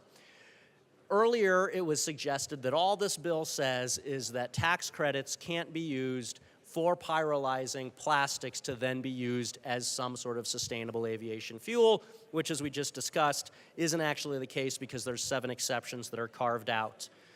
However, this part of the bill on page 5 is now creating a new definition in which combustion, again, I disagree with the equivocation that occurs in this bill, combustion, which includes, per this bill, pyrolysis and gasification, is not considered recycling, renewable energy, clean energy, et cetera, and so forth.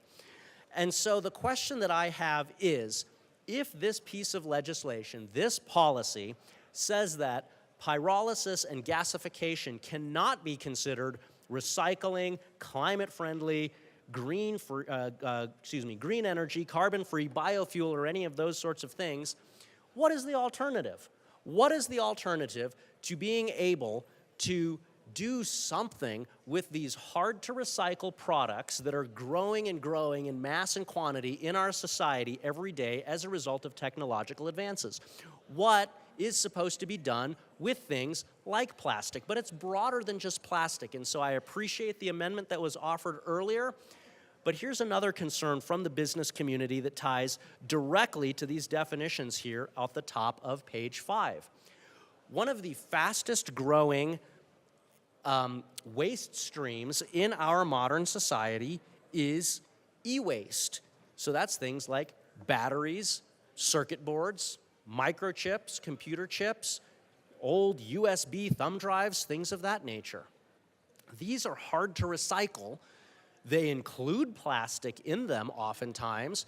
A USB thumb drive, that's got plastic in it, but it's also got other things in it as well. So this part of the bill here, top of page 5, juxtaposed with the amendment that was run earlier that talks about having to have, being able to differentiate plastic from anything else, is truly concerning to me because I'm worried that it establishes a policy that will dramatically reduce the ability of industry to be able to recycle hard-to-recycle items like e-waste. Because e-waste, computer chips, circuit boards, batteries, things of that nature, contain that mixture of plastics, metals, and all sorts of other compounds. And so if plastics are not allowed to be pyrolyzed or gasified in the state of Colorado, before I came up here, I just had a conversation with a lot of the industry that focuses in this area, and the concern is that there is a lot of regulatory uncertainty based specifically on these definitions here that might prohibit or at least complicate the ability of Coloradans and Colorado industry to be able to recycle things that contain a mixture of plastic and other items like batteries, e-waste, things of that nature. I'm going to skip a paragraph here. So no, I'm not reading this at length because I'm picking and choosing and skipping paragraphs. Moving on down here. Now we're to paragraph 3, which starts on line 11, having skipped paragraph C above. Nothing in this section prohibits state incentives for entities participating in the waste tire cleanup program, and you have the statutory definition that's inserted here. And I'll need to check after this to make sure that that definition wasn't modified by the waste tire enterprise that we discussed a day or two ago. So that's a good thing. You guys all know waste tires. I got the largest waste tire dump in North America in my district. And so ensuring that waste tires can continue to be subject to innovative new techniques and technological advancements to recycle and clean them up is something that's very important to me, very important to my district. And so I'm glad to see that we have this section in here that exempts the waste tire cleanup program from the prohibition on state incentives. We also have an exception for state and federal agencies of institutions of higher education because, folks, we know that the scientific advancements that are happening in our classrooms, as it says on page 5, line 14 through 15, in our institutions of higher education conducting research to improve environmental and health outcomes, they need to have the educational freedom to be able to explore and invest and develop these new technologies so that we can continue to be good stewards of our planet, good stewards of our environment, good stewards of our economy, our air, our water, our land, and be able to find innovative and creative ways to recycle or reuse or otherwise incorporate into the circular economy a lot of the materials that we have talked about today, those hard-to-recycle things like plastics. We have to protect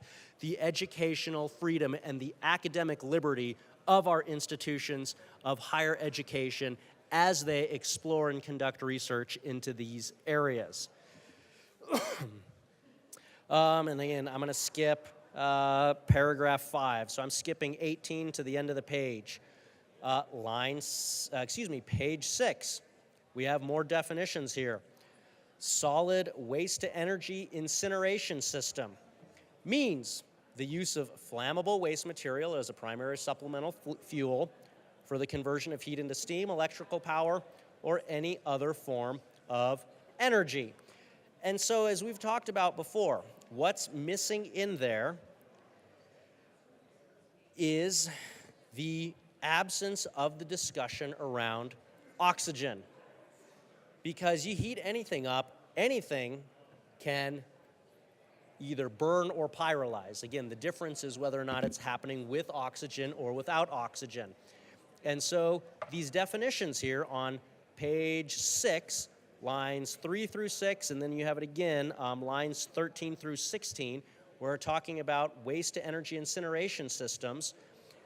To me, they need to be modified to understand the difference between combustion in the presence of oxygen, pyrolysis or gasification in the absence. But the issue is both of those times, both of those paragraphs are modified by lines 7 through 8 and lines 17 through 18, which states solid waste to energy incineration system includes pyrolysis and gasification processes. And folks, that's another one of the major sticking points in this piece of legislation, is that incorporating pyrolysis and gasification into the definition of a solid waste to energy incinerator, to me, opens a door by which the regulatory burden and the prohibition on being able to use state incentives to be able to protect and promote the recycling of hard-to-recycle products in Colorado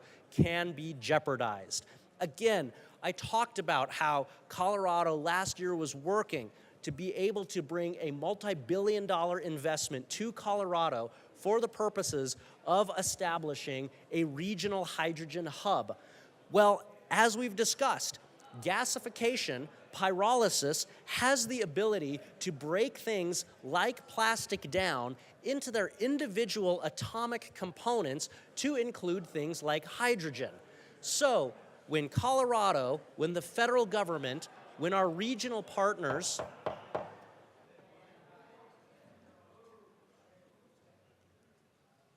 I know, science class is boring. Continue.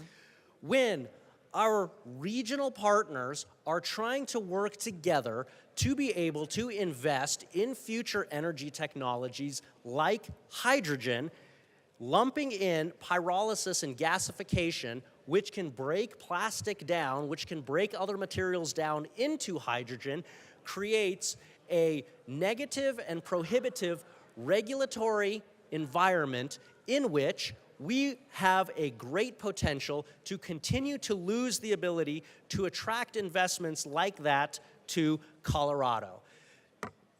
And as somebody who likes to recycle, I work on a ranch. I have a lot of barbed wire. My jeans get torn up a lot. I actually recycle my jeans. I hate the thought of my jeans just going into a landfill. I like recycling, I like circular economies, and when I see definitions like I see here on page 6, that equate pyrolysis and gasification to combustion, I have a lot of concerns that our ability to improve our abysmal recycling rate is going to be negatively impacted by this policy. Moving on. Hey guys, we're now on page 7. Hang with me here. So I'm glad we've made it this far, because on page 7, and please note that I've skipped lines 1 through 12 on page 7. I'm going straight to line 13. Synthetic gas produced by the pyrolysis of waste materials is not an eligible energy resource. So, synthetic gas. Synthetic gas is, remember I said earlier, when you pyrolyze stuff, you can either turn it into a liquid, a bio-oil, sustainable aviation fuel, things like that. You can turn it into a solid, biochar, biosolids. Technology can actually pyrolyze hydrocarbon material, and other things too, into synthetic gas. It actually turns into a gaseous state. That gaseous state that is produced is oftentimes, and I'm reading to you here from an article, syngas, synthetic gas, page 7, line 13. Syngas is more efficient than direct combustion of the original feedstock material because it can be combusted at higher temperatures. Syngas can also be used as the hydrogen source in fuel cells. You just have to process it to get the carbon out of it. So when this bill on page 7, line 13, says that syngas is not an eligible energy resource if it's produced by pyrolysis, what that effectively rules out is being able to pyrolyze hard-to-recycle materials into hydrogen. Whenever we talk about hydrogen, it's usually in a positive light because we know that hydrogen has the potential to have a lower carbon footprint than other fuels. But this inclusion of synthetic gas on page 7, line 13, is unfortunately creating more regulatory barriers to being able to create things like hydrogen for the purposes of a cleaner burning fuel in Colorado. And again, I just read to you that article that says that it's actually cleaner burning than the original materials that were used to create it. So that means it's cleaner than the original oil and gas. Syngas is most commonly burned directly in gas engines. It can be used to produce methanol and hydrogen.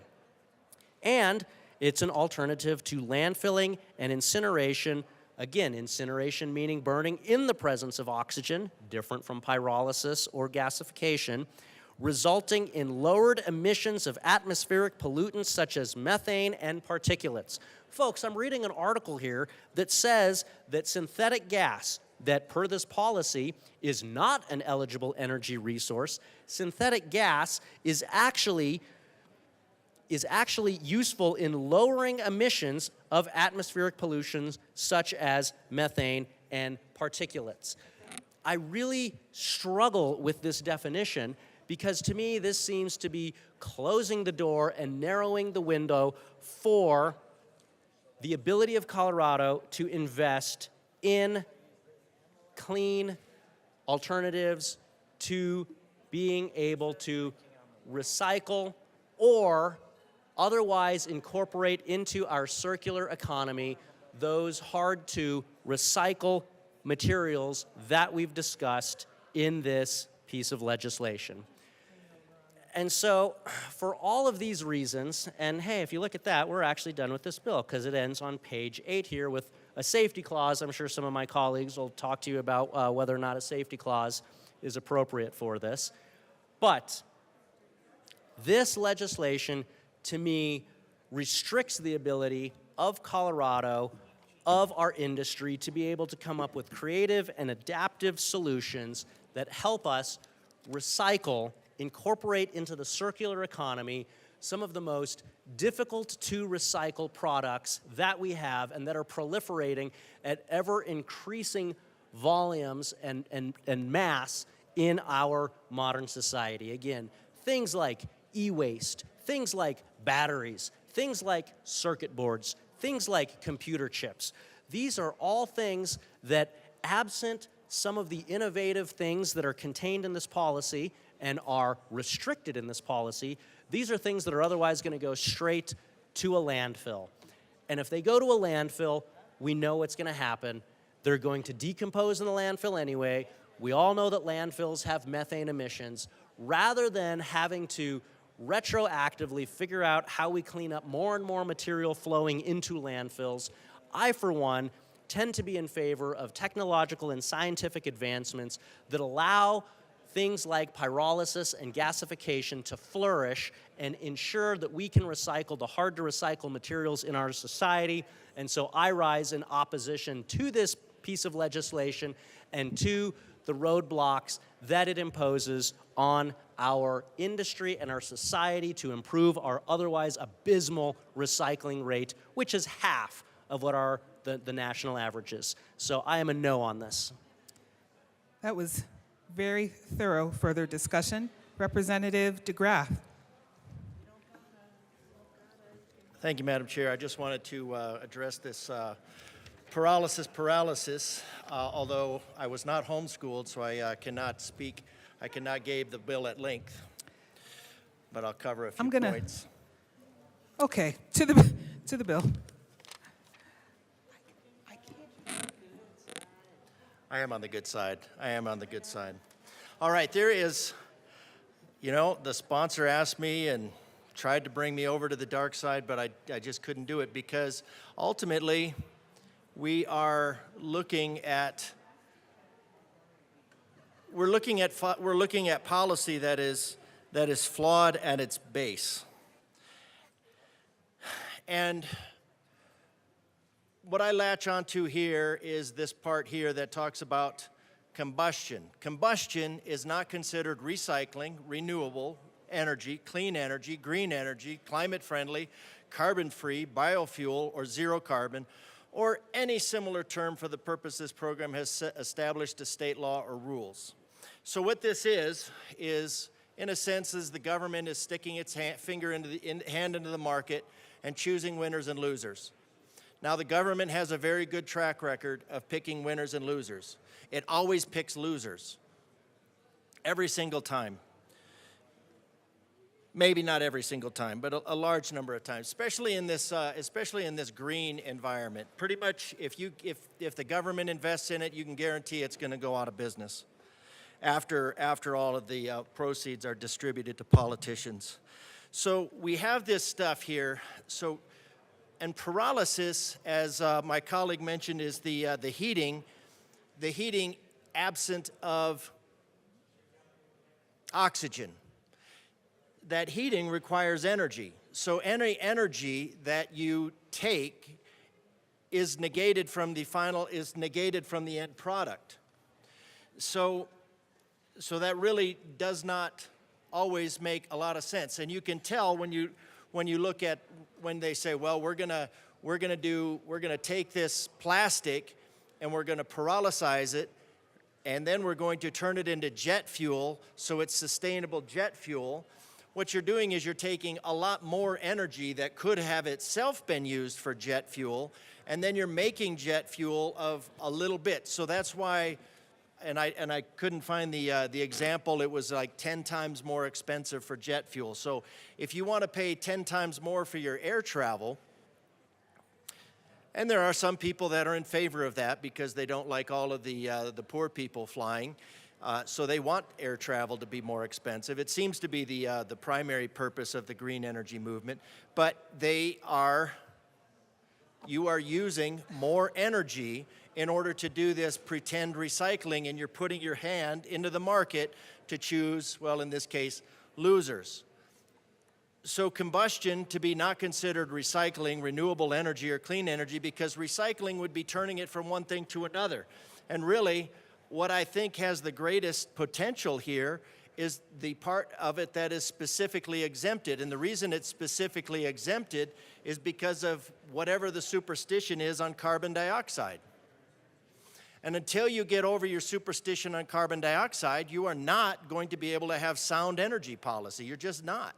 You're going to continue doing foolish things like pyrolysis. You're going to continue doing foolish things like packing it into bricks or all of the other things and spending more taxpayer money to achieve nothing. Again, Colorado creates 1/8 of a billion tons. There are over 3,200 billion tons in the atmosphere. That is for the entirety of Colorado. If Colorado went net zero, the difference would be 40 millionths of less than 10%. 40 millionths of 10%. So whatever this cost is, whatever the cost is for whatever is being gained, you have to divide it by 40 millionths of 10%. So you'd have to divide it by 4 millionths, probably less than that, which makes the cost incredibly high for zero benefit. But what these programs, all of these programs that you do, none of them contain a cost-benefit analysis because there's no benefit to show. And I would think that it would be embarrassing at some point when people talk about climate goals and don't even know what the climate goals are and don't even know that there are no climate goals, that they would look at the cost-benefit analysis and go, wow, this is incredibly expensive. But it seems that there is no amount of money to accomplish nothing that this body is not willing to spend. We spend hundreds of millions of dollars, if not billions of dollars, chasing a fraction of 40 millionths of 10%. Representative DeGraff, can you bring it back to the bill? Can you talk about, if anything, there's spending in this bill? Thank you, Madam Chair. But this is part here that we're talking about green energy, climate-friendly, carbon-free. And so I'm talking about why we are talking about getting rid of carbon, and there is no logical Now, we had this discussion the other day. Somebody said I wasn't willing to come up here and debate. I am willing to debate. Come up here, tell me why I'm wrong. I'm stating my opinions publicly. I'm stating my research publicly. Everything I've done, I'm stating it. So the gentleman that told me that I was not here for debate, come up here, explain why I'm wrong, then I can learn. That's how you learn. That's how we share this. So we have ways of doing this stuff like paralysis, and we can do that. But we have to look at what does it accomplish. Well, paralysis, from talking to the witnesses, accomplishes a lot of pollution, and it accomplishes using more energy than it produces. But it also accomplishes something that I don't know. Maybe airlines can say, well, we are using some green fuel, and then they can do some marketing. So there is some marketing value around tapping into the imagination of the climate gullible. So, but can doesn't mean we should. And if you want to waste your own money, on being climate gullible, I'd say fill your boots, do it. Maybe something good will come out of it, but you're using taxpayer money. You're using money that's extracted from the citizens of Colorado, and you should be able to show a gain. You can't show a gain, otherwise you would have by now. Even the CEO, the president of the Colorado Energy Office, no idea what the climate goals are. They're just a matter of policy, and in that policy, there are no climate goals. I think next time I'll read the names of the people who sent me the stuff, the verification that they have no basis whatsoever from climate goals. It's about 20 of you. Energy. Burning tires is a good use of tires. They burn hot. They burn really hot. And that's why they use them for cement. Because for the concrete, what you have to do is you have to bake it really hot to separate the components, I guess in a sense, pyrolyze that, get everything apart so it can be added back in to make kind of an artificial limestone someplace else. So burning tires is a really good way to do that. And if we want to get rid of the tires out near Rep. Evans' place, then it would be, we should be encouraging that, even to the point of, and I don't think you even need to do anything like a tax incentive, because getting rid of the tires then becomes an inexpensive, and when that energy for the cement is inexpensive, then concrete goes down. If the cost of concrete goes down, then also goes down the cost of construction. If the cost of construction goes down, then homes become more affordable. Instead, you make processes like this more expensive. You make concrete more expensive. You make diesel fuel more expensive. You make shipping more expensive. You make housing more expensive. And then your solution is to extract more money out of the citizens of Colorado to compensate for the foolhardy policy that is being leveled on Colorado. So we want less pollution and reduced energy costs. Well, I'd say the one thing in here that is specifically exempted is the one solution that actually makes sense. Pyrolysis, yes, you can do. That doesn't really typically make any sense. Now, if it does make sense, the market will figure out a way for it to make sense, and then they will do it. But if you want to actually reduce pollution and you burn plastic, which, as we know, is well over 90, whatever is added to the plastic, it's over 90% hydrocarbon. It's made out of hydrocarbon. When you burn it, it reduces mostly to carbon dioxide and oxygen. We know that if you burn, I think it's about 2,000 pounds of, if you burn about 2,000 pounds of plastic, you end up with about 300 pounds of waste, and most of that is char. Now, once it's in the char form, It's really not plastic anymore. And it's just hydrocarbons. It's just hydrocarbons, that carbon dioxide in some chain link, and it probably can be just buried. Then you want to get the actual pollutants out of it. So you can get the actual pollutants out of it. So, you know, I told the sponsor I'd be on board with a bill like this if it dealt with pollutants.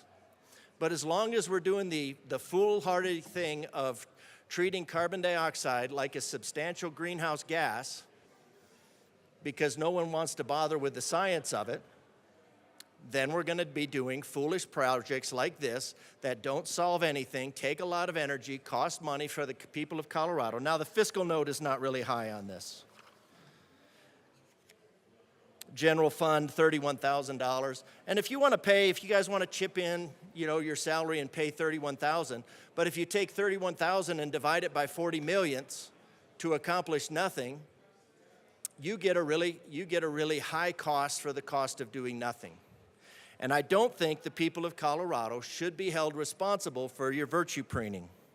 So if we want less energy, so what we can do with energy, and I just looked this up, is we could do a waste-to-energy facility. If you do a waste-to-energy facility, about 61%, this is where that number comes from, 61% of the weight of the combustible municipal solid waste for about 45% of the electricity generated. The remainder of the combustible municipal solid waste was non-biomass material, mainly plastics. Many large landfills generate electricity using the methane gas that is composted.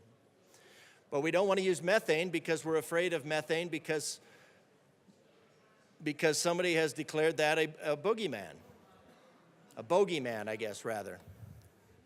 Bogey being a fear of the unknown. Something unknown that you're afraid of. So you're being afraid of a bogeyman is an appropriate use of that word. Thank you for So burning waste would reduce what would probably be buried in landfill. So if you're going to bury something in a landfill, now, personally, I like to recycle. That was it kind of did that for probably longer than it made sense. But yeah, I stopped because I'm being told that sequestering carbon is the best way to go. So all that recycling was doing was causing an extra truck to be coming to my house. Put that someplace, ends up either going into an extra different landfill or going on a boat being shipped over to China where they sort through it for whatever they want and then throw it in the ocean kind of thing. Most of the plastic that we're worried about in the ocean comes from these third world countries that use rivers as a waste management system.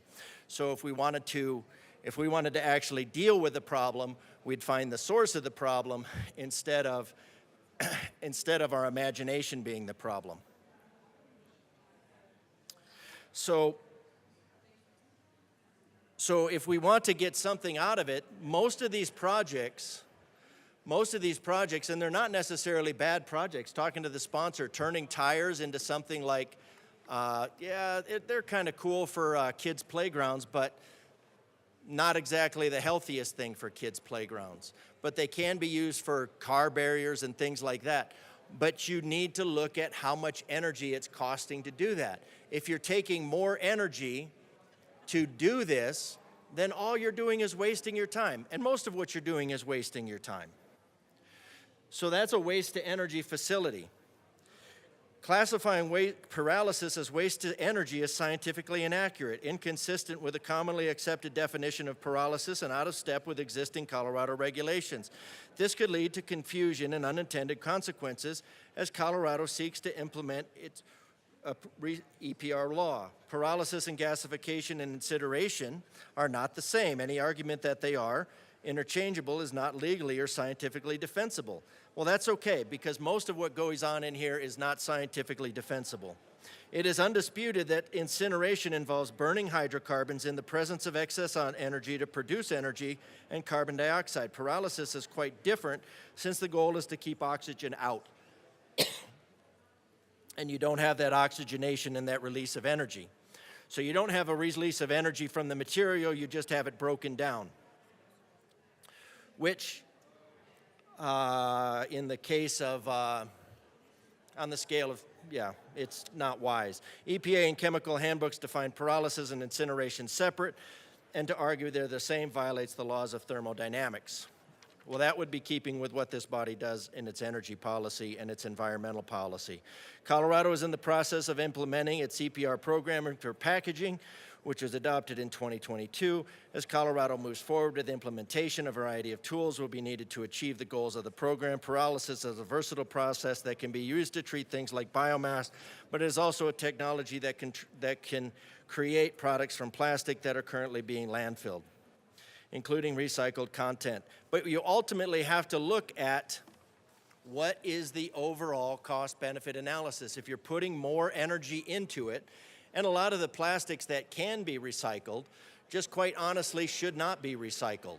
You can't just recycle plastic because you think you can, because when you do that, plastics break down, they have plasticizers in them, and you can only recycle them a couple of times before the molecules are no longer able to be recycled. And if you just keep trying to recycle them, you end up with inferior plastics, and that's why they don't use all that much material. Now, the one way that the sponsor was talking about was compressing it into building block materials. That's really cool, but you also have to realize that is a very dense fuel source because it is a very dense source of hydrocarbons. And they had this problem when they did decks a long time ago. They made it out of plastic, and when you had a deck that caught on fire from your grill because it was plastic instead of wood, it would burn out of control, and that was very difficult to put out with a fire extinguisher. So it was not a good way of sequestering carbon dioxide. So I like the intent of the bill. It's trying to go through, but if this bill would actually deal with pollutants, if it would deal with pollutants instead of carbon dioxide as a pollutant, and that's why most of the pollutants are happening right now, because we're focused on carbon dioxide, and all of these other pollutants go into the waste stream. So it's really hard to believe that anybody is serious about the environment when they're fixated on doing nothing to solve the climate. And seriously, there's the climate issue that we're talking about is the scare of being 1.5 degrees Celsius over the last ice age. Now, if you talk to the people that lived in the last ice age that was fraught with plague and starvation, I don't think that many of them would look on that as favorable. In fact, when they first discovered that carbon dioxide absorbed infrared radiation, they were afraid that it was going to trigger another ice age. And that's why you saw all that nonsense through the 70s, before it turned into global warming, before it turned into climate change. So, anyways, it would be nice if we would actually deal with pollutants and dealt with something other than the figment of our imagination. As the sponsor reminded me, your carbon footprint has a whopping total of 1 drop. 20 Olympic-sized pools. Say that in the microphone. 1 drop in 20 Olympic-sized pools, according to Professor DeGraff. Well, and according to the math that I gave you. Well, that is incredibly generous and thoughtful and so appreciated. So I would really like to get on a bill with somebody that actually deals with pollutants. Over the interim, our expert carbonista said he would tell me about all of the policy behind why we need to ignore all of the math about why carbon, and then all the great policies that chasing this superstition will achieve. So I'm looking forward to learning all of that. But in the meantime, I would hope that the sponsor will look at this. I hope you vote it down, because this is just putting bad policy, bad science into our revised statutes. If we want to do something serious about it, let's do something like a waste to energy plant, where that you can basically limit that. So I would hope that we could maybe, with the encouragement of with the bill sponsor having actually learned some actual science and brought me a butterscotch, then we can move on with our climate policy, get beyond the superstition, actually accomplish something for the environment and stop bilking Colorado for the attainment of 0.0000004. Wait, I think I forgot a zero. Anyways, bad policy, vote no. Is there any further discussion? Seeing none, the question before us is the passage of Senate Bill 150. All those in favor say aye. Those opposed, no. The ayes have it. Senate Bill 150 passes. Mr. Schiebel, please read the title for Senate Bill 210. Senate Bill 210 by Senators Fenberg and Pelton B, also Representative Sirota, concerning modifications to laws regarding elections and in connection therewith making appropriation. Representative Sirota. Thank you, Madam Chair. I move Senate Bill 210. To the bill. Members, today I join President Fenberg and Senator Pelton B in bringing you Senate Bill 210 in what has become our annual elections cleanup bill. Each year, Colorado's 64 county clerks and the Secretary of State and other stakeholders identify clarifications, adjustments, and improvements that are needed to make our election system even better. We are so proud of our gold standard elections in the state of Colorado, but we also know we can continue to collaboratively improve upon it. So among the changes in this bill, we are allowing for the county clerk and recorder to set operational hours of their office, and I will have an amendment in a moment for this particular section that our clerks and our commissioners have come to a compromise on. We lower the age from 16 to 15 for pre-registration because this is the time that future voters will go into the DMV for their learner's permit.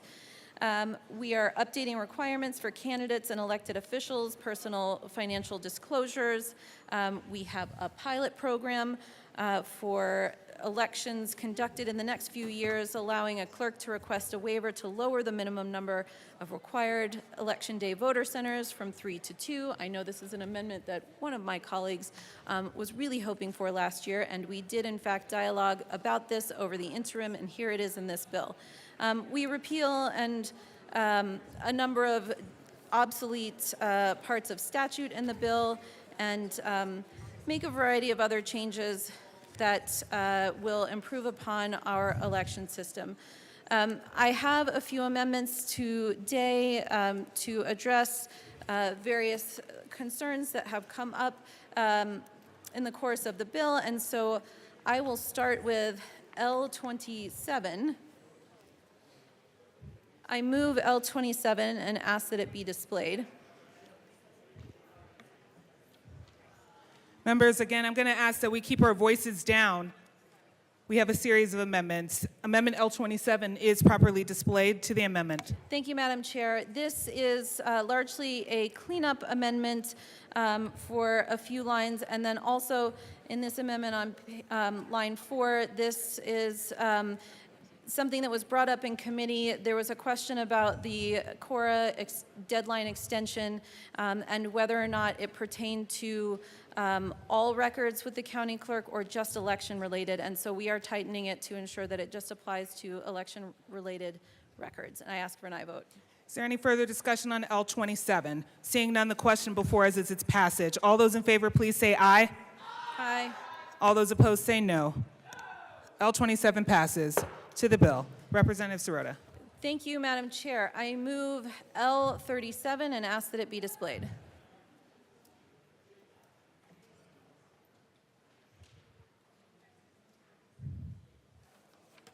L37 is displayed. To the amendment.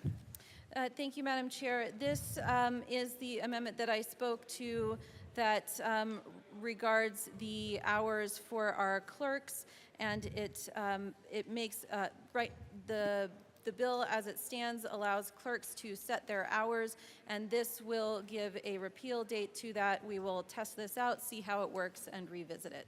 I ask for an aye vote. Seeing no further discussion, the question before us is the passage of Amendment L37. All those in favor, please say aye. Aye. All those opposed say no.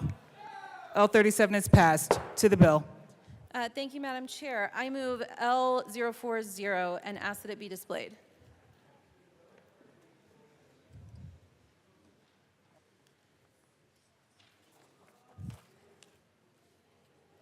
Thank you. L040 is properly displayed. To the amendment. Thank you, Madam Chair. This amendment was worked out with several of our clerks to ensure that as new voting methods are implemented in different types of elections, we have a good amount of data to analyze to ensure we're not undermining Coloradans' confidence in our elections and that voters understand their ballots and that communities of color, low-income voters, and those with limited English proficiency are not harmed. I ask for an aye vote. Seeing no further discussion, the question before us is the passage of Amendment L40. All those in favor, please say aye. Aye. All those opposed, please say no. L40 is passed. Representative Sirota. Thank you, Madam Chair. I move L029 and ask that it be displayed.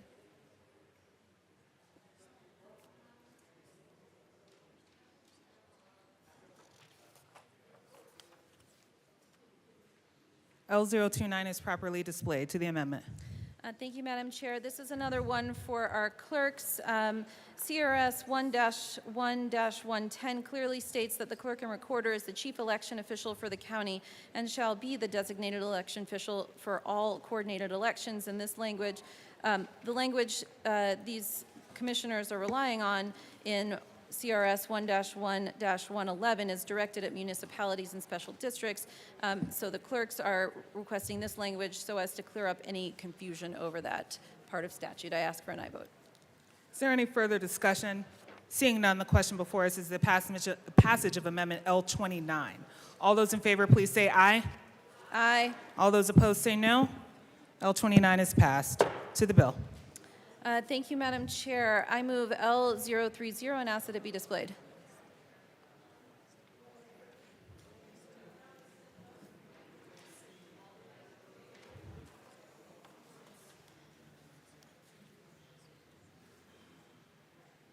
L030 is displayed to the amendment. Thank you, Madam Chair. This is an amendment to address some prospective legislation impacted by laws and measures governing election process and repeals a couple sections in order to preserve important functions of state government. I ask for an aye vote. Representative DeGraff. Oh, I think Robin's got them. 30. L030. Thank you. This is quite extensive. So the General Assembly, we're cutting out, let's see, repeal, add 4.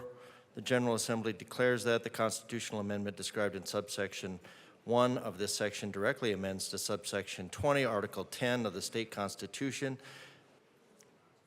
Section 20 of Article 10 of the state constitution, and that section 20 of Article 10 contains provisions of law governing election processes specific to state fiscal matters, including voter approval requirements and the ballot language that must be submitted to the voters for certain measures, and contains subsections entitled election provision and required elections.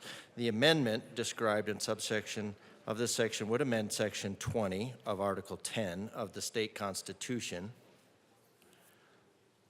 I thought we had to do a little bit more than that. Of the state constitution, and such amendment by defining a fee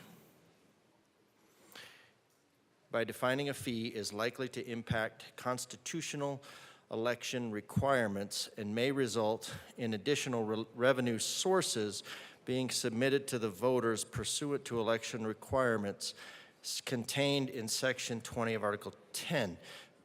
By defining a fee,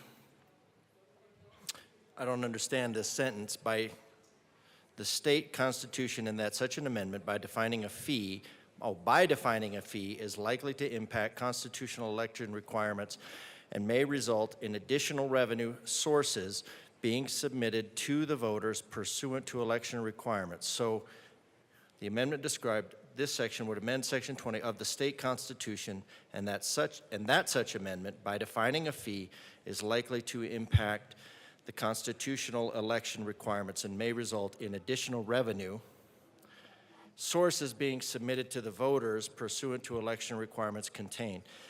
Therefore, this section, by construing and effectuating such constitutional amendment, is a law regarding elections, okay? So,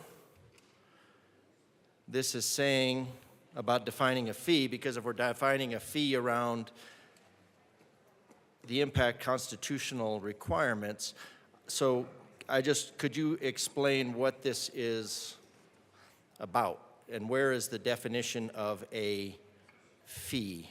Because, I don't know, is this generated from the conversation that we had the other day? Representative Sirota. Thank you, Madam Chair. It is striking language related to a definition. That's what this amendment does. Representative DeGraff. Thank you, Madam Chair. So what would the definition of a fee now be? Would a fee be in exchange, like the common definition for a fee, which would be in exchange of basically a good or a service, or is it still as used by the government as a form of taxation not subject to Tabor? It would Representative Sirota. Thank you, Madam Chair. It would still be a fee as currently defined in statute. Representative DeGraff. A fee is a fee. Oh, apologies. Okay. Representative DeGraff. Thank you, Madam Chair. All right, so, but in relation to election law, we're taking something out of the definition of fee. Okay, as used in this section, fee means any fee charged for remediation services that positively impact the environment, such as production fee for clean transit imposed pursuant to this section. Therefore, this section, all right, so defining fee, a scope of legislative declaration. This is around remediation services positively impacting the environment, such as a production fee, clean transit imposed for clean transit, a clean transit fee pursuant to this section. So what does this have to do with, oh wait, there's more. The constitutional amendment described in subsection of this directly amends Section 20, Article 10 of the state constitution, and that Section 20 of Article 10 contains provisions of law governing election processes specific to state fiscal matters, including voter approval requirements and ballot language that must be submitted to the voters for certain measures, and contains subsections entitled Election Provisions and Required Elections. The amendment described in subsection of this section would amend Section 20, Article 20 of the state constitution, and that such amendment by defining fee, such an amendment by defining a fee is likely to impact constitutional election requirements and may result in additional revenue sources being submitted to the voters pursuant to election requirements and contained in section. So by defining fee as likely to impact constitutional election requirements. Well, so can we see what defining a fee is? Because here's my fear, and this is, you know, before we got into the wild west session of trying to get to all 700 of the allocated 500 bills. The fee, because we had this question the other day, was around a tax versus a fee, where a tax is required to go to the people for a vote. And a fee is just a tax that's imposed without a vote. And so now, after that conversation, and I don't know, maybe my CEO friend would have any clue about how to read this here, because it is very dense. And I think so my fear about this is it's trying to do a further end run around the amendment, and perhaps not, but it's talking about by defining a fee is likely to impact constitutional election requirements. So by defining a fee, and then definition of a fee below, legislative declaration means, as used in this section, a fee means any fee charged, and this is deleting, remediation services that positively impact the environment, such as the production fee for clean transit, imposed pursuant to this section. The General Assembly declares that. The constitutional amendment, now this is new wording, the constitutional amendment described in subsection 1 of this section directly amends Section 20 of Article 10 of the state constitution, and that Section 20 of Article 10 contains provisions of law governing election processes. So this is where I'm afraid here that the process specific to state fiscal matters, which would include taxes and fees. Okay? Go ahead. Representative Sirota. Thank you, Madam Chair. Just to clarify, the fee definition is in a constitutional amendment, not this bill. And this bill is contemplating striking some statute. So the definition of a fee is in a constitutional amendment. We're not changing the Constitution. Right. So- Representative DeGraff. Thank you. Well, I mean, this is just a lot of, perhaps, this might be, relatively minor, but there's a lot of words here, and there's usually a lot more behind there. So this section, what it actually means and what it's actually contending to do, like why is this wording, this doesn't seem to be a cleanup wording because this is several paragraphs of new language, contains provision of election law governing processes specific to the state matter. So do you happen to have what the fee definition will be reduced to after this amendment? Because I see here that we're striking the definition of fee as scope of legislator declaration, which was around, really green stuff, charged for remediation services that positively impact the environment, such as the production fee, clean transit, imposed pursuant to this section and pursuant to production fee for wildlife and land remediation. So a lot had been added to the definition of fee, so I'm wondering, just because I hadn't thought that I might need to have the constitutional definition of fee handy. Representative Sirota. Thank you, Madam Chair. I don't have the Constitution handy, but I'm sure it can be found somewhere in this chamber. And again, we are just striking lines of statute, not the Constitution. So the definition of fee in the Constitution still stands. I understand that, but we're also Representative DeGraff. Thank you, Madam Chair. I understand that, but we're also adding a large chunk of text around the definition of the fee, and that it says of this section directly amends article, in this subsection of this section directly amends section 20 of article 10 of the state constitution, and that section 20, so how does, when this says it amends section 20 of article 10 of the state constitution, and my apologies, all I can do here is try to catch up with the process, because this is a page and a half. As used in this section, fee means any fee charged for remediation services that positively impact the environment, such as a production fee, clean transit fee.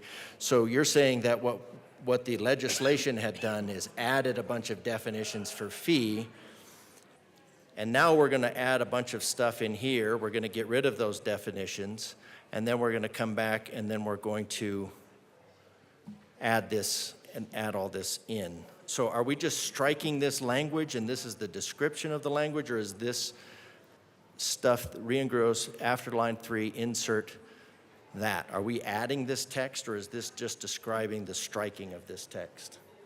Representative Sirota. Thank you, Madam Chair. Yes, it is describing the striking of the text. Okay. Thank you. Representative DeGraff. Thank you all. All right, so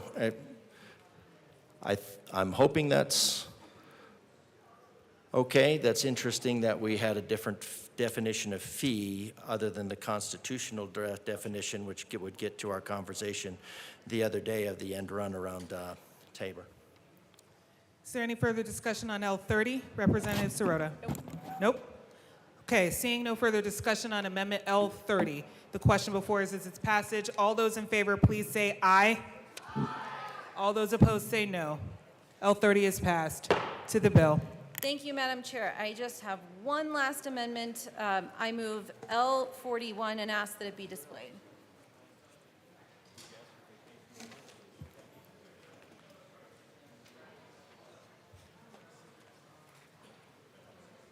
L41 is properly displayed. To the amendment. Thank you, Madam Chair. This just implements different effective dates for sections of the bill, including pushing out the implementation of pre-voter registration at age 15 because of the updates to Drive.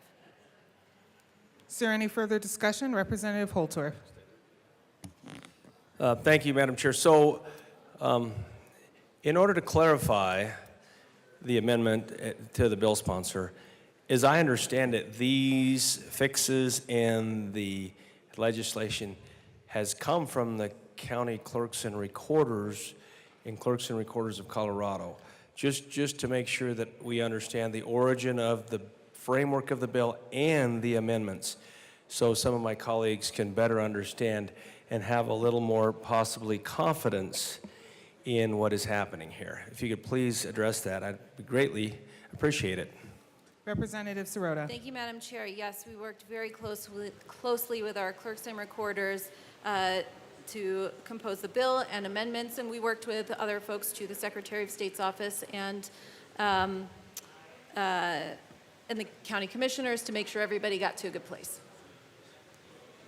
Is there any further discussion? The question before us is the passage of Amendment L41. All those in favor, please say aye. Aye. All those opposed, please say no. L41 is passed. To the bill. Is there any further discussion on Senate Bill 210? Representative DeGraff. Oh, wait. Hold on, I got to give these to the sponsor.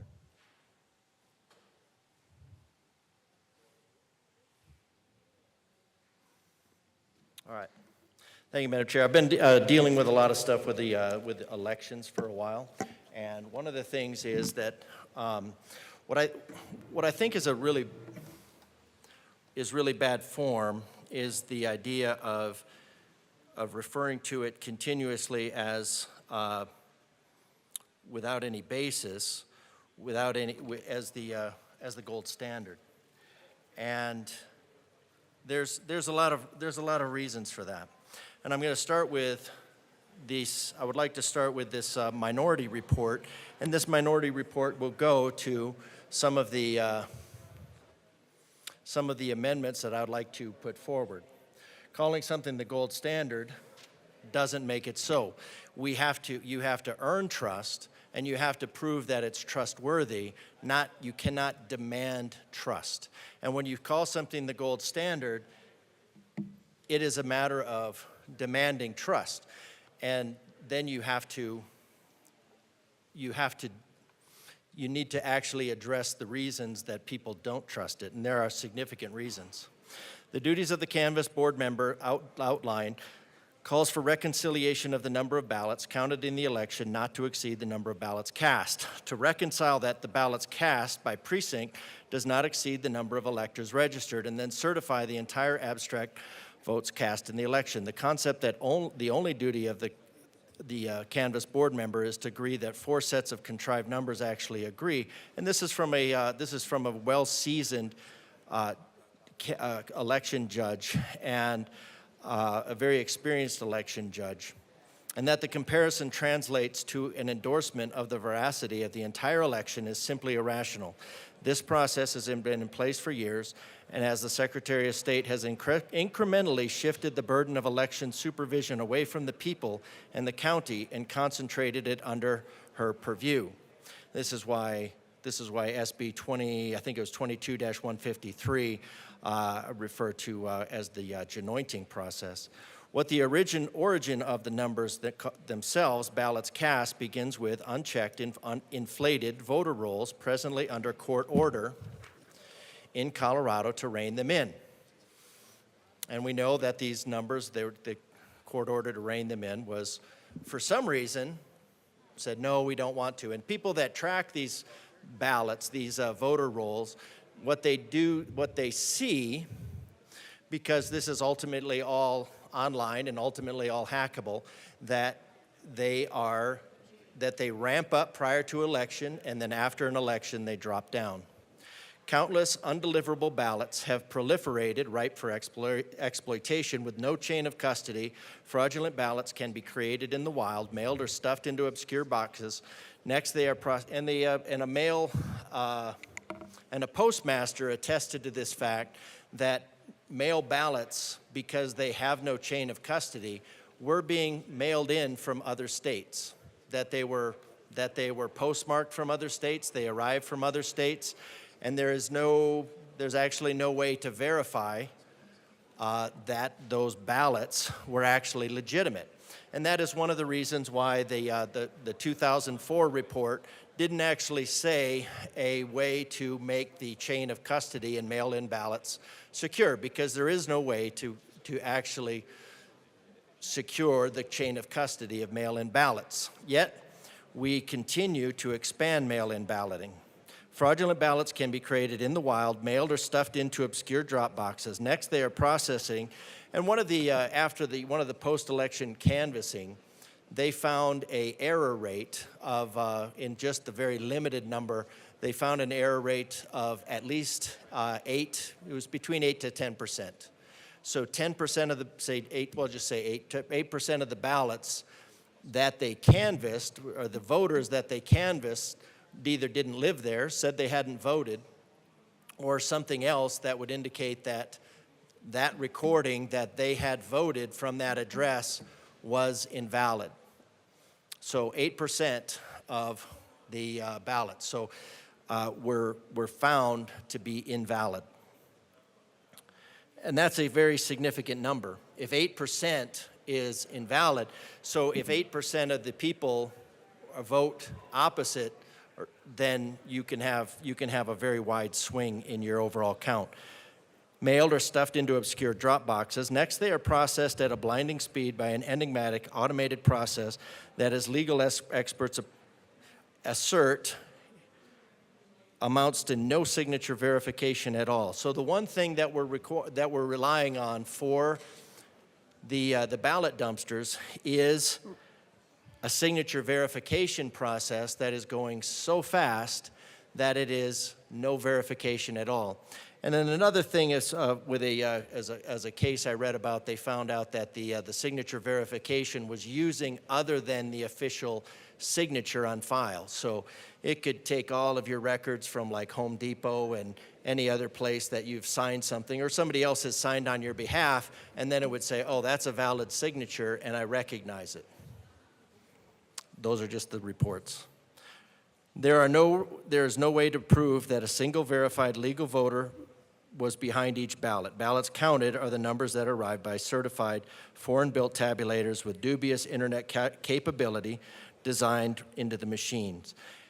And one report where they actually took apart one of the machines, they found, I think, about 20 different wireless devices inside the machine.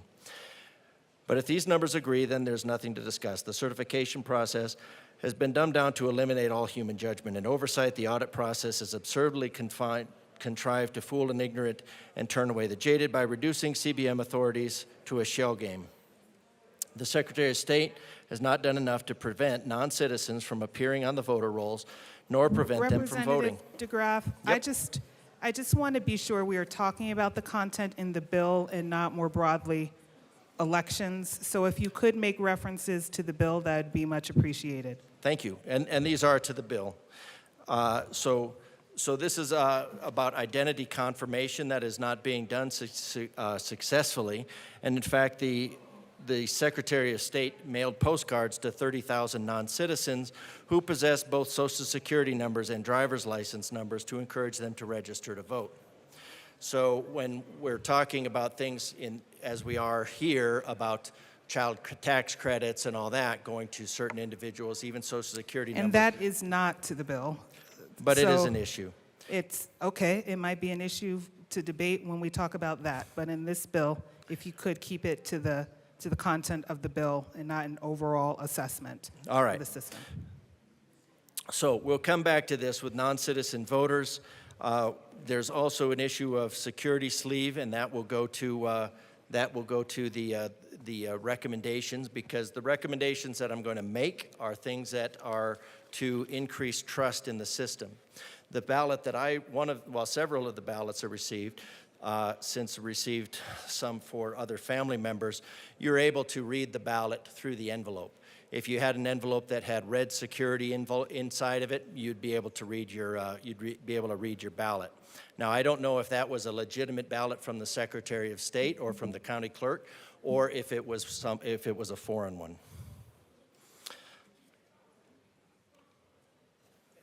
And then this talks about cameras, and we'll get into that. So let's talk about want to get right into talking about the series of amendments, and I've given these to the sponsor. So the first amendment is on. I would like to ask L032. I would like to move L032 and ask that it be properly displayed.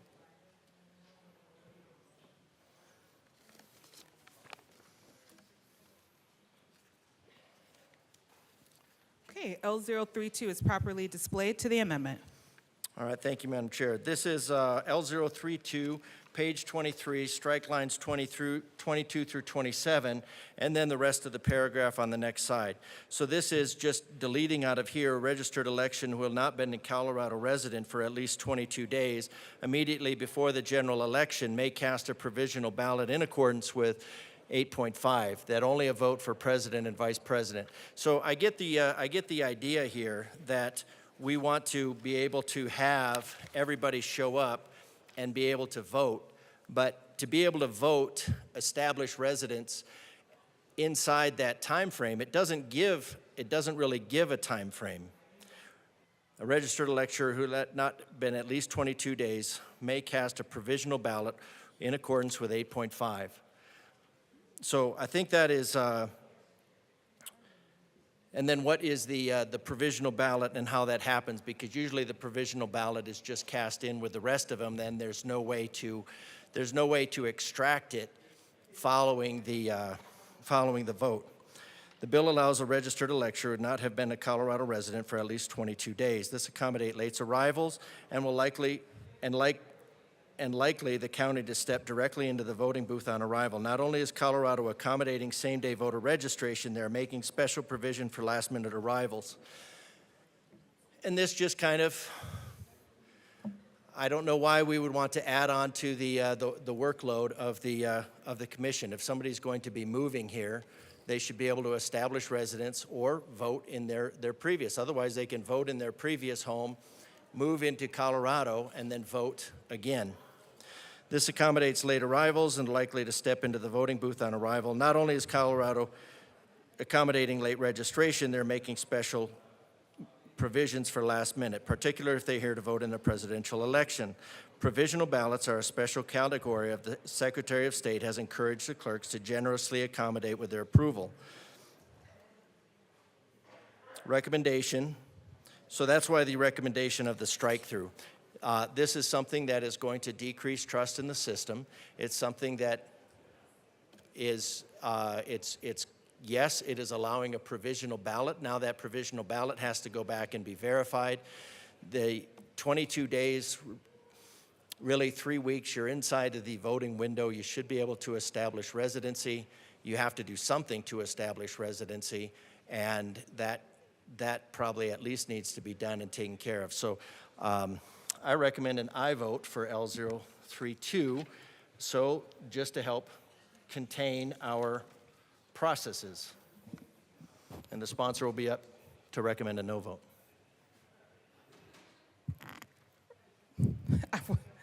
Sorry. Representative Sirota. Thank you, Madam Chair. I would ask for a no vote. I think it's a settled question because I did already amend that section. I made a technical amendment to it.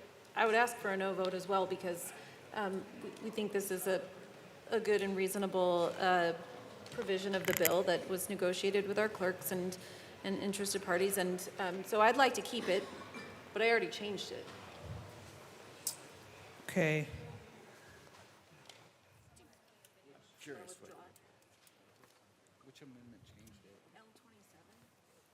Where's your amendment? This one.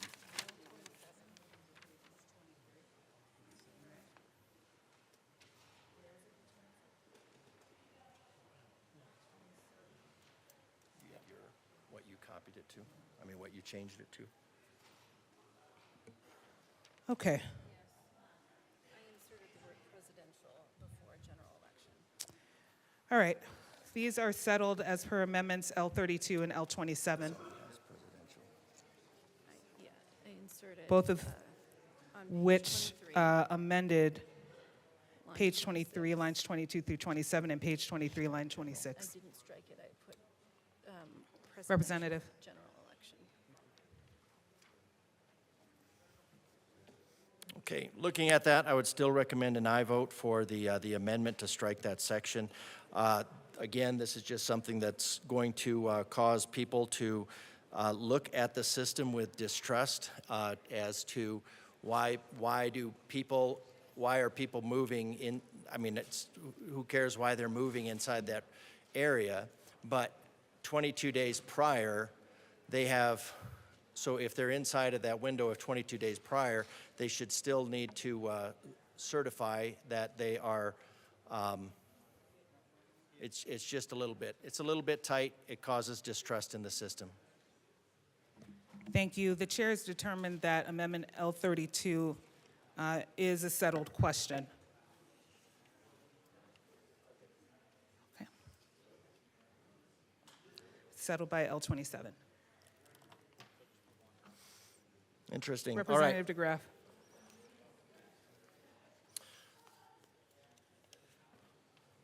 All right, so I'm going to move L033. Ask that it be properly displayed, and that goes to page 24, lines 3 through 11. And the reason for this Hold on has one ranked. second, Representative. Oh, sorry. Okay, all right, go ahead. It's displayed. I'm just trying to get ahead of the process here. Go ahead. Just a strike through for section 25, 1.7-118, ranked choice voting in the coordinated election. This creates a problem with the ranked choice voting in general, creates a problem with the audit process. As was attested to, Ranked Choice Voting Resource Center found that existing software technology can conduct a RLA or RCV election if that election is to select a single winner, but not in RCVs with multiple winners. So a race that has multiple winners, they're statistically unable at this time to do an audit because you have all of the issues behind it. Also, ranked choice voting, given that RLA is conducted in different ways, RCV commends a technique that compares paper ballot against the machine's record for that ballot. So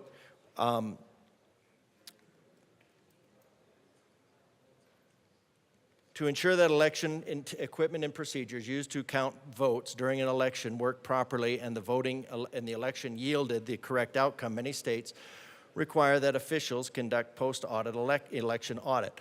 While the phrase can be used to mean a variety of things, it generally refers to checking paper ballots or records against the results produced in the voting system. Although the post-election audits may lead to a full recount if errors are detected, they differ from a recount in that they are conducted regardless of the margins of victory. So the Ranked Choice Voting Center report on those type of elections is the most comprehensive resource identified by the NCSL as requirement for more precise audit. So our ballots, except for maybe a special election, are generally multi-candidate. And so since this doesn't really have a specification on single, what this does is I think it violates the requirement for the audit, and in violating the requirement for the audit, we really need to go back and look at these. And some of the reasons for the going with the ranked choice voting is that well, really, if you look at the disenfranchisement part, because they are very complicated, language barriers are even more pronounced, and a lot of ballots end up being thrown out just because they're not filled out properly. For instance, if there's 5 candidates and somebody doesn't rank them properly, their ballot would be thrown out, would be processed, and it would be thrown out. If somebody decides not to vote for candidate number 3 because it violates their moral code and says, well, they don't want that person under any circumstance, then that person's ballot, depending on the rules, could be thrown out. And then so you would have to tell everybody, you'd have to inform them that even if that they are required. So this would require everybody to fill out the ballot. There's no longer an option of saying, well, I will not vote in that election. You're required to vote, otherwise your ballot gets thrown out. So it's a really neat idea. Ranked choice voting is a really neat idea, really neat way to save a lot of time, but it produces a lot of problems, and it can actually produce a winner in an election with even down less than 10% from some of the examples I've seen. So I would like to get rid of, for the sake of the disenfranchisement, the sake of not alienating people or forcing them to vote against their conscience, I think getting rid of Section 25, getting out of ranked choice voting and not going down that path would be the wise decision. I ask for an aye vote. Representative Sirota. Thank you, Madam Chair. Yes, well, unfortunately, your amendment would not do that because all your amendment does is strike some section of my bill. It doesn't strike statute, existing statute. And the function of this section of the bill is simply to push out rulemaking 1 year because the Secretary of State's office has gone through quite a lot of rulemaking, and they are asking for just a little bit more time to conduct this rulemaking exercise. That's all this section of the bill does, and you would not be repealing any sort of ranked choice vote. That if you amended this, all you would do is require the rulemaking to happen on January 1st, 2025. Representative DeGraff. Well, thank you for that explanation, and this is just all part of trying to figure out a, how many page? 50, literally 50-page amendment bill that's pretty substantial and dropped on in the last week. So I would like, if that's the case, I'll take your word for it, and I'll just withdraw L033. L033 is withdrawn. Back to the bill. Representative DeGraff. All right. I do have an issue, hopefully, with L034. I'd like to move L034 and ask that it be properly displayed.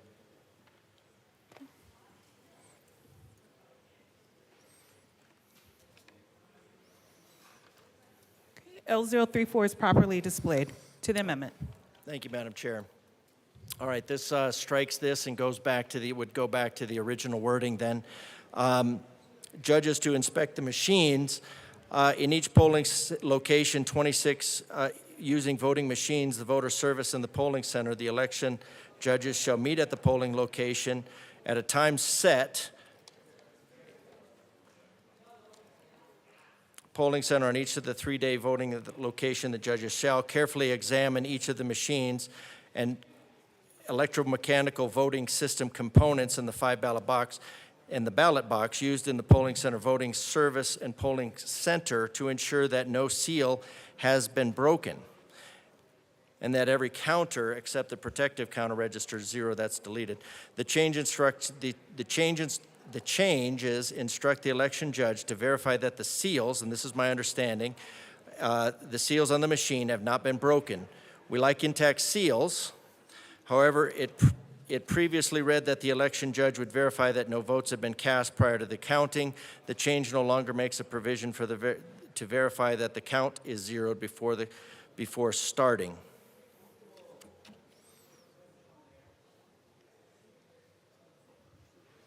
And that's what is deleted here, and that every counter except the protective counter registers 0. So what the original was is that no seal had been broken, but also that no votes had been cast. So there was a dual there. So I don't know why we would get rid of verifying that the counters are zeroed out. The change no longer makes a provision for the judge to verify the count is zeroed before starting. How can the judge verify that no other ballots have been run prior to the public count when the watchers are present? Graph of the 2022 elections in El Paso County portray a loading deck of ballots introduced at the start of the count that set a permanent distance between the candidates, which was maintained for the entire count of the races. When were those ballots introduced? In the absence of confirmation of the system logs that the ballots were not counted earlier, with the benefit of the watcher, how can that be? So this is basically asking to go back to the original language where the judge would verify that so not only are the seals not broken, but verify that no votes had been cast by validating the counter. So you could argue that they should look at that, but that's not part of the statute, so I'm not sure what would happen if the judge found out that there were ballots counted on there, but the seal was unbroken. I ask for an aye vote. Representative Sirota. Thank you, Madam Chair. I ask for a no vote. Okay, is there any further discussion on Amendment L34? Seeing none, the question No, I before, I'm sorry, Representative DeGraff? Thank you, Madam Chair. I am curious why that was, since you're recommending a no vote, why are we taking out this part that requires that every counter except the protective counter registers 0? It seems like making sure everything is at 0 is something that we had in there for a safeguard. So if we look in terms of having a safeguard, we should have a pretty good reason as to justifying as to why to remove it as a safeguard. Representative Sirota. Thank you, Madam Chair. This section of the bill is simply updating language to reflect the type of equipment, processes, and such that we currently use. Representative DeGraff. We're talking about a very serious election system. Do we no longer have counters? Because the election judge that I've been talking to indicates that is an issue with her as an election judge. So are these counters no longer on the machines, or are we just not wanting to count them? Because if the counters are on the machines, then counting and registering them as 0. And again, this is a 50-page bill that's dropped at the last minute, and I think we need to do quality over quantity. And maybe this is, but it's part of the discussion that I think we need to have. Is there any further discussion on Amendment L34? Seeing none, the question before us is its passage. All those in favor, please say aye. All those opposed, please say no. L34 fails. To the bill, Representative DeGraff. Thank you, Madam Chair. I would like to go to L035, and this is discussing the risk limiting audit, and ask that it be move L035 and ask that it be properly displayed.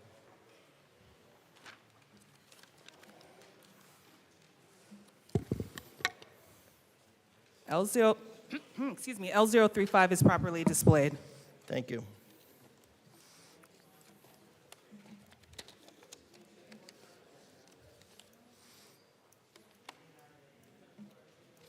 Okay, risk limiting audit is just very problematic.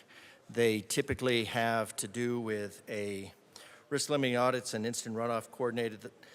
Section 37. Strike the paragraph entirely. It was recommended until it can be demonstrated that this is factual. It creates an expectation that RCV and IRV are auditable. So we have the auditable part from before, and this does not seem to be doable. So the Secretary of State mandates that the multi-county districts in the 2025 coordinated using runoff election also mandates that counties perform risk limiting audit of the race and creates rules to do so. The subject matter expert, Neil Burkett, for the Secretary of State on risk limiting audits, has stated in the discussion that it is not possible to connect this on ranked choice voting or instant runoff voting. Discussion before the Secretary of State and Title Board as recently as confirms that elections counted by the instant runoff voting method are not capable of being audited by risk limiting audit. So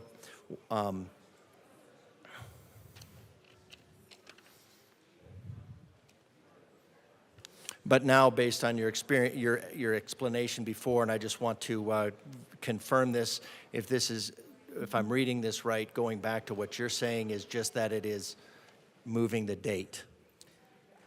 Do you want me to? Okay, Representative Sirota. Thank you, Madam Chair. No, this is not about moving the date. This applies, it essentially says, current statute says that, that risk limiting audits will be performed at random following all of those elections. And this section of the bill simply says that that doesn't have to happen if the Secretary of State determines that a risk limiting audit cannot be performed. They are in the process of trying to figure out how this will work for example, ranked choice voting. And so this is giving us the ability and time to continue to work through that as the Secretary of State is still working through those rules. Cool, thank you. I'll just Representative count that DeGraff? as a question, and I'll just withdraw that amendment. So I'm just working through these in case I needed to do them. Okay, let me just interrupt for a second. Are you withdrawing L35? Yes, please. Okay, L35 is withdrawn. All right, I'd like to move L036 and ask that it be properly displayed. So L036, 36 is properly displayed to the amendment. page 31 is just the emergency voting. An elector may request a replacement ballot by submitting personally signed. On election day, the eligible elector is confined to a hospital or place of residence. This just seems, it's on election day, we have a 30-day process that they can, I mean, if they haven't voted in advance, I guess this is just if and only if they're on election day. The election is a member of a religious support that forbids secular activity.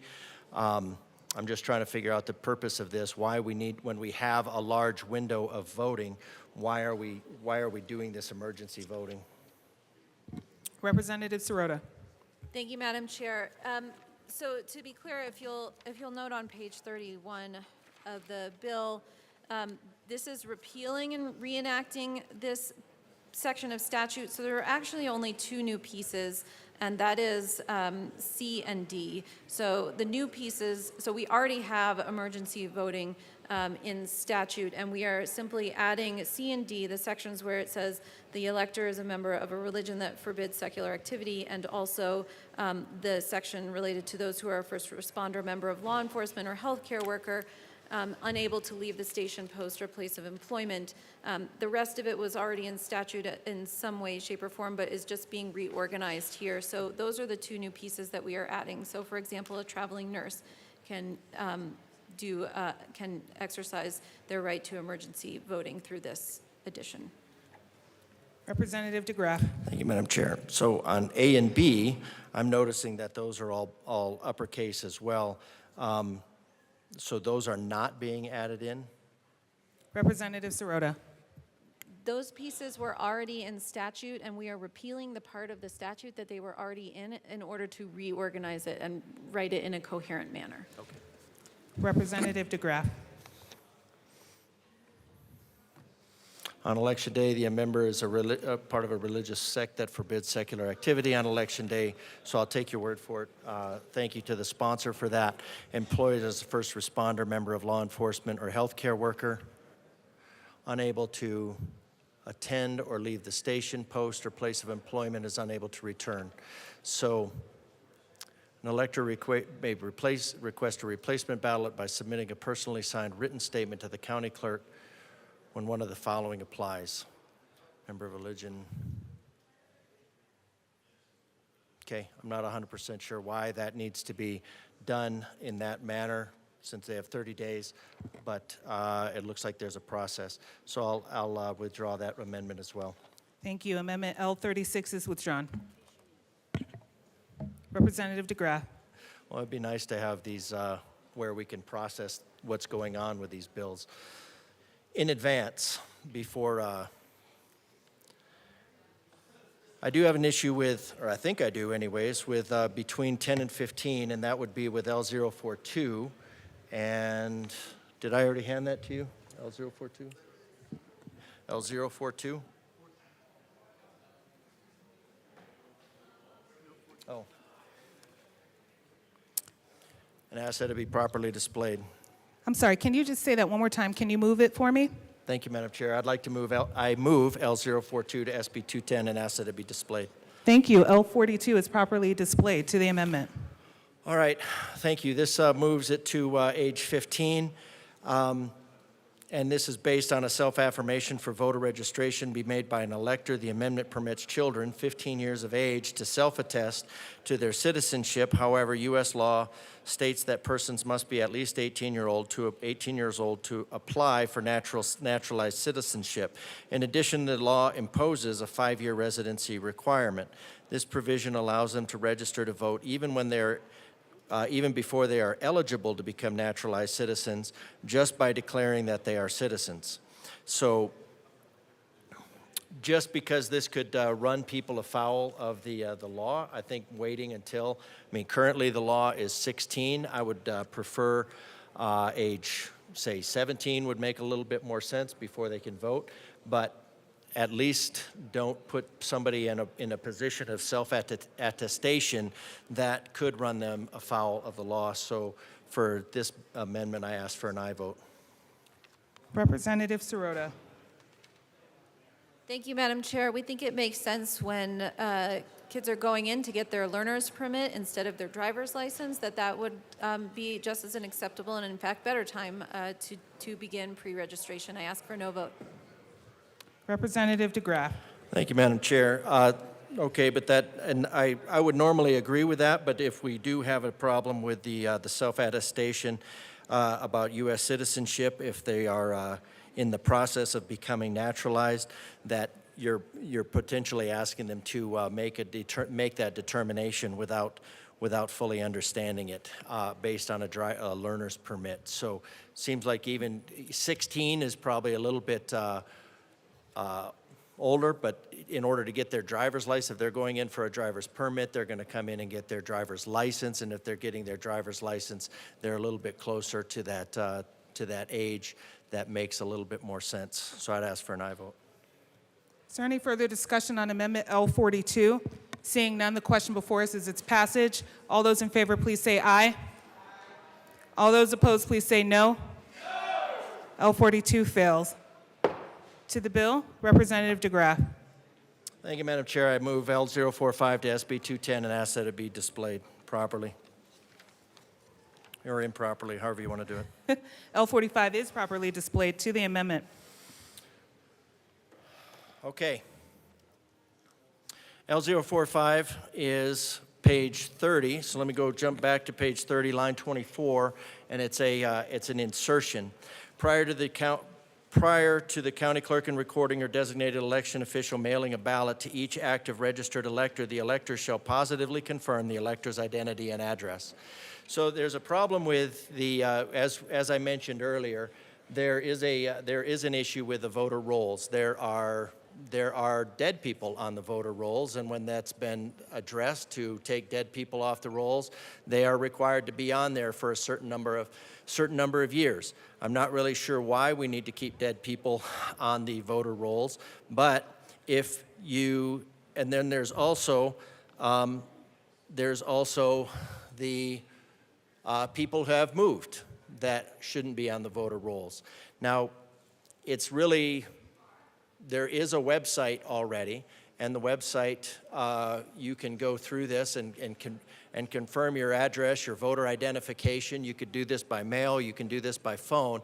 This amendment does not seek to specify the number of ways that can do it, but each ballot that goes out costs about $8 to $8.50 in printing costs because of the envelope with the security sleeve, etc. And so each ballot that goes out that goes to an improper address or a non-existent person not only costs $8.50, and then when it comes back to the secretary or the clerk and recorder, that costs another $1.50 to $2 to process back. So for every ballot that goes out that is improper, it costs the taxpayers a significant amount of money. It costs about $10. When I figured this out before, and I don't have the math here today, it was about $17 million per election cycle when you looked at how many ballots go out. And not only go out, but they are not wanted. There is a number of people that would prefer to vote in person, and they get a mail-in ballot anyways. Some of the problems they see with elections are in communities where the ballots are all received in one day. Somebody can go through and take all of the ballots out of the boxes, and they can file, they can vote all of those ballots. And they can submit them with a semi-decent signature. It doesn't even have to be all that decent when they're processing sometimes tens of thousands in an hour. So in order to secure the sanctity of the vote of the individual, that it can be a very simple process. There's no specification here as to how the Secretary of State would do it, via the website or through utility billing or some other standard process, but it would be just a matter of requiring that they validate that they are who they are, and that their address is correct, and that they do in fact want a ballot. And that in itself can save $10 per ballot, and that should save millions of dollars per year.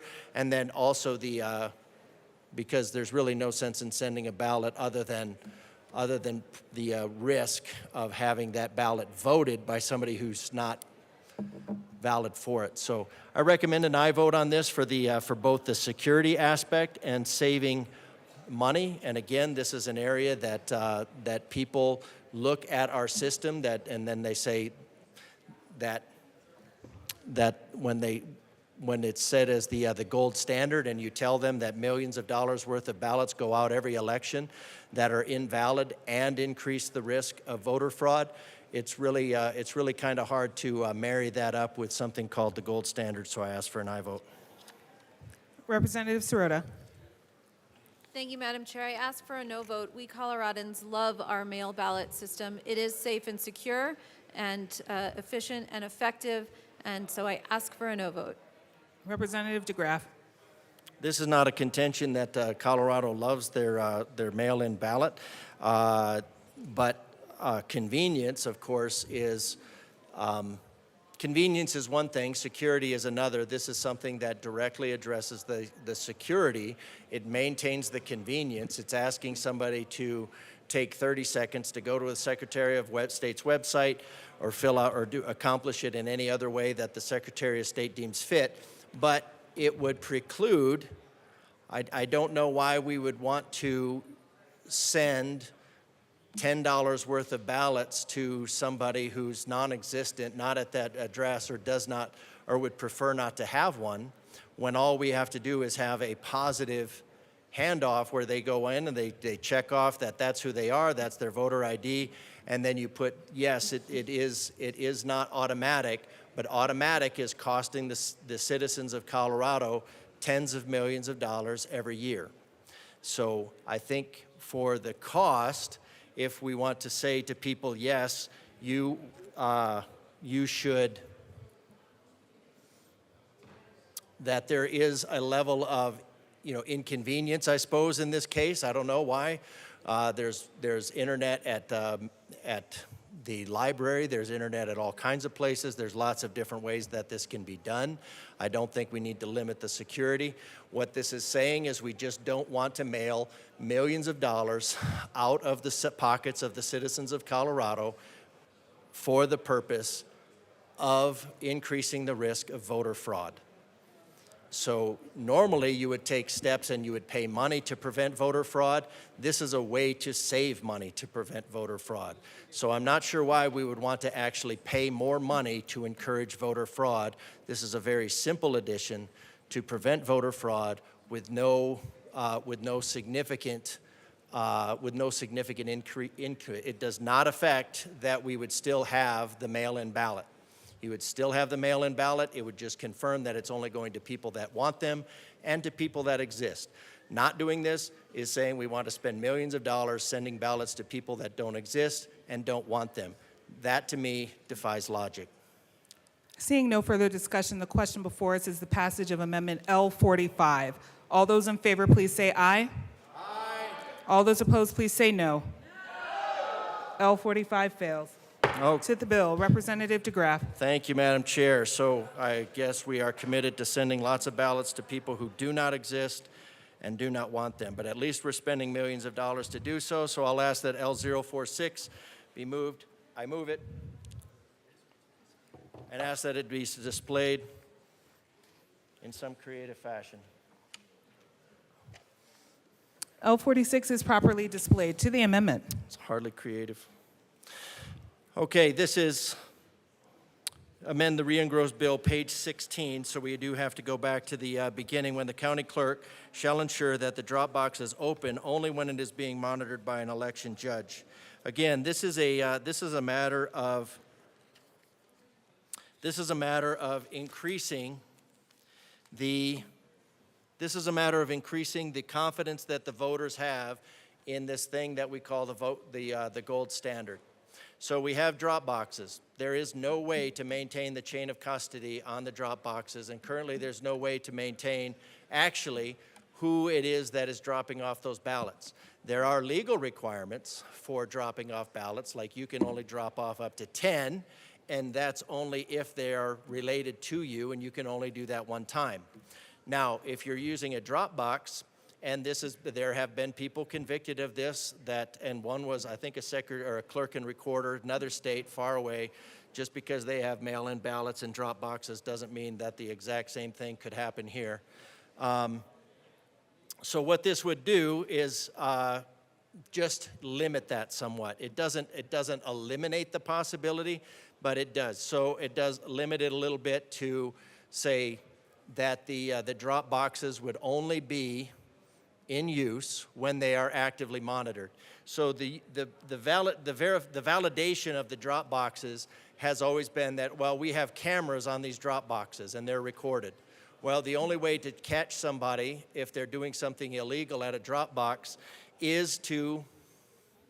would be to see them in the process of doing it, or showing up at multiple drop boxes in a row, or something that is still very difficult to capture, despite other, yes, you have closed circuit cameras, but all you can really do is watch what's going on. Now, combine that with that ballot boxes are open 24/7, and you're really rife for a lot of problems. When they did a study on this, tracking people's cell phones, they found people that were going through, and they were doing this over and over and over again. Going through, and that was hundreds of thousands of people that were stuffing ballot boxes. And a good time to stuff ballot boxes, of course, they could still do it during the day when they're monitored, but it does decrease it a little bit. But these were done largely at 2 and 3 in the morning. So when you were growing up, your parents probably told you, get home before midnight, nothing good happens after midnight. This is a way to, since we're not going to stop the voter fraud, we're not going to save the money and stop at least limit some of the voter fraud by sending out ballots that are neither wanted nor to legitimate people, then we probably ought to shut down, if you go by these ballot boxes now, they are locked. So they're not open all the time, they're locked currently. So when the judges pick up the ballots at night, all they would have to do is lock the box, and then they're on their way. The next day when they open the box, they just verify that no ballots are in there, open the box, and then you're open for business. They are being monitored, and they should be monitored by a security clerk. The county clerk and recorder's office is not open 24/7 for voting. There's really no reason for the ballot boxes to be open 24/7 unless your object is to increase voter fraud, encourage voter fraud, and encourage ballot harvesting. So, and even if those things don't happen, what you have is you have a condition where you cannot prove that you have a more difficult time of demonstrating that this illegal practice was not happening.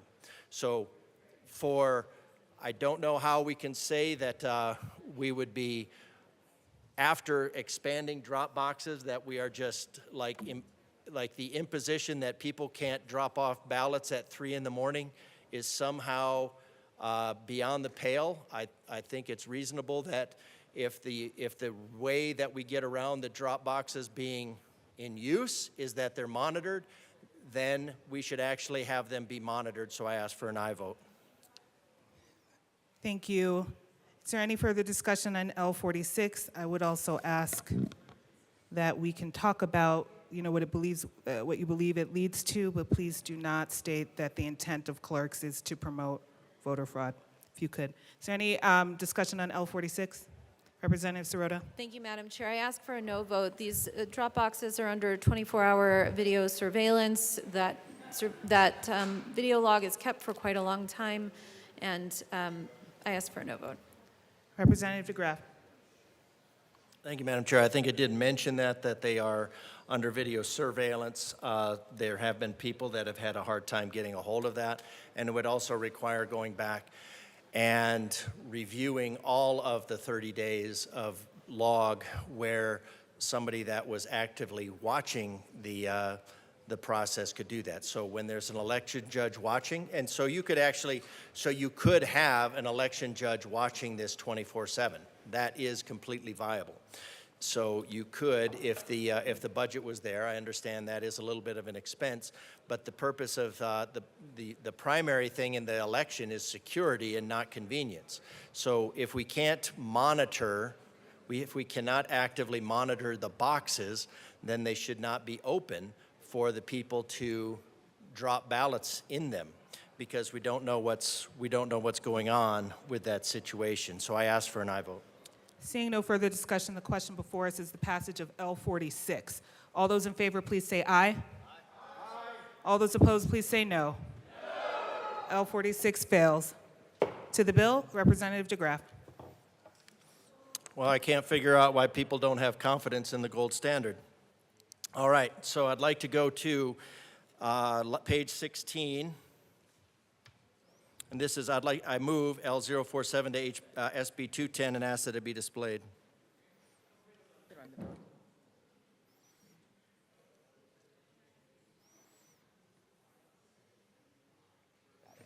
L47 is displayed. To the amendment.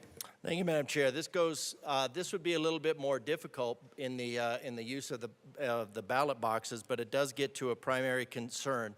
One of the things in the 2004 report that wasn't done, there was nothing really identified that would allow ballot boxes to be done in a way that you could confirm the chain of custody, who the person is, that they are. So I like going in. Well, we had this with the prison voting bill, that it was important that they be able to vote in person as opposed to voting essentially by mail. Now, I agree with that it is important to vote in person as opposed to by mail, and so I thought it was really kind of ironic. So anyways, we have this bill, so ballots received at the drop box must be verified in the same manner as ballots that are received by the county clerk in person. Now, this doesn't pretend to say it's necessarily easy, and it doesn't pretend to know how that would be done. You can have satellite voting stations. You could have election judges that are at these stations that are verifying it, because ultimately we need to.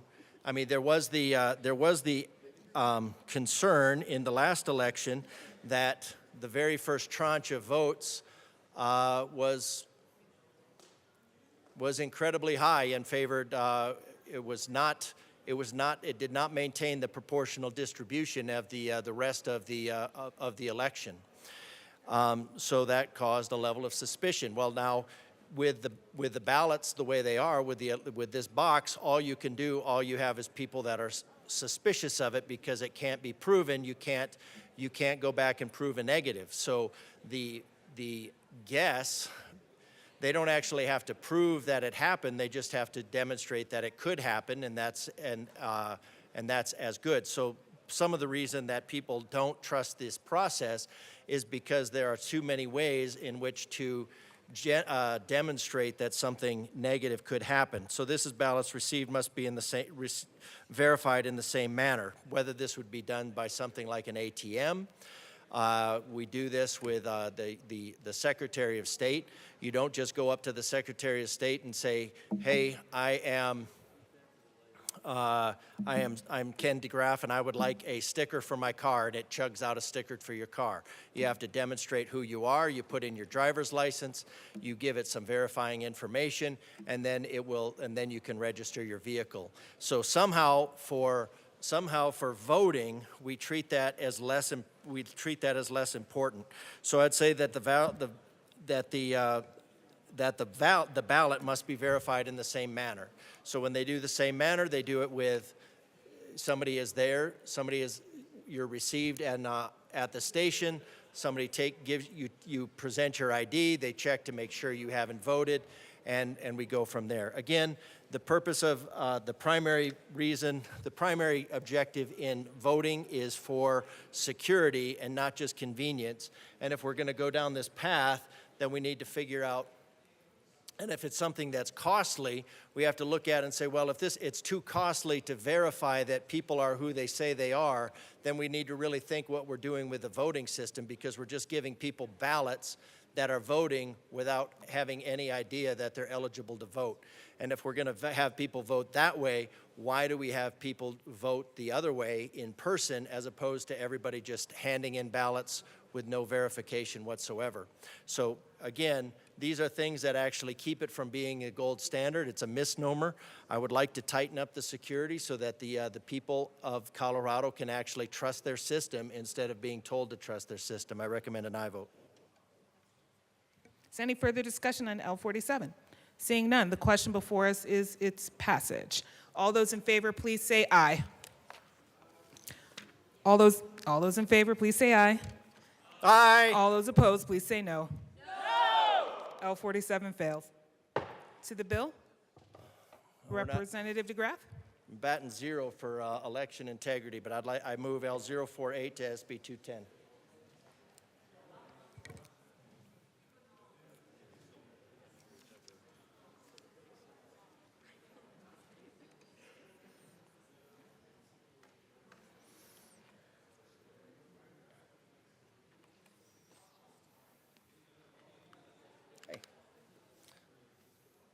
Had to make sure you didn't have a water bottle in your hand. L40. I saw it earlier. I thought, oh, you got to give it to Bert. L48 is properly displayed. Thank you, Madam Chair. This is going back to page 16 again, and it talks about the ballot return envelopes that we are using. They used to have a security sleeve. And then it was required, that was changed, that they didn't have to have a security sleeve if there was a way to make sure that you couldn't identify the voter. Well, in a recent election, I took my ballot, I filled it out, I put it in the security sleeve, and then holding it up to a high-tech piece of equipment called a 60-watt desk lamp, I could read straight through, and I could read all of the candidates, I could see all of the votes. And when I sent that into the Secretary of State, the Secretary of State said, well, that was okay because I couldn't identify the vote with a voter. Well, I was looking at the envelope that had my name and my voter ID on it, and I could identify the votes through the envelope. Now, that wouldn't necessarily be a problem, but when we looked at when we had the SMART hearings, we had a postmaster who came in and testified to the fact that the ballots, as quite often as they came through, if they weren't, they would just be thrown into a box in the corner.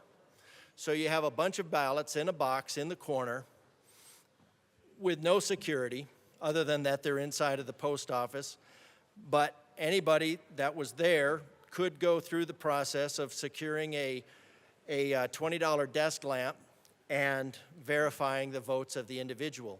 So in my case, the ballot that I had a red hatch pattern on it, which of course you could just eliminate with a red filter. So I was able, and I can show you the pictures if anybody's interested, but you could completely read the ballot through the envelope. So this is a very simple amendment. It's a very small increase in security. It's just saying that you need to do a security pattern in the envelope that is done in the same color ink, and not only the same color ink, but the same weight, so that it matches the ballot, so that it's not differentiated, and a pattern that would preclude identification. of the, so very simple. They're already doing a, doing a faux security envelope by putting a pattern in there that does not do the security. I don't know why they did that. So this would be just same ink color and density and a pattern determined to preclude the discernment of votes by any means. So I'm not sure what else that would be, but mainly just the bright light. So this would be a simple amendment to make sure that whoever's doing the printing does it in a manner that does not allow the time-honored process called candling to occur to eliminate votes or push them into a ballot box that they get processed late for whatever reason. It's just a precaution. Is there any discussion on L48? Seeing none, the question before us is its passage. All those in favor, please say aye. All those opposed, please say no. L48 fails. To the bill, Representative DeGraff. All right, I move L050 and ask that it be displayed. L050 is properly displayed. Members, we're still on amendments. Thank you. To the amendment. Thank you, Madam Chair. L050, page 49, after line 22. Voting machine connectivity to the internet is prohibited. Voting machines, and this was part of the system.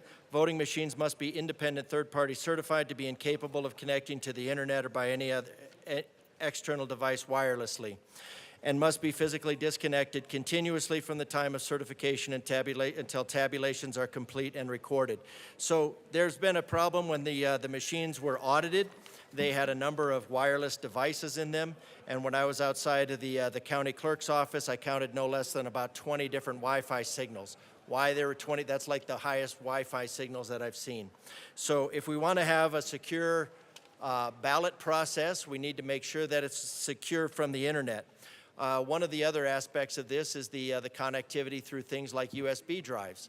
USB drives were discontinued by the Department of Defense over a decade ago to make sure, because all of the USB drives were found to be compromised. So this is just making sure that you have an accountable third party come in and verify that there are no wireless devices, which can be the size of a grain of rice, that can hook up to either Wi-Fi or any other device, that you cannot do this with these machines. This is a reason that that many people don't trust the machines, is because, well, we even had a bill last year with my colleague who's not here that to remove these devices. And so when people say, well, there's no such devices in there, then the Secretary of State said, well, it would be too costly to remove the devices that we said were not in there. So the devices, there are wireless devices in there. The devices are capable of connecting to the internet. Being connected to the internet connects them to the World Wide Web. The World Wide Web makes this a non-secure voting process. A non-secure voting process makes this anything but the gold standard. I ask for an aye vote. Is there any discussion on L50? Seeing none, the question before us is its passage. All those in favor, please say aye. Aye. All those opposed, please say no. No. L50 is lost. To the bill. Seeing further discussion, Representative DeGraff. Thank you, Madam Chair. That is very disappointing. I really hope that we'd get some things in there that would actually improve the security of our election system. I hope maybe you learned a little bit why there's so many people that don't trust it, because it is not a gold standard. Seeing no further discussion, the question before us is the passage of Senate Bill 210. All those in favor, please say aye. Aye. All those opposed, please say no. No. Senate Bill 210 is passed. Madam Majority Leader. Thank you, Madam Chair. I move the committee rise and report. Seeing, nope. Seeing no further discussion, the House will rise and report. Come on, family.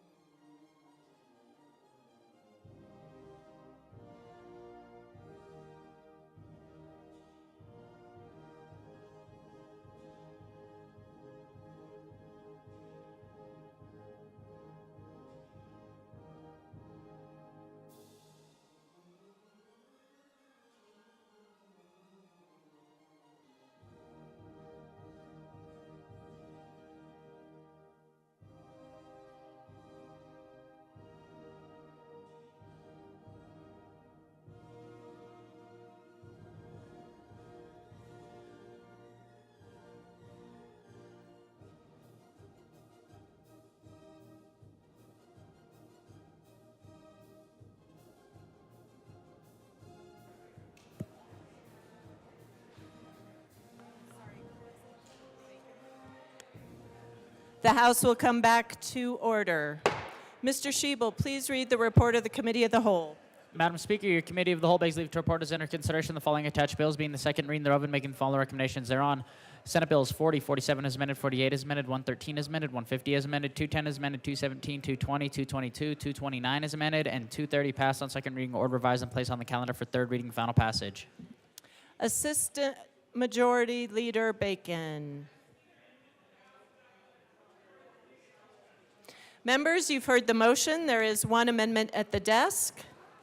Mr. Shebel, please read the Parenti amendment to the report of the Committee of the Whole. Representative Parenti moved to amend the report of the Committee of the Whole to reverse the action taken by the committee in adopting the following Joseph Amendment L9 as amended to Senate Bill 113 to show that said amendment lost and that the Parenti Amendment L10 did pass and that Senate Bill 113 as amended passed. Representative Parenti. Thank you, Madam Speaker, and colleagues, again, I am not here in front of you happily. It brings me a lot of pain to have to come and try to defend the work that I and multiple other members of this chamber painstakingly stake-held over months. We passed House Bill 1080 yesterday. Most of the members, 45 of this chamber, approved of that bill. They approved of the version that came out of the House. You concurred with the Senate amendments, and we passed that bill yesterday. And today, we are contemplating an amendment passed through another bill that would replace all of the work done on 1080 with lesser language that excludes really important provisions of 1080. And those provisions will not become law if we pass this amendment. We know that from conversations that are happening off the floor. I'm talking about provisions that require first aid and CPR training. I'm talking about provisions that require coaches to be background checked, for instance, every 3 years after they've been hired. I'm talking about provisions that require existing coaches to go through a background check process if they haven't been background checked already as part of their employment. I'm talking about provisions that provide a path forward for justice for victims of child abuse, for when employers fail to follow these laws. I'm talking about provisions that also would allow people who, for whatever reason, aren't able to get through the background check process or in the background check process in a period of time to continue to work as long as other folks are around. We don't want to exclude those people entirely, but we do want to protect our kids. These were really important provisions of House Bill 1080 that will not be contemplated if we pass Senate Bill 113. Rep. Parenti, could I have you move the amendment, please? Oh, I'm very sorry. I'm very sorry. I move, what is it? The Parenti amendment. I move the Parenti amendment to the Committee of the Whole report and ask that it be properly displayed. Thank you much. Thank you very much. So what I am asking this body to do with this amendment is to trust the months of work and stakeholding that went into House Bill 1080, to not give someone else the permission to undo that with an amendment that was drafted hastily and excludes key provisions of having a safe background check system for children. Because this amendment excludes key provisions to have a safe background check system for children. So I'm asking that we reverse our decision to approve Amendment L9. It was not properly stake held. It does not include all the provisions that it should, and that we instead strike the background check language from this bill, because we have already litigated and debated this issue on the floor. We agreed to language. If there were concerns about that language, I wish people could have brought them to me, because we would have worked that in. We did a lot of amendments and stakeholding on this bill, on House Bill 1080. And so I do apologize to the bill sponsors for feeling compelled to bring this amendment, but I think that we owe it to each other to respect our work, to put faith in each other's work, and to not try to undo each other's work with hastily drafted amendments brought in the last days of session. And I ask for your support on this amendment. Representative Wilford. Thank you very much, Madam Speaker. Can you all hear me? Is this mic working? Can you turn it up a little? Okay, I'll use this one. Sorry, Jimmy. All right, better? Yes. Oh, great. Okay. Okay, Robin says he turned it up, so there's that. Thank you, Madam Speaker. Members, obviously this is a difficult situation to be in, because I am a sponsor of 1080 and I am a sponsor of 113 as well. I joined 113 initially because a constituent asked me to, and obviously our bills transform as they move through the process. Oh, wow. That was, sorry. But our bills move through the process and they change and they evolve, and that happens to every single one of our bills. I guess I want to just take a moment and recognize that the word stakeholding is often weaponized in this chamber. You didn't do enough stakeholding, you didn't talk to the right stakeholders, this stakeholder disagreed. But what I can tell you is that we did stakeholder this bill. We did spend months working on this bill, just as we did on 1080. And the amendment that was drafted that Representative Joseph brought was an amendment that we stakeholded and were very thoughtful about how to proceed. We're not asking members to choose between either one of these bills today. What we are asking you to do is help us ensure that this bill is the best version of the bill before we pass it. And I am confident that what we have worked on is the right approach. So we do ask for you to vote against this amendment.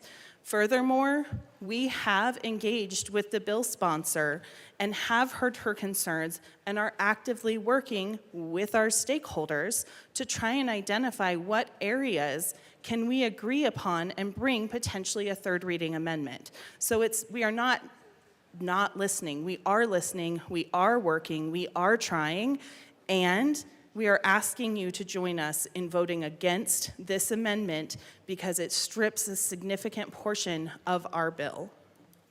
Representative Joseph.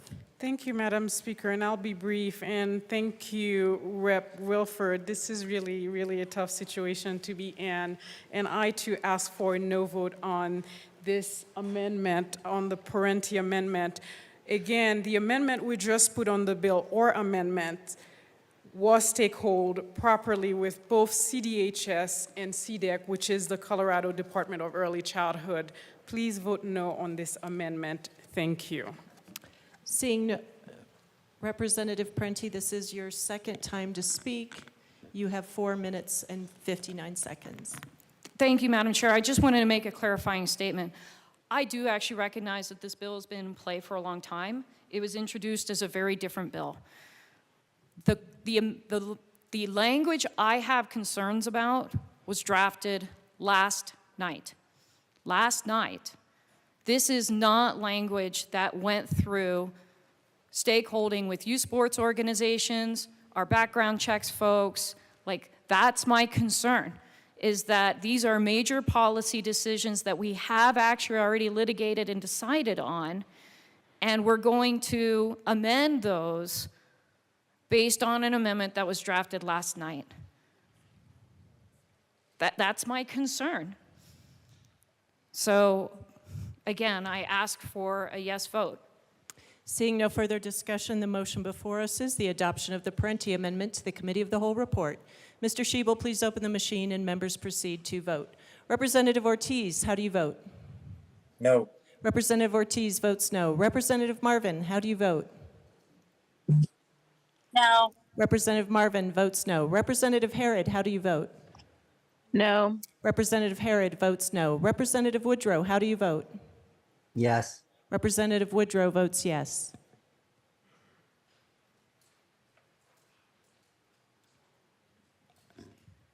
Please close the machine. With 14 aye, 46 no, and 5 excused, the amendment is lost. The motion before us is the adoption of the Committee of the Whole report. Mr. Shebel, please open the machine and members proceed to vote. Representative Ortiz, how do you vote? Yes. Representative Ortiz votes yes. Representative Marvin, how do you vote? Yes. Representative Marvin votes yes. Representative Harrod, how do you vote? Yes.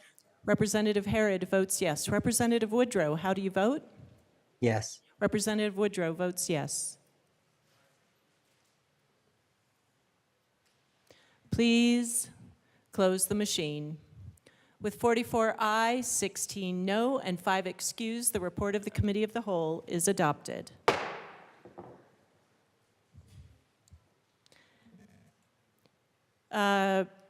Mr. Shebel, reports of committees of reference. Committee on Judiciary, after consideration on the merits, the committee recommends the following: House Bill 1472 be amended as followed, and as so amended, be referred to the Committee of the Whole with favorable recommendation. Madam Majority Leader. Thank you, Madam Speaker. I move the following bills be added to special orders on Sunday, May 5th, 2024, at 5:22 p.m. Senate Bill 218, House Bill 1472, Senate Bill 75, Senate Bill 198, Senate Bill 189, Senate Bill 200, Senate Bill 162, and Senate Bill 201. Seeing no objection, the bills listed by the Majority Leader will be added to special orders on Sunday, May 5th at 5:22 p.m. Representative Martinez.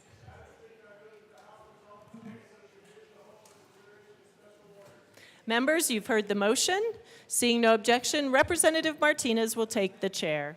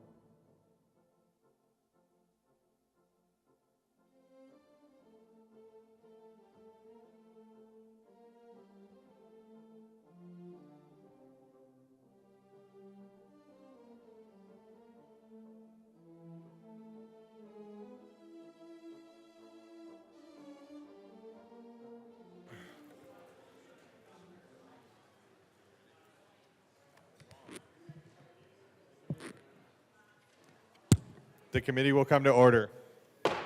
With your unanimous consent, the bills will be read by title unless there's a request for reading a bill at length. Committee reports are printed in your bill folders. Floor amendments will be shown on the screen and on your iPads.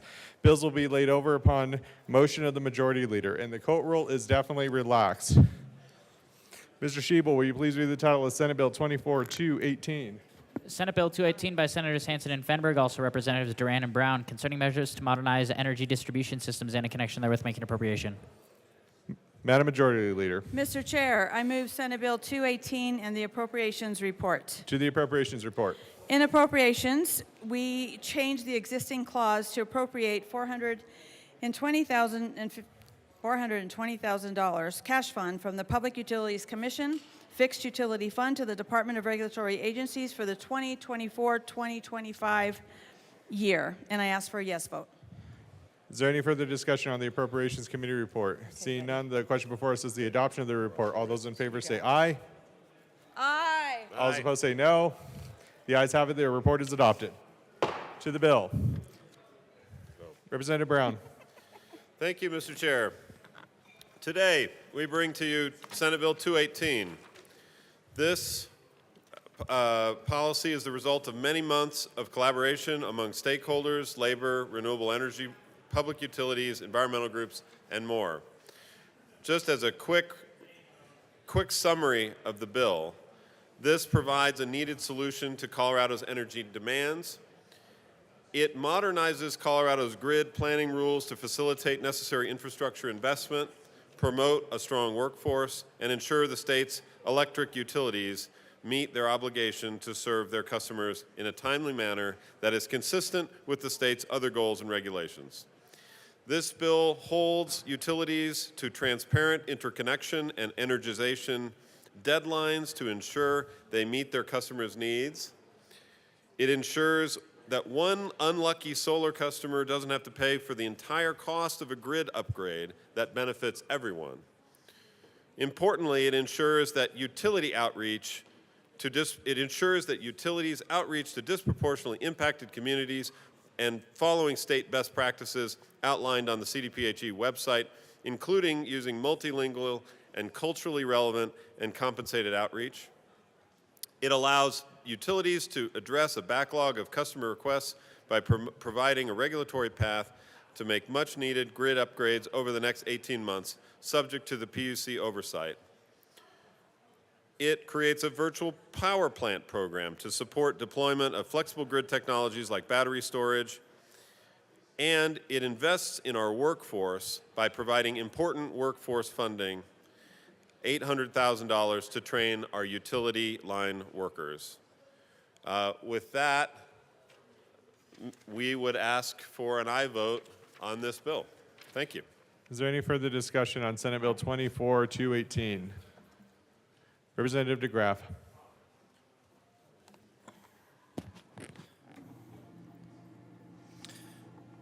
Thank you, Mr. Chair. There's a lot in here. I think most of it is recognizing that our grid is not ready, our grid is not capable, and our grid is at risk. It does talk about the decarbonizing targets. I've talked about that enough today that we're convinced that we need to go down to spend billions of dollars on 40 millionths of 10% is something that the accountability of it is baffling to me. Anyways, one thing that I noticed in here when I went through it, because I was encouraged that there's a lot of, there's some interesting things in here, some terms I hadn't heard before, but then finally looking at the, at our electrical generation system and what it's going to take to get us there. I don't think we're there, and I think one of the things is the, the linemen.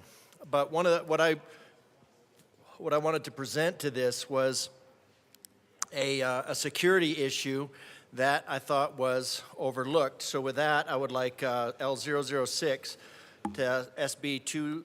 I move L006 to Senate Bill 218 and ask that it be displayed. That's a proper motion. Give us a second to get that displayed. That is displayed to the amendment. Representative DeGraff. Thank you, Mr. Chair. The first part of this is around cybersecurity. It's in here. China's been targeting the U.S. electric system, and no kidding, it's an incredible point of weakness on our part. And the more we electrify, the more our adversaries are going to be focused on that. So it's one of the reasons why focusing on a single energy source is foolish. And this has been going on for 25 years. In 2001, Chinese cyber attacked the California Independent System, attempting to take it over. In 2012 timeframe, they attacked Telvin, a computer-controlled control system supplier to gas and electrical. In May 2020, an executive order hardware to block backdoors in Chinese-made transformers. And the reason for that is this transformer that was found in our own backyard in Alt, Colorado. In Alt, Colorado, there was a transformer that when they took it apart, they found some items of concern, and then so they took it off to Sandia Labs, so they took it apart, and they wrote a classified report about the vulnerabilities of this giant transformer. And when you want to, and as far as the overall number of transformers of this size, there are either 6 or 7 in the state of Colorado. So this transformer that was pretty much found to be compromised was about at least 1/6, handled 1/6 of the power supply in Colorado. So if that goes out, that is a 5+ year failure and replacement. So there's a continuing risk of these backdoors. And the other aspect is that we have geomagnetic storms, which are major disturbances in the Earth's magnetosphere, which occur when with a very efficient exchange of energy from the solar wind into the Earth's environment. The storms transfer energy into the Earth's magnetosphere, resulting in major changes in currents, plasmas, and fields. They are often caused by coronal mass ejections, which are massive interruptions of plasma. CMEs occur with solar flares, but each can take place in the absence of the other. Solar flares emit radiation in all bands of the electromagnetic spectrum, affect more than radio communication, and arrive in about 8 minutes. Some take several days to reach the Earth. The result of a geomagnetic storm is that the electric current is generated in the magnetosphere and ionosphere, which generates electromagnetic fields at the ground level. The movement of magnetic fields around the conductor induces an electrical current. The excess current can cause voltage collapse and a permanent damage to large transformers. They are classified as G1 through 5. G5 is an extreme. Widespread delays, control problems, and protective system problems can occur. Some grid systems may experience a complete collapse or blackouts. And then it goes down to G1, which may induce weak power fluctuations. So a little bit on the historicity of the magnetic storms. The largest recorded magnetic storm happened in September of 1859.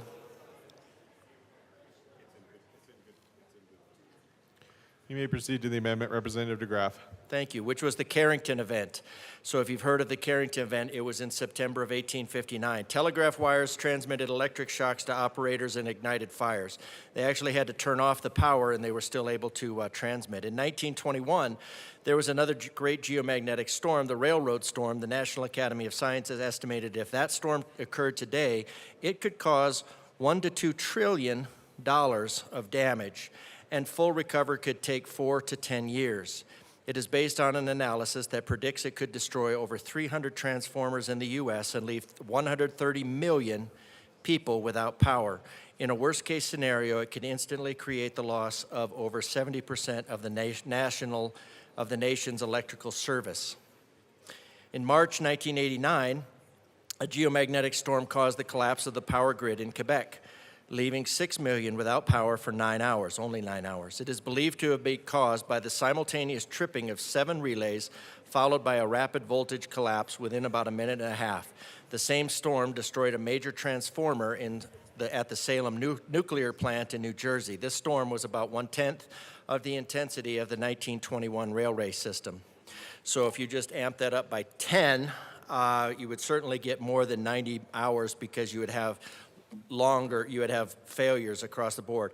In July of 2012, a storm predicted to be comparable to the Carrington event missed the Earth by approximately 9 days. So with a Carrington event, you're looking at the possibility of up to 40 million people dying within a month. Not instantaneously dying from the electrical current or the shocks or anything like that, but because everything in our system is based on electrical. And the more we create that electrical dependence, the more of the issue this is going to be. For instance, when you have solar panels that are inclined to absorb all of the energy, or well, about 20% of the energy from the sun, and then you hit it with a solar storm, you are going to fail those pretty rapidly. And there are some things that it can do. So my proposed amendment is not anything other than is to request a report. It's not asking for a plan, it's just asking for a report. It's asking for the report for the utilities to evaluate their ability to generate electricity from multiple sources, including hydrocarbon-based energy, because that would be, right now, we would still have that as a backup. In the future, we would probably not have that as a backup. The ability to restore electrical power operation within the following timelines. For a G5 rated storm, you just can't, if you have a G5 rated storm, you are gonna have losses, but there are things that you can do to prevent those losses by simply grounding the transformers, taking them offline for the temporary. Now, you don't wanna do that arbitrarily, because when you start taking things offline, then there's a procedure that has to be followed very carefully in order to bring the electric. You can't just turn on generators and start flipping switches and then get everything back. Power generation resuming within 5 days.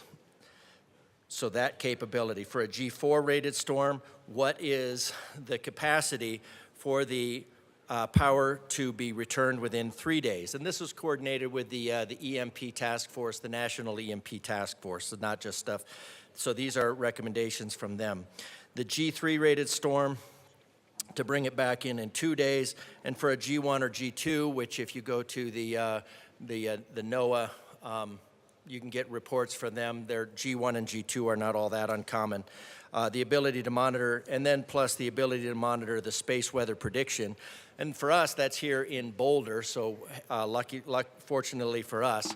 And then that would tell where it is in the system. So what can happen is, if the utilities are prepared, they're monitoring the space weather. When there is a solar storm incoming, what they can do is they can use automatic grounding. They can use, they might have to bring things offline for a little while, or in an area when they know where it's going to be. And then and there's a certain area, because what they do is they would evaluate the polarity of that storm, and then they can know whether it's going to cause an issue with here or not, just whether it's a positive or negative polarity. If it's not going to be a problem, they see the solar storm, nothing happens. If they know it's going to be a problem based on the polarity, then they would begin by isolating transformers, shutting things down so that they can bring them back up online with very little interruption.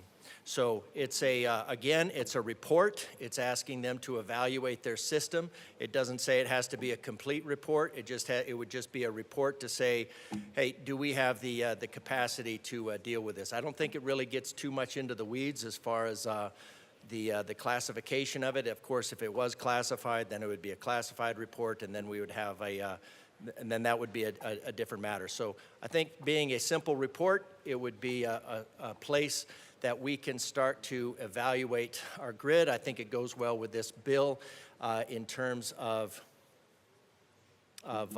making sure our power supply is not just adequate, but it is protected. Because if we have an adequate power supply and then it goes out with an electrical storm, and they happen on a regular recurring basis, then we would end up with go from adequate to zero in a matter of minutes. Is there any further discussion on Amendment L6? Madam Majority Leader. Thank you, Mr. Chair, and I want to thank my colleague from El Paso County for the amendment and actually the conversation that we had over the last couple days on this amendment. And I would ask us to vote no on it. The policy that we have is actually really heavily negotiated with many different stakeholders. We've been doing it for about a year, and a study, of this length actually would require a lot of input and collaboration, just something we just don't have time to do now. But once again, thank you so much for the conversation, and I would ask for a no vote. Is there any further discussion on Amendment L6? Seeing none, the question before us is the adoption of Amendment L6. All those in favor say aye. Aye. All those opposed say no. The noes have it. Amendment L6 is lost. To the bill. Is there any further discussion on Senate Bill 24218? Seeing none, the question before us is the adoption of Senate Bill 218. All those in favor say aye. Aye. All those opposed say no. No. The ayes have it. Senate Bill 218 is passed. Mr. Shebel, will you please read the title of House Bill 1472? House Bill 1472 by Representatives Brown and Puglisi, also Senators Mullica and Gardner, concerning matters related to certain tort actions and in connection therewith, increasing the cap on non-economic damages, allowing siblings to bring a wrongful death action in certain circumstances, increasing a wrongful death damages cap, increasing the medical malpractice wrongful death damages cap, and increasing the medical malpractice non-economic damages cap. Great work, Mr. Shebel. Representative Brown. Thank you, Mr. Chair. We move House Bill 1472 and the Judiciary Committee report. To the Judiciary Committee report. Thank you, Mr. Chair. In the Judiciary Committee, we added a small technical amendment that was caught after the bill was introduced. We asked for an aye vote. Is there any further discussion on the Judiciary Committee report? Seeing none, the question before us is the adoption of the report. All those in favor say aye. Aye. All those opposed say no. The ayes have it. The report is adopted. To the bill. Madam Minority Leader. Thank you, Mr. Chair. We'll be quick. This is a bipartisan piece of legislation. I want to thank my co-prime. He worked for months on this and did a lot of stakeholding. It'll basically increase the cap on non-economic damages that can be awarded to individuals that are injured or through a wrongful death action.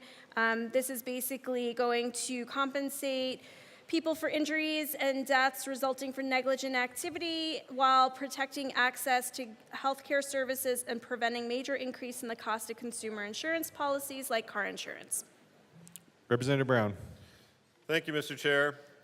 Yes, there are two key components to this legislation. One is medical liability, and over a 5-year implementation period, the bill increases the non-economic damages cap from the current $300,000 to $875,000. And as well as adding a new and separate wrongful death award capped at $1.575 million. These caps, starting in 2030, will be automatically adjusted for inflation. The second key component is the general liability portion. The bill increases the non-economic damages cap from the current $725,000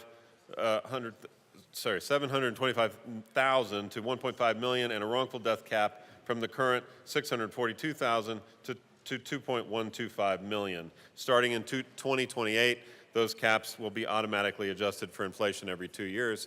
That's the crux of the bill. It came together, it was in a great sort of bipartisan and also amazing stakeholder work between everybody involved, and we'd have been asked for an aye vote. Is there any further discussion on House Bill 1472? Seeing none, the question before us is the adoption of House Bill 1472. All those in favor say aye. Aye. Aye. All those opposed say no. The ayes have it. House Bill 1472 is passed. Mr. Shebel, will you please read the title of Senate Bill 75? Senate Bill 75 by Senators Priola and Rodriguez, also Representatives Bacon and Ricks, concerning requirements for transportation network companies and in connection therewith, requiring transportation network companies to comply with transparency requirements and deactivation and suspension procedures, and making an appropriation. Assistant Majority Leader Bacon. Thank you. I move Senate Bill 75. To the bill. Thank you, members. This bill, we have said, is a labor of love. It comes to us after 2 years of working through and negotiating with what we would call TNCs, and those are the organizations that we lovingly refer to as app-based transportation entities. And so what our bill does is really kind of catch up to the times on behalf of the drivers to be sure that we have some regulations as well as requirements and clarity for due process for the drivers if they are deactivated. If you have followed this space, drivers are considered to be contractors, and so we wanted them to be better positioned to make decisions on how to build their business, which includes how can they choose which rides to accept, which means they need some information, like which direction is it going, how far is it from you. We also want to be sure that they understand how much they're making from each ride, and that's why in this bill, we provide that transparency to not only the drivers, but the customer. And so when you see a total after this bill passes, hopefully with your support, you'll be able to see how much the company makes, how much the driver makes. You'll also be able to use that information to determine if you'd like to provide any gratuities. But also drivers will have the opportunity as well, if they are deactivated for some reason, to understand and to go through a due process. Lastly, what the bill does is also create a space for a nonprofit organization to support the drivers through this adversarial process. And that office would be funded with cents on a ride so that it could be independently run and operated. Oh, I'm sorry. And one last piece is to be sure that the Department of Labor actually can gather some data to grow insights into this field. And so for every 1,000th driver, or a sample size of 1,000 ride, Department of Labor will receive some information to understand what are the directions in which rides are going, what do the deactivations look like, and whatnot, so that we can be able to better understand the industry and figure out what we can do to support it in its growth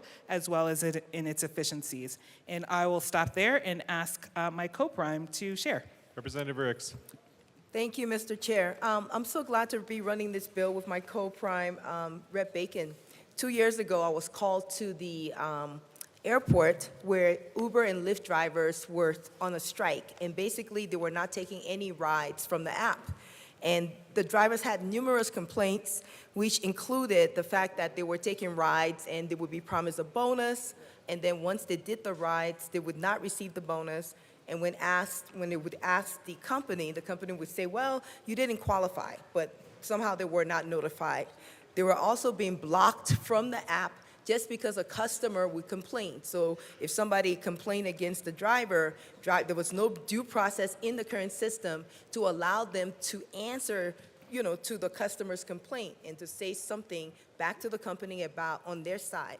So it was like a one-sided deal. They would just be dropped off the app, and all of a sudden they were not getting any more rides. And there's been consistency in lack of wage transparency. They don't know what the total is that's been asked from the customer. When drivers are asked, well, how much, for example, numerous times I've caught a ride to the airport and said, oh, this is a $50 cab ride. Well, how much of this do you get? They have no idea how much Uber is getting and what portion. They just know the piece that they're getting. And most of them have complained consistently that before, when they started, they seemed like they were getting about 60% of the fare, but now it's like flipped the other way and they're getting the least. And these drivers are responsible for their car insurance, paying for their car payments, and so it's all like an independent stuff. They bear most of the burden and the cost, but yet they're getting the least amount of the revenue that comes from this transaction. So it's important in this new emerging industry that we're able to put in due process and put in some regulations and standards so that drivers can be treated fairly, even though they're supposed to be independent contractors. When we look at some of the surveys that have been done, the average hourly pay is about $5 and something cents per hour. So drivers, are not getting paid a whole lot of money. They're working about, on average, 38 hours a week. Most of these drivers are like immigrant drivers, minority drivers. Some of them don't speak English. English is the second language for them. And, there's a lot of issues that need to be addressed in this industry, but I think that this bill sets a standard for how they can operate within some type of, policy that could work and start to lay some ground rules for how the companies can interact with these drivers. We ask for your yes vote. Is there any further discussion on Senate Bill 2475? Seeing none, the question before us is the adoption of Senate Bill 2475. All those in favor say aye. Aye. All those opposed say no. The ayes have it. Senate Bill 75 is adopted. Mr. Shebel, will you please read the title of Senate Bill 198? Senate Bill 198 by Senators Fenberg and Michelson Janalis to Representatives Brown and McCormick concerning measures to support the implementation of the state's regulated natural medicine program.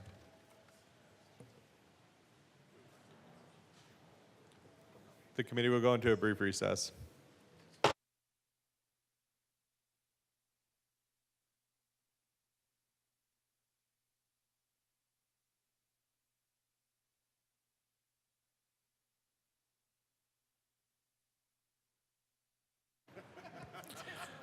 The committee will come back to order. Madam Majority Leader. Thank you, Mr. Chair. I'd like to move out of order for the consideration of Senate Bill 189. There's a proper motion. Mr. Shebel, will you please read the title of Senate Bill 24189? Senate Bill 189 by Senators Fields and Hansen, also Representative Weissman, concerning gender-related changes to crimes that involve bias. Representative Weissman. Mr. Chair, thank you. I move 189 and the Judiciary Committee report. To the Judiciary Committee report. In the committee report, we further modified some definitions in response to stakeholder feedback. Ask for your support on the committee report. Is there any further discussion on the Judiciary Committee report? Seeing none, the question before us is the adoption of the report. Representative Holtorf, I will give a little grace. To the Judiciary Committee report.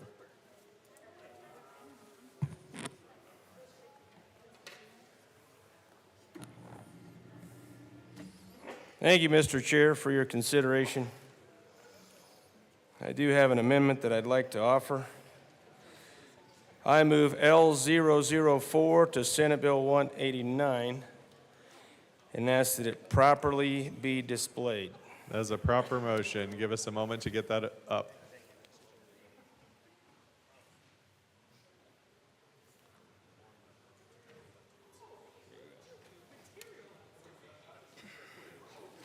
That is displayed. To the amendment, Representative Holtorf. Okay, it's properly displayed. This amendment strikes the amendment added in the Judiciary Committee. So, there were a lot of changes, and this amendment will strike that. Now, as I understand that, Judiciary Committee amendment, for those of you that were in Judiciary Committee, I know Representative Weissman, the bill sponsor, was because he's the chair. They made a significant change. And I want to talk to it a little bit. Because gender identity and gender expression was what was in this piece of legislation. But now, what was substituted is this term transgender identity throughout this. Now, there's a definition, and ironically, it uses the same word. Transgender identity means identity based on an individual's gender identity or expression. So, it's the same thing. It appears to be the same thing. But we're going to change the language with new statutory language. And there's an issue with that, I believe. So, members have asked me to bring this up. And the bill sponsors might know that when I'm asked to do something, I very rarely hesitate. So I really want to encourage an aye vote on this. I feel it's redundant. And this particular language adds transgender as a new class. It appears. So there's people on my caucus that have an issue with this. And I think it's important that we amend this so we don't do that. I encourage an aye vote on this amendment. Representative Wiseman. Thank you, Mr. Chair. So it's a short bill. It's really not a hard bill. The idea is that if you commit a bias-motivated crime or bias-motivated harassment, you should face the consequences for that. And if you profess to be in support of victims, you should be for the bill. You should be for the bill as amended by the Judiciary Committee report, and you should be against this because it undoes the work of the House Judiciary Committee. When the bill was introduced, it referenced definitions in Title II. At the request of the DA's Council, who wanted all the definitions integrated into Title 18, which is the criminal code, that there was a change made in the Senate committee to not reference Title II definitions and instead reference Title 18 definitions. Discussion continued among everybody from One Colorado and the ACLU to the DA's Council, in other words, a pretty broad and unusual coalition, and that was the basis of further clarifying amendments being made by way of the House Judiciary Committee report, which L4 would strike, and which is why I rise against L4. We want two things, fundamentally. We want clarity in the law on the part of those who are going to enforce the law, namely district attorneys and their staff, and those folks were very helpful to us in working through terminology. I think the shorter is the bill, the more each word counts, the more it matters to get the definitions right.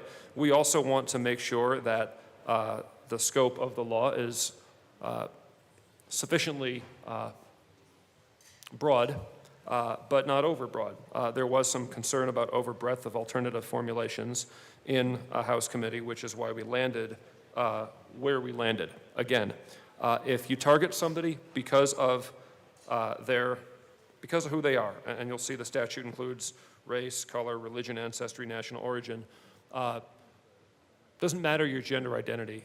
If somebody is targeted in whole or in part because of that, you know, the way that I put it is that person is the proximate victim, but the ultimate victim is the whole community. That's why we have these laws on the books. That's why it's important that they keep up with the times. That's why it's important that they are sufficiently clear. I appreciate the work of organizations that have an interest in this bill. I appreciate the input of the DA's Council for making sure that we can appropriately prosecute crimes and stand by victims. That work is reflected in the Judiciary Committee report. We should support that work. We should reject L4. I ask for a no vote. Representative Holtorf. Thank you, and thank you for that explanation. I continue to ask for an aye vote. Many of my colleagues in my caucus have mentioned, except for one specifically, that I believe is on this bill now, has said, this is already enforceable. These laws are already on the books. But Colorado, shocker alert, DAs are not enforcing the laws as they are written right now. Now, I understand that the DA's Council worked with One Colorado and these other organizations to try to tighten up this language. But I bring forth this amendment to point out that it's already prosecutable. You can already do this if you so choose. But we know many liberal DAs do not want to enforce those laws. They're not interested. They're too busy. They don't have enough lawyers. Maybe it's not their priority.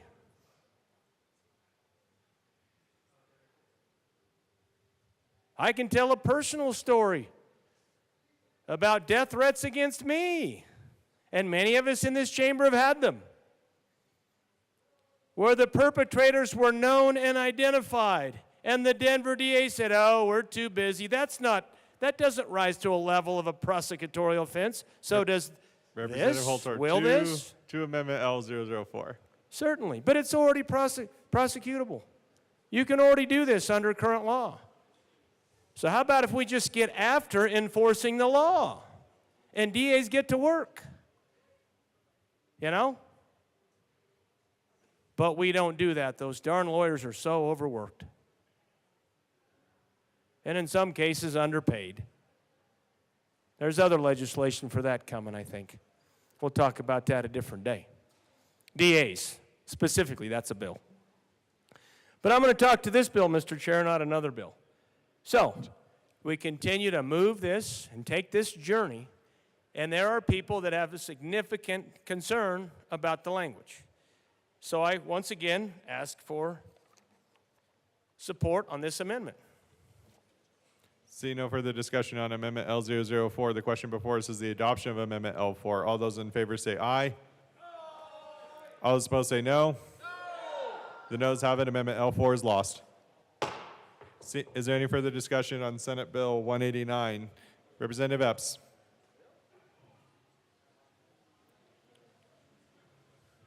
Thank you, Mr. Chair. My correction, Representative Epps, we are still on the Judiciary Committee report. You have the floor. Oh. Is there any further discussion on the Judiciary Committee report? Seeing none, the question before us is the adoption of the Judiciary Committee report. All those in favor say aye. Aye. All those opposed say no. The ayes have it. The report is adopted. Is there any further discussion on Senate Bill 24-189? Representative Epps. Representative Armagost. Thank you, Mr. Chair. So hearing this in committee, we had a lot of questions as to why it was necessary to add this language to statute, add this language to what we already have when these laws are already enforceable. Even when we have the DAs on the panel asking the DAs under statute, if somebody was to say a derogatory, any derogatory language related to somebody's identity and gender, and then punch them in the face, would this be enforceable as a hate crime, a bias crime? And they said yes, under current statute. So in what we saw and all the testimony that we heard, there's no legitimate reason to add this language to what's already in place in criminal law. So in Colorado, it's enforceable. It's enforceable under what we currently have written for prosecution, for defense, any of that. It's right there, clean as day, for them to be able to enforce bias-related hate crime, however, as whatever the crime is they committed, to add on to that. So there's really nothing in this except for what it seems more like is just getting the language more spread throughout our statute, throughout criminal law. When it's already there, it's already enforceable. If this is something that is a high, can be in any way seen as a hate crime, a bias crime, it would be charged as such under current statute. So there's no reason to add that language. This, in my essence, is a feel-good bill. This is not something that is going to enhance charges. It's not going to be able to enhance ability to charge because this is already chargeable under current statute. So I encourage a no vote. We don't need to keep changing criminal law and convoluting things on a street level. For officers to sit here and try and pick through this versus what's already in statute, it's easy to charge based on what we have. The language in the bill clouds it so much that you're going to confuse that officer that's sitting there at 2 a.m. trying to figure out how to do the affidavit and how to file these charges. It's already there. It's already clear and cut and dry on statute. So there's no reason to keep clouding the water. This bill does that. I encourage a no vote.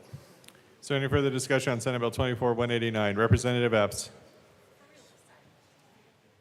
We are on the bill this time. Thank you, Mr. Chair. So, hate crimes, bias-motivated crimes laws, they don't work. They don't work. They don't work. We have decades of data that they don't work. There may be reasons, and myself being a member of protected classes, I can name some of the reasons why we would want to advance and keep enacted some of these laws. But to the extent by work, when I say don't work, I mean don't deter offenses, aren't associated with a reduction in the offenses, and in fact, just like every single criminal law we come up with, they disproportionately impact the very people they are drafted to help. I'm going to give you a couple of specific examples of people in Adams County and Denver County for whom I paid ransom to a jail, to a cage, to get our neighbor out of a cage. In one instance, it was a young man in Adams County who got into an altercation with another gentleman, and the defendant in the case was a man of color. He called the other man in the case a word that I can say on the mic and wouldn't be gavelled for. Starts with a C-R-A-C-K. And the Latino judge in Adams County, and that narrows the list if you wanted to look and see who it was, when he agreed with adding the hate crimes enhancement, gave a lecture about how this sort of two-way street of racism. When our Attorney General talks about bias-motivated crimes, you hear him give examples of what most of us would agree are bias-motivated crimes. You don't hear him talking about two young men in a fight, one Latino, one white, and one calls the other one a cracker, and that being a bias-motivated crime. Representative Epps. I can't say cracker, I asked earlier. Just want to make sure we're keeping the debate civil, but please continue. No, I agree with you, but actually therein is the point, is there's other words, it's undebatable, and I apologize, but that I definitely couldn't say. There's another person who I paid bond for more than once in Denver County, whose IQ, and I'm not suggesting the validity of that instrument as a tool, but who has a 2-digit IQ and is black, and who has on multiple occasions in difficult moments called someone a homophobic slur that is unkind, unacceptable, inappropriate. I'm not okay with it, and was charged with the hate crime for using that word. Those are people I personally paid their bond. There's a woman who is white, who was having a mental health breakdown. That might not be the appropriate term for what was happening, but she was in a mental health crisis at a theater, excused herself, and wound up, because we're talking about bias-motivated crimes, and she used a really unkind, charged slur. She used that same slur, which was related to gender, when she was in the custody of a psychiatric unit and was charged with a hate crime, with a bias-motivated enhancement, right, because it's not a standalone offense, for saying so. These cases abound. This is how they're being charged. And yet, time and time again, we have cases of much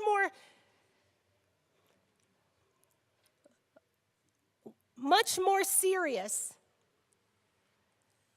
uses of terms that are gender identity-based, gender-based alone, and those aren't charged. You should be concerned that in this state, young men in fights who are not setting out to instill fear in communities, but are using words that we're not okay with, are contributing to those statistics. So when your state patrol and your attorney general tells you that certain offenses are on the rise, and I've kept the dates of how many times I've asked in writing to see what the breakdown of those are. Those are. Understand that those numbers include people with 2-digit IQs who use a term that is most commonly applied to members of their own race and get charged with this enhancement. That is what is happening. So, as a practical matter, I tell you from my lived and living experience as someone whose day job entails buying freedom for people in Colorado cages, that when a young woman, she wasn't that young, but when a woman is in a psychiatric ward, in a psychiatric unit, sorry for that language, and says a gender identity, gender-related term, it doesn't mean that we're okay with it when I say she shouldn't be charged this way. But are we making it Colorado safer for those of us who are queer because we charge a woman who's in that moment of crisis with this crime? That is how it is used, not how it's used exclusively. But the fact that I can tell you personal examples, and sometimes there are cases where in the case of the woman, where she's already at the sentencing phase, so we can't post her bond. This is how this is used, okay? So when units and district attorneys who are, coming before this body this year to ask to have their minimum salary raised, when they're telling you that they're prosecuting bias-motivated crimes, force them to tell you how many black boys with a 2-digit IQ did they charge for a hate crime because he said the N-word and a homophobic slur. Because if it's Denver, the number's not 0.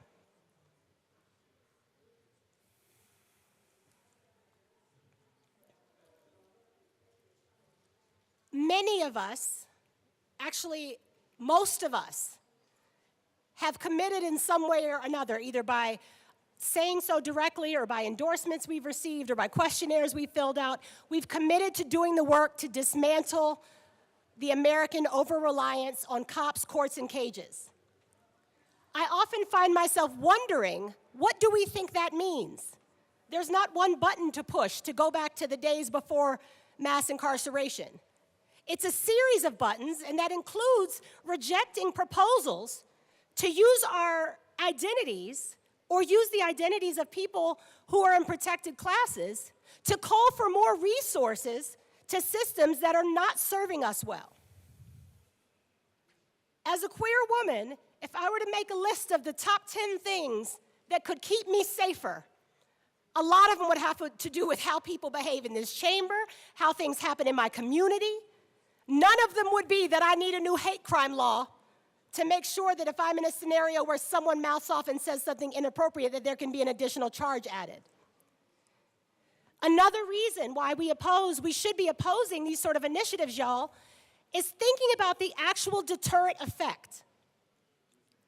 I think it defies credulity to suggest that anyone in a moment, whether it's heated or planned, who is about to, here I'm talking about uttering the words. We're not talking about cross-burning, things that are, big intentional acts. When you're thinking about what words you might say, people who are going to use certain words are not pausing and checking to see, wait a minute, is that a felony now? Or is that a misdemeanor? What level is it? And making their decision as to whether or not to say the nasty, nasty, hurtful thing, which is often what's in their mind, based on the charging level. And when you compare that with the fact that it is the truth that if you live at least in Adams and Denver County, your district attorneys are prosecuting cases where people of color are being charged for hate crimes because they are saying words that are most often applied to themselves. I name those counties only because that's where I've posted the bonds, not because I have any data about those counties. This puts someone like me in an awkward position because the folks who are going to support a bill like this are pretty universally people who are working for the world I want, one that is free of this sort of offense. But for those of us, and here I'm talking only to those of us who have made some sort of commitment to reducing our over-reliance on cops, courts, and cages, you have to consider where are the decision points that we get to do something different. And one is that we stop reflexively saying yes to every ask to add a new category to the things that we're going to further enhance. I need to tell you a third reason, and this is something that anyone who has spent any significant time in a prison already knows. Let me tell you what doesn't get better in a Colorado prison. If you go to prison and part of how you behave in the world is you spew racist rhetoric, you spew gender-related rhetoric, you're homophobic, I promise you it doesn't get better in prison. It's a veritable breeding ground. I'm like a 14-year-old boy and my voice is cracking. Like it is just, what is a word that's less breeding than breeding ground? The way in prisons for natural group safety. People have to pick teams to survive, particularly younger people.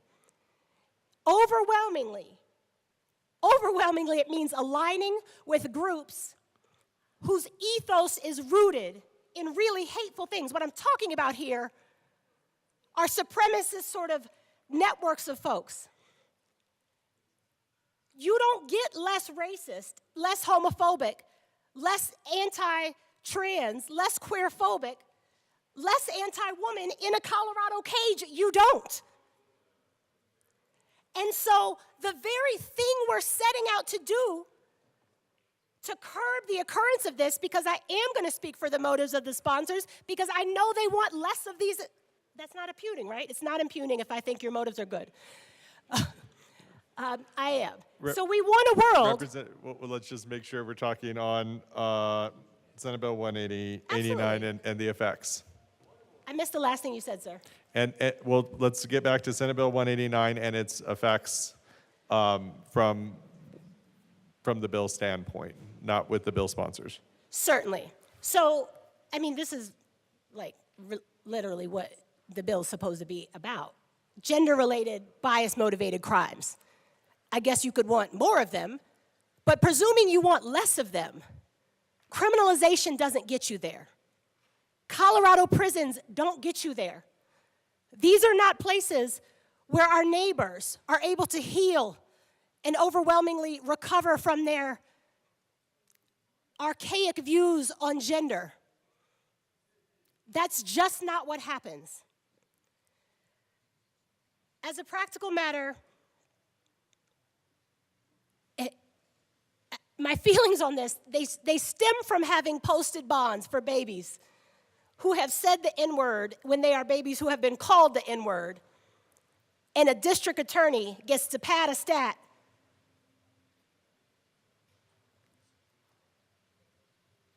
and put a little tally mark that they've charged another bias-motivated crime. Please understand that the people getting charged for this are not folks who are standing at gender identity-related centers and spewing off hate. It's your neighbors. There's just no data that shows that this bill and its progeny or its sort of kin across the country improve outcomes, and in fact, the data disproves the theory that hate crime laws reduce or deter future hate crimes. It just doesn't. And I want you to understand that it's okay, in my estimation, to think that this might work. But after how many years of trying it and seeing it doesn't work, do we decide to do something different? I hope it's today. It's wildly uncomfortable to be in a position to oppose a piece of legislation for such a different set of reasons than others who might. But it's even more uncomfortable to watch a sentencing hearing where a young man of color or a woman, in the case of the person who was at the psychiatric unit, is convicted of saying something related to gender identity and sexuality when she's in a moment of what that woman needed to be healthy, safe, and free was her meds, support, compassion, housing. I can't say that had she had those things, she wouldn't have said the slur that she said, but I know that having the slur, having said it, isn't a reflection of this law not being in place. Lastly, for those who have time, any version of this search will work. Just search, why don't bias-motivated crimes work? Why don't gender-related hate crimes work? And you'll see quite a bit of information from law journals, from other publications, even some from folks who suspected that they did work. But they haven't. And the very fact that they don't work to decrease the instances, that they contribute to us continuing to believe an insidious lie that we've all been told, which is that our safety is dependent on cops, courts, and cages. More prosecutions equals more safety. It does not. Those are the reasons why I, with deep appreciation for the sponsors and for the folks who want a world without this sort of offense, can't vote yes on it, and we'll hope you'll vote no as well.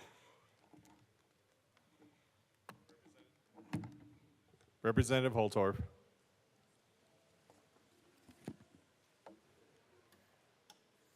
Thank you, Mr. Chair.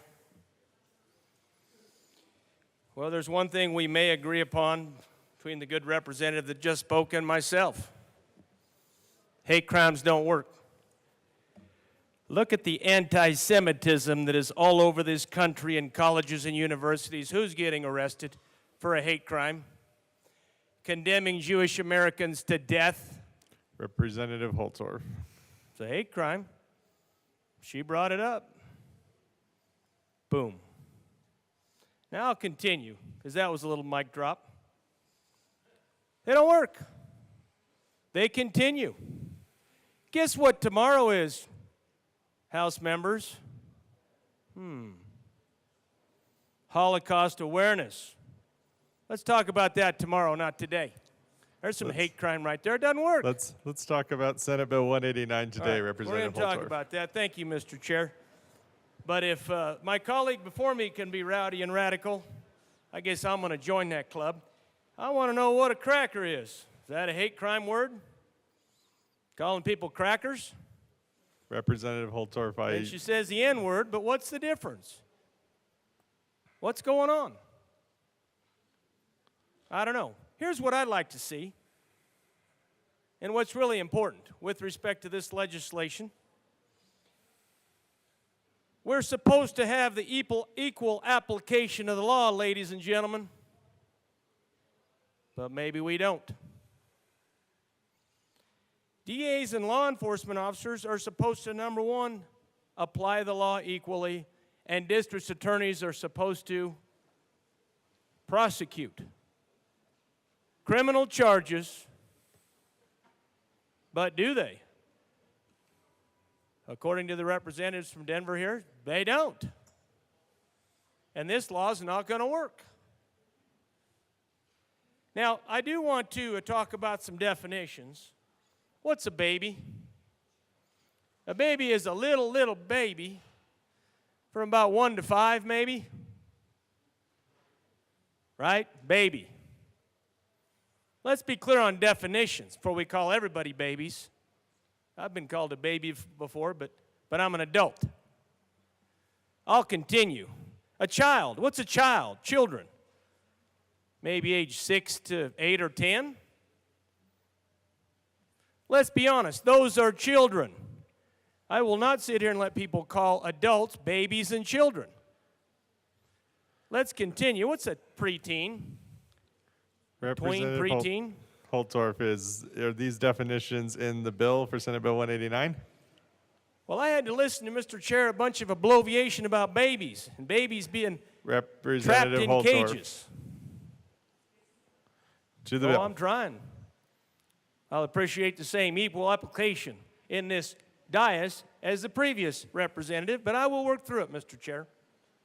Anyway, teenagers 13 to 18, and then you're an adult. So these aren't babies. Equal application of the law does not matter what your IQ is. Equal application of the law does not matter what your skin color is. Equal application of the law does not matter where you're from. But with respect to this, if you're saying words that are racially charged, then apply the law equally. The only comments I wanted to make earlier and to this bill is the district attorneys aren't even enforcing the laws.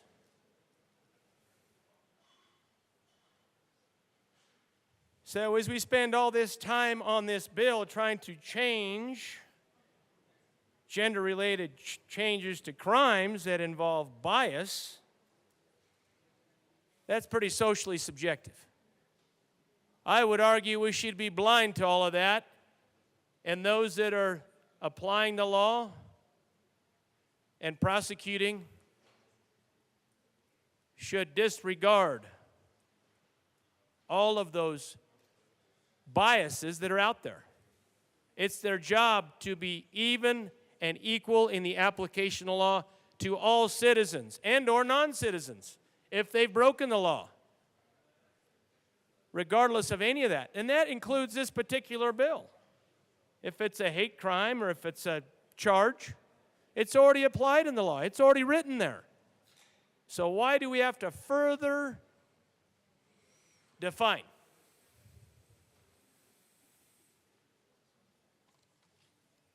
So,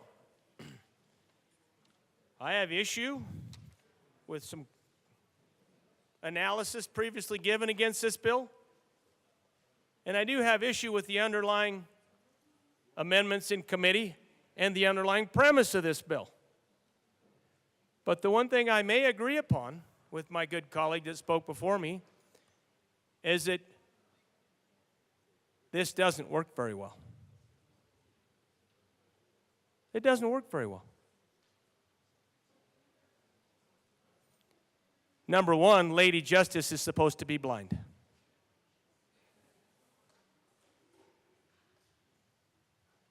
Is she? I know people in this chamber that say no. And I'm not going to debate that point because I think in most cases there's a lot of truth to what they say. And that's an internal issue. But I don't think this bill is going to solve the larger problem. And I find the further defining of words to be impractical and have very little substance. Representative Luck. Thank you, Mr. Chair. Is that on? Can people hear that? Your mic is a Okay. little low. Can you try the other one on the other side? Okay. I'll just, oh, There there we we go. go. Hello. There we go. Hello, hello. Let's try that again. Representative Luck. Thank you, Mr. Chair. There are two places that are readily available in statute that define sexual orientation. You have under Title II, all of the definitions, Title 2-4-401, and then in House Bill 211108, gender identity, gender expression were added into CADA, and sexual orientation was included in that as well. I mean, it was already there, but those two definitions, that is 24-34-301, those two definitions of sexual orientation mirror the bill as introduced. And so I'm trying to understand why the change in this language. And part of my concern is I can't diagram this sentence, this definition, in a way that makes sense. And so if the bill sponsors could help me understand where the toward goes to, is it just toward sex and emotion generally? Like to which? But if you guys could help me figure out why we're changing the definition in statute when we have these two other ones and the original bill contemplated this definition to be the same, and then also if you can help me process through the actual grammar here to know what is really being spoken of, and that would be helpful. Representative Wiseman. Thanks, Mr. Chair. Again, to the issue of definitions, I'll restate kind of how I started. We have evolved, as the bill has gone forward from its introduced version, to try to have the best formulation, the best clarity in the criminal context. Again, when we introduced, the introduced bill referenced Title II definitions, which aren't that far from the Title 18 definitions. It was nonetheless the preference of DAs in whose hands these laws are used, as we just heard, that we keep the references internal to Title 18. If you think in a practical way, that saves practitioners in the criminal context from going and grabbing another volume of CRS.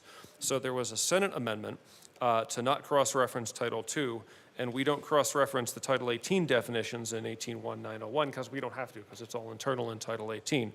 So that was the first move, and then building on that, we do have the definition here, internal in the bias-motivated crime section, 5B, as amended here. And then, again, we cross-reference that over to 111, bias-motivated crime. Why not use the CADA definition? Correct statement that those definitions were updated by a 2021 bill. Again, we want to stay internal in the Title 18 criminal code context that was plainly and I think repeatedly expressed to us by folks from the DA's council.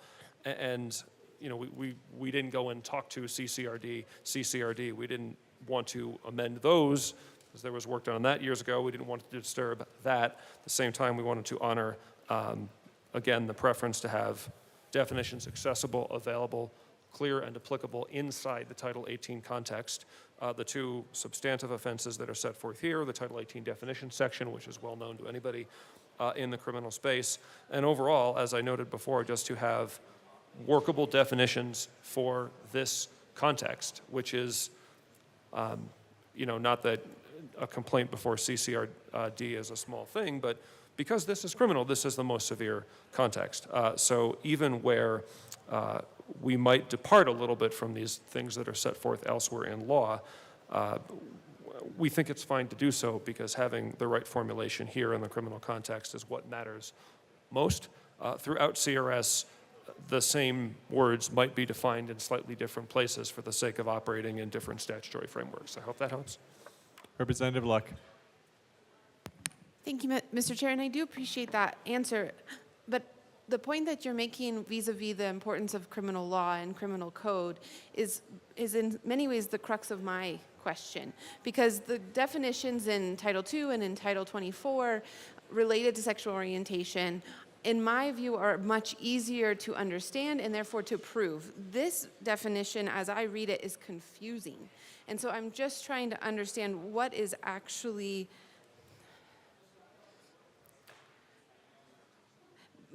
what were the conversations about why this satisfies criminal law standards to a greater degree than the existing definitions? Why is that? Because in the original definition, let me just get that really quickly. Sexual orientation means an individual's identity or another individual's perception thereof in relation to the gender or genders to which the individual is sexually or emotionally attracted and the behavior or social affiliation that may result from the attraction. So basically what is being struck by this new definition is the connection to another individual. Right?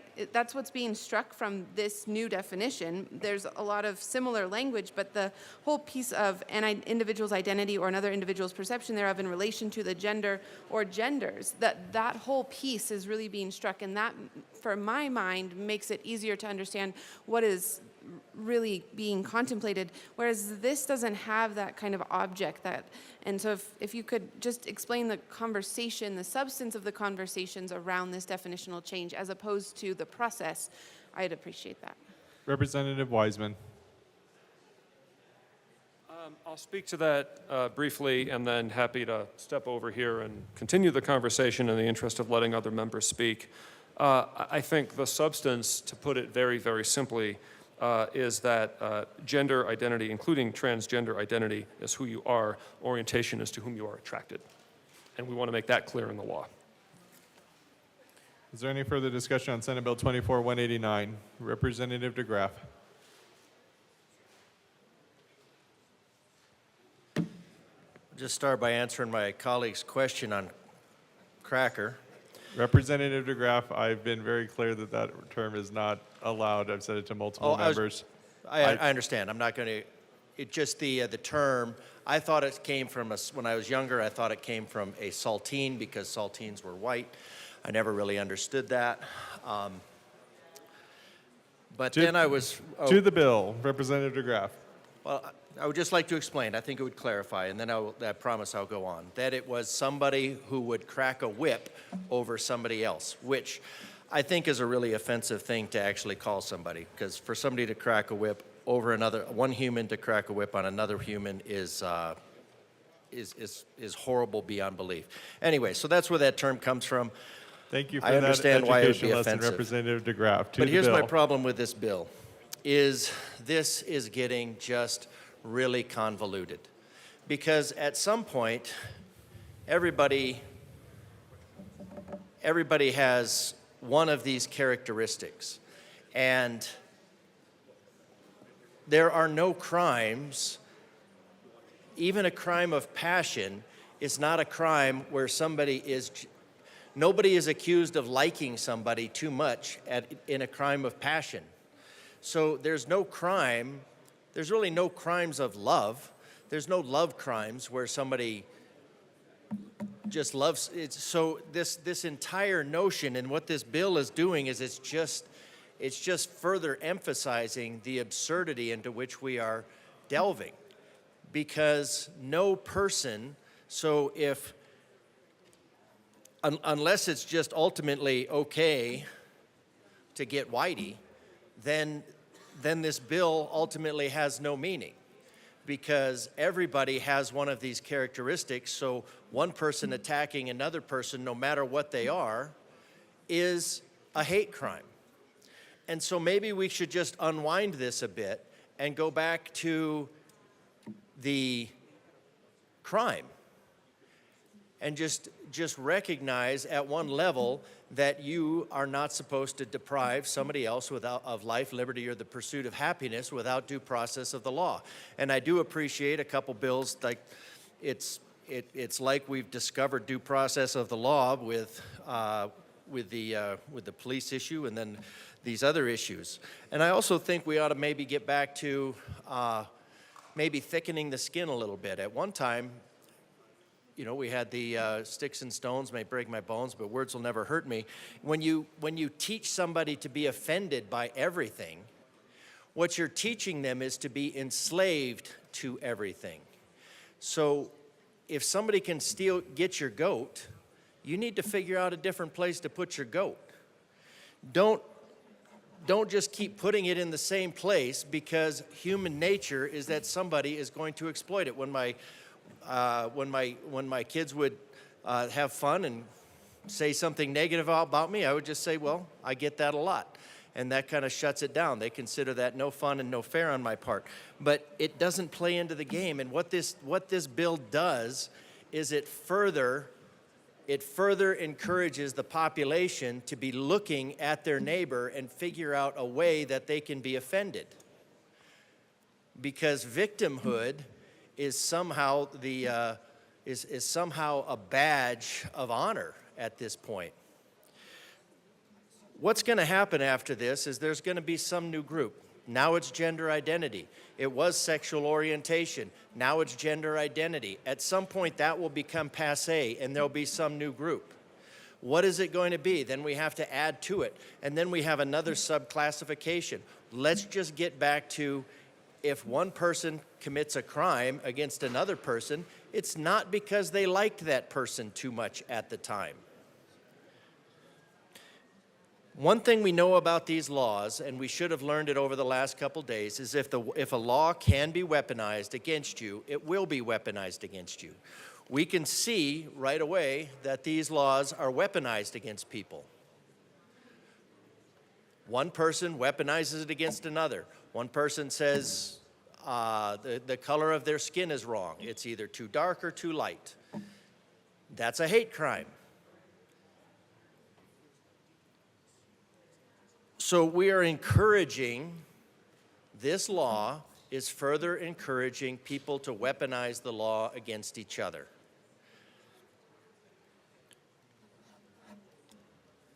When I last looked, there were some 80-teen number of gender identities. So everybody seems to have one. If everybody has one, then everything is a hate crime. So then maybe the better, well, definitely think the better way to go on this would be to purge this back, just look at whether a crime is being committed to another. How would we look at that? Is that person being deprived of life, liberty, and the pursuit of happiness? Life, liberty, or property without due process of the law. Is that by government or is that by an individual? It doesn't really matter. The role of the government is to secure those rights, not to delineate whose victimhood is higher than another person's, because that's what this gets into. This gets into a battle of who's the biggest victim of society, so who gets to commit a crime against somebody else.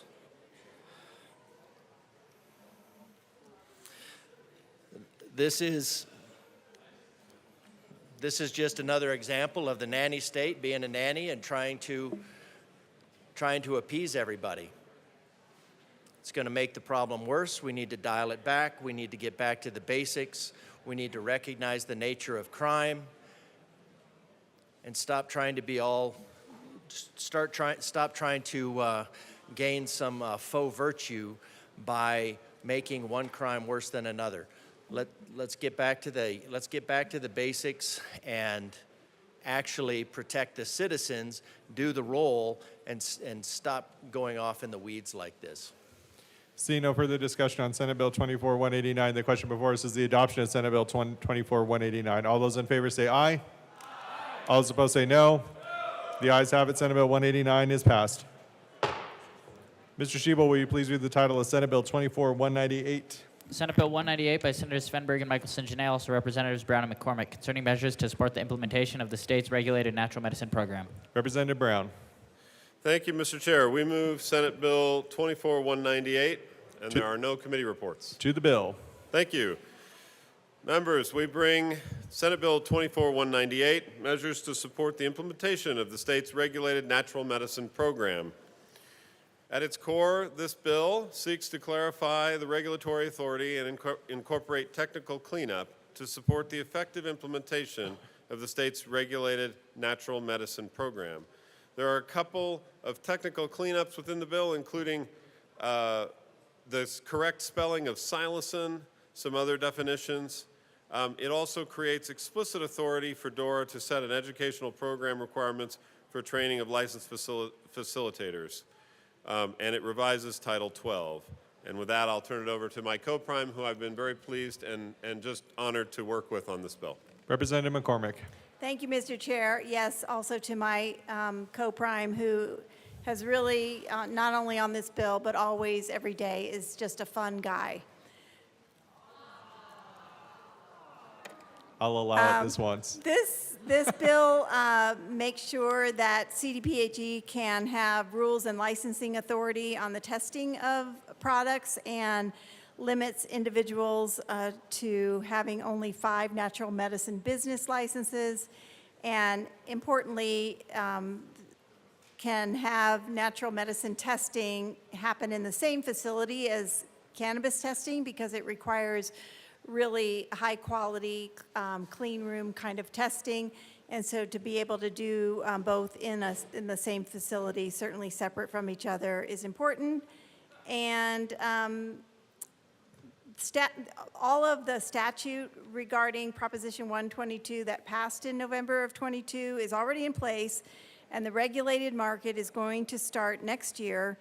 And the state will begin taking applications for the regulated healing centers and for facilitators no later than the end of this year. And that's why the policies and definitions in this bill are very important to pass now. And we urge an aye vote. Seeing no further discussion on Senate Bill 24-198, the question, Representative Hartsook. Good evening, Mr. Chair. And Good you. evening. And thank you to the sponsors here. Okay. So, we got a bill here. And it's kind of interesting. About 60 years ago, we tried this. Hopefully we get it better this time around. So back in the 60s and 70s, there was an activist, he was a psychologist named Timothy Leary. Probably don't know who that is, but look it up. I see a few heads shaking. He was real big advocate for psychedelics, to include LSD, mushrooms, and peyote. And that was his tune in, turn on, and drop out, which kind of where we're sitting at tonight. So, to help keep things moving along, and I really appreciate the sponsors and getting some of the things squared away here to get this ball rolling. There's a couple of amendments that we would like to go through that I just think we can tighten this up a little bit. There are some specific treatments that I am aware of, the ketamine-assisted treatment that certainly has been known to work with PTSD, and there's some outfits that are working that. One of the things that we're concerned with is that we'd like to see is kind of the hours, because that doesn't seem to be specified in here. So I would like to move Amendment L004 and request that it be properly displayed. That is a proper motion. Give us a moment to get that displayed. That is displayed to the amendment. Representative Hartsook. Thank you, Mr. Chair. This is a very simple amendment. All it's saying is that it's just normal business hours that we're talking in here. And we think this is pretty simple, that we go from 8 a.m. to 6 p.m. That's most normal medical business hours, and we would request an aye vote. Representative McCormick. Thank you, Mr. Chair. And thank you for your thoughtfulness. I do believe that if there were restrictions on hours, that is something that through the rulemaking and stakeholder process could be discussed.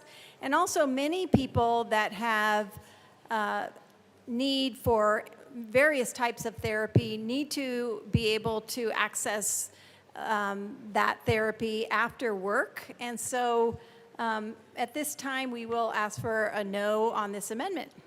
Is there any further discussion on Amendment L004? Seeing none, the question before us is the adoption of the amendment. All those in favor say aye. All those opposed say no. The noes have it. Amendment L4 is lost. Representative Hartsook. Thank you, Mr. Chair. You know, that's kind of unfortunate. We do have treatment after hours. We have clinics, we have hospitals, but something that is important as psychedelic treatment, I would have thought should have been done during the regular work hours. And check, I don't know what's going on, I got to check here. So, kind of back to the bill now. As I said, treating PTSD is a very serious issue, and the ketamine-assisted therapy has been proven to work. Now we're going to move into an area of psychedelics, and like I said, we tried this 60 years ago, and it just didn't turn out so well. We've been very prescriptive. The people have approved the ballot measure. We got it. But we need to have some safeguards around how things are going and what we're doing. And in that vein, I move Amendment L005 and request it be properly displayed. That is a proper motion. Give us a moment to get it displayed.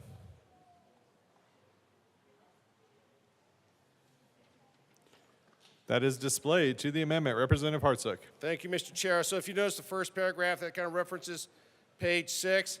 Basically, all we're saying is that they don't get to go do anything else that we're not prescribing. And I put this in there because we are dealing with the treatment of people's minds. We're dealing with psychedelic drugs. We are dealing in a realm that has massive implications on a mind, and we don't know all what's going to go out. So I think this body should have a say-so in that. I think this body should have decision-making and guidance over that. The people have voted for it, but I think we should issue some very specific rules on that. I would request an aye vote. Thank you. Representative Brown.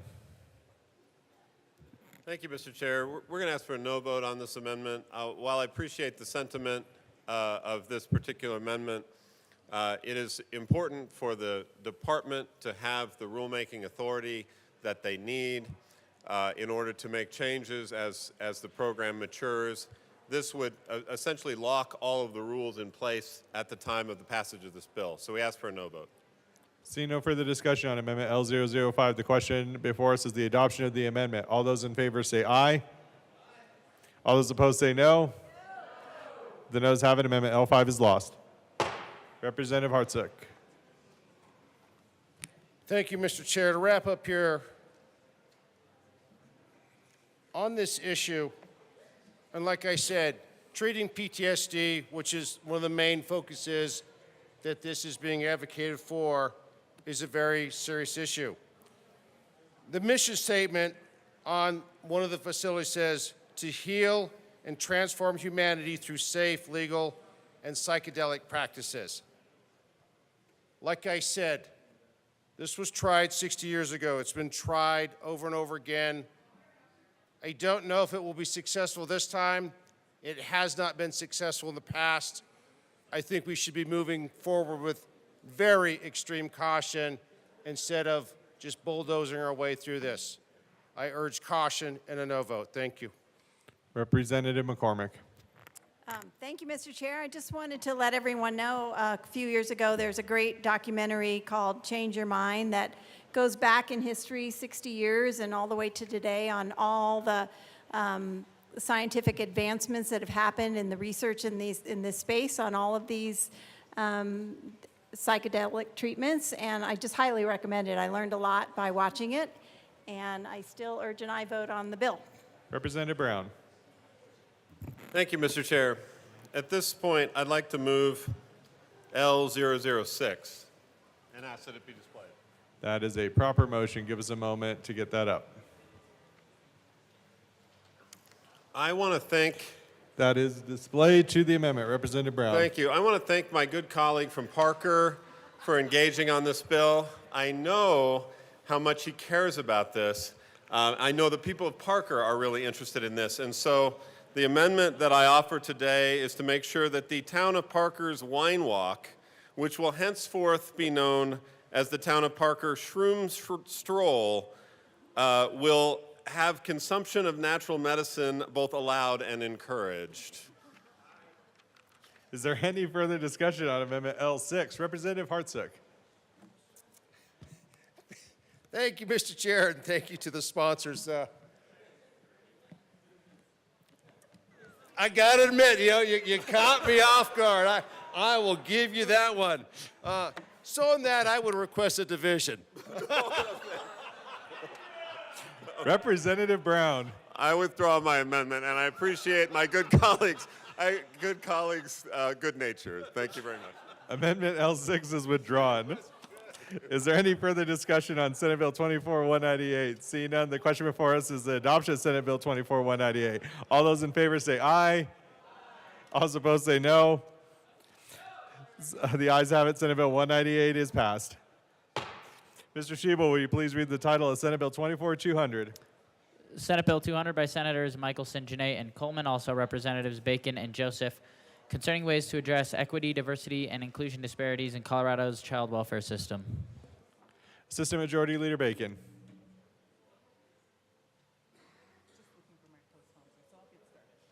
Assistant Majority Leader Bacon. Thank you, Mr. Chair. Okay, on behalf of myself and my co-prime, Representative Joseph, I move Senate Bill 200 in the Health and Human Services Committee report. To the committee report. Thank you, members. In the Health and Human Services Committee, we changed some language for effective start date, and we changed some language out that would be more appropriate for the training that we are asking to implement. And with that, I ask for an aye vote. Is there any further discussion on the Health and Human Services Committee report? Seeing none, the question before us is the adoption of the committee report. All those in favor say aye. Aye. All those opposed say no. The ayes have it. The report is adopted. To the bill, Assistant Majority Leader Bacon. Thank you. Members, this bill comes from deep discussion with not only the State Department of Human Services, but different counties in the Departments of Human Services. There have been many conversations around the child welfare system. There have been many conversations about, the family systems, particularly when families have touch points with the counties, particularly over abuse and neglect claims.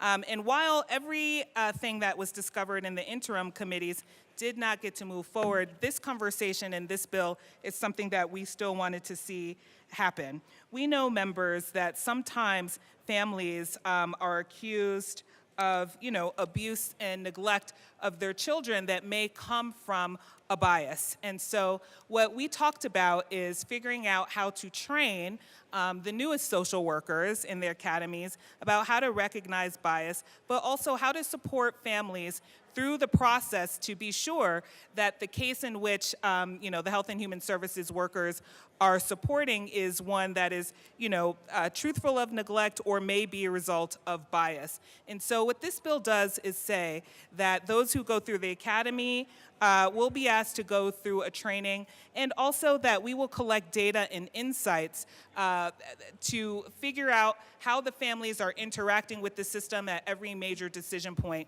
We will also collect data and insights to understand how to increase satisfaction, if you will, which includes not feeling discriminated against, but also that families can help get to the best outcomes. And with that, Mr. Chair, we'll encourage an aye vote and as well as answer any questions on the bill. Representative Holtorf.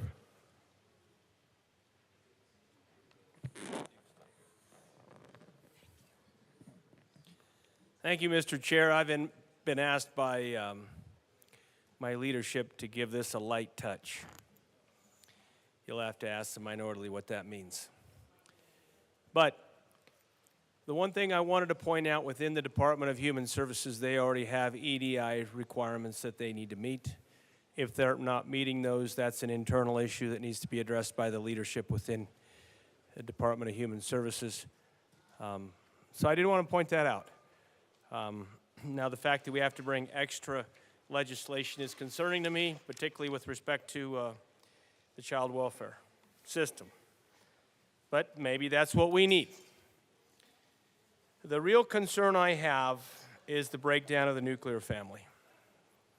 Drugs, alcohol, abuse, criminality, domestic violence. I don't know if this bill can address that or help that, but that is the breakdown, the societal breakdown that we need to work on fixing on the front end. And that's within all ethnicities. That's within all demographics. Even in my rural district. I want to point that out. Also, our human services, child welfare workers are overworked, and we don't have enough facilities to support them. So that's another issue. I don't know if this bill addresses that. And lastly, the nuclear family. We need to try to reestablish healthy, wholesome, and happy nuclear families and conditions in society that support that, so we have less requirements for what is in this bill, and that's the child welfare system. Thank you. That's all I have. Is there any further discussion on Senate Bill 24-200? Representative Joseph. Thank you, Mr. Chair. Today I asked for a yes vote. I didn't hear the full conversation between Rep. Holtorf and my co-sponsor, but thank you for the conversation. The bill aims to address disparities and inequities in Colorado's child welfare system, recognizing that certain demographic groups, such as families of color, LGBTQ+ children, and people with disabilities, faces greater challenges and poor outcomes within the system. It requires the establishment of a minimum standard of competence for child welfare workers, including demonstrated understanding of principles and strategies to promote equity, diversity, and inclusion in the child welfare system. The bill mandates data collection, assessment, and reporting on disparities and disproportionality within the child welfare system, along with expanding access to culturally and linguistically appropriate services and enhancing equity training for child welfare staff. All that is saying is that we need to ensure that child welfare workers are properly trained and understanding some of the biases that we all have. And I have worked as an attorney in the child welfare system, and I can tell you, there are a lot of good people who work in this space, but this type of bill just ensure that the work is done, it's done properly, and our kids are protected, because ultimately, that's why we do this work. We want to keep children safe, so I ask for a yes vote. Thank you so much. Seeing no further discussion on Senate Bill 24-200, the question before us is the adoption of Senate Bill 24-200. All those in favor say aye. All those opposed say no. The ayes have it. Senate Bill 200 is passed. Mr. Schiebel, will you please read the title of Senate Bill 24-162? Senate Bill 162 by Senators Marchman and Winter F., also Representatives Bacon and Harrod, concerning best practices for responding to discriminatory conduct in schools and in connection therewith, the fellow being training consistent with the best practices in making an appropriation. Assistant Majority Leader Bacon. Thank you. I move Senate Bill 162. To the bill. Thank you. Members, this bill comes as a cleanup to a Senate bill that myself and my co-prime sponsor ran last year in regards to creating definitions of discrimination and harassment. We were, schools reached out to us and said, hey, you passed a law that says we need to do training. Will you support us in being able to get that training and to be able to get some content so that we can be consistent across the state? And our answer was yes. And so what this bill does is create the group that can help vet with the Department of Education any trainers as well as content that can be used to train schools across the state. And this bill funds that work as well, and that's about it. And so with that, I encourage an aye vote. Seeing no further discussion on Senate Bill 24-162, the question before us is the adoption of Senate Bill 24-162. All those in favor say aye. Aye. All those opposed say no. The ayes have it. Senate Bill 162 is adopted. Thank you. Mr. Shebel, will you please read the title of Senate Bill 24-201? Senate Bill 201 by Senators Michelson, Janae, and Smallwood, also Representatives Lindsay and Puglisi, concerning an increase in the hours of work in a massage therapy program required for licensure as a massage therapist. Representative Lindsay. Thank you, Mr. Chair. I move Senate Bill 203. 201. Representative 201, Lindsay. sorry. Thank to the you. bill. Folks, we've been here all day. We've been sitting in these chairs. I don't know about any of you, but I sure could use a massage, especially these shoulders of mine. So our bill is about massage therapists.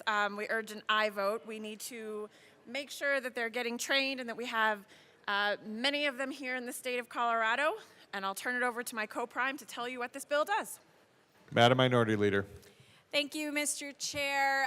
This is a great bill. The massage therapists came to us saying that they need to increase their hours in order to be eligible for Pell Grants and get the training that they need to be successful. And like my co-prime said, if you need a massage, thought of having a massage, or want a massage, vote yes for massage therapists. Thank you. Seeing no further discussion on Senate Bill 24-201, the question before us is the adoption of Senate Bill 24-201. All those in favor say aye. Aye. All those opposed say no. The ayes have it. Senate Bill 201 is passed. Madam Majority Leader. Thank you, Mr. Chair. Move the committee rise and report. Seeing no objection, the committee will rise and report.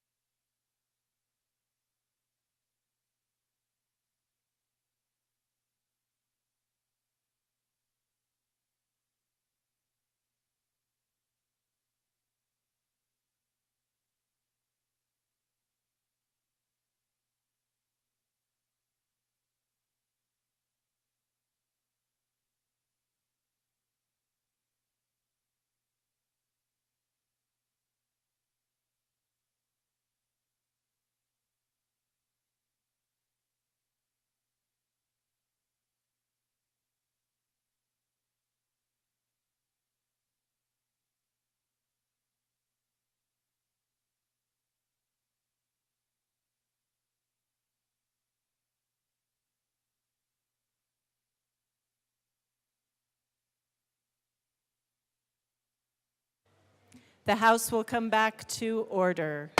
Mr. Shebel, please read the report of the Committee of the Whole. Madam Speaker, your Committee of the Whole begs leave to report as under consideration the following attached bills, being the second reading thereof and making the following recommendations thereon. House Bill 1472 is amended, passed on second reading, ordered, engrossed, and placed on the calendar for third and final passage. Senate Bills 75, 162, 189 is amended, 198, 200 is amended, 201, 218 is amended, passed on second reading, ordered, revised, and placed on the calendar for third reading and final passage. Excellent. Representative Martinez. Thank you, Representative. Members, you've heard the motion. There are no amendments at the desk. The question before us is the adoption of the report of the Committee of the Whole. Mr. Shebel, please open the machine and members proceed to vote. Representative Ortiz, how do you vote? Yes. Representative Ortiz votes yes. Representative Woodrow and Buddy. I'm Yes. his son and yes. Representative Woodrow votes yes. Representative Marvin. Yes. Representative Marvin votes yes. Rep. Parrott is excused. Representative Bradfield is excused. Please close the machine. With 42 aye, 15 no, and 8 excused, the report of the Committee of the Whole is adopted. Madam Majority Leader. Madam Speaker, I move to lay over the balance of the calendar till Monday, May 6, 2024. Seeing no objection, the balance of the calendar will be laid over until Monday, May 6th, 2024. Announcements, and can't imagine introductions, but announcements. Representative Sirota. Thank you, Madam Speaker. Members, tomorrow morning, House Appropriations will meet at 8 a.m. in the Old State Library to hear Senate Bills 16, 80, 111, 126, 174, 214, 223, 7, 142, and 120. Thank you, Rep. Sirota. Rep. Sirota again. Thank you, Madam Speaker, and perhaps any others that may have been referred to House Appropriations. Representative Snyder. Thank you, Madam Speaker. Folks, this is the list. This is a list of people that have been fined or purchased an auction item and haven't paid it yet.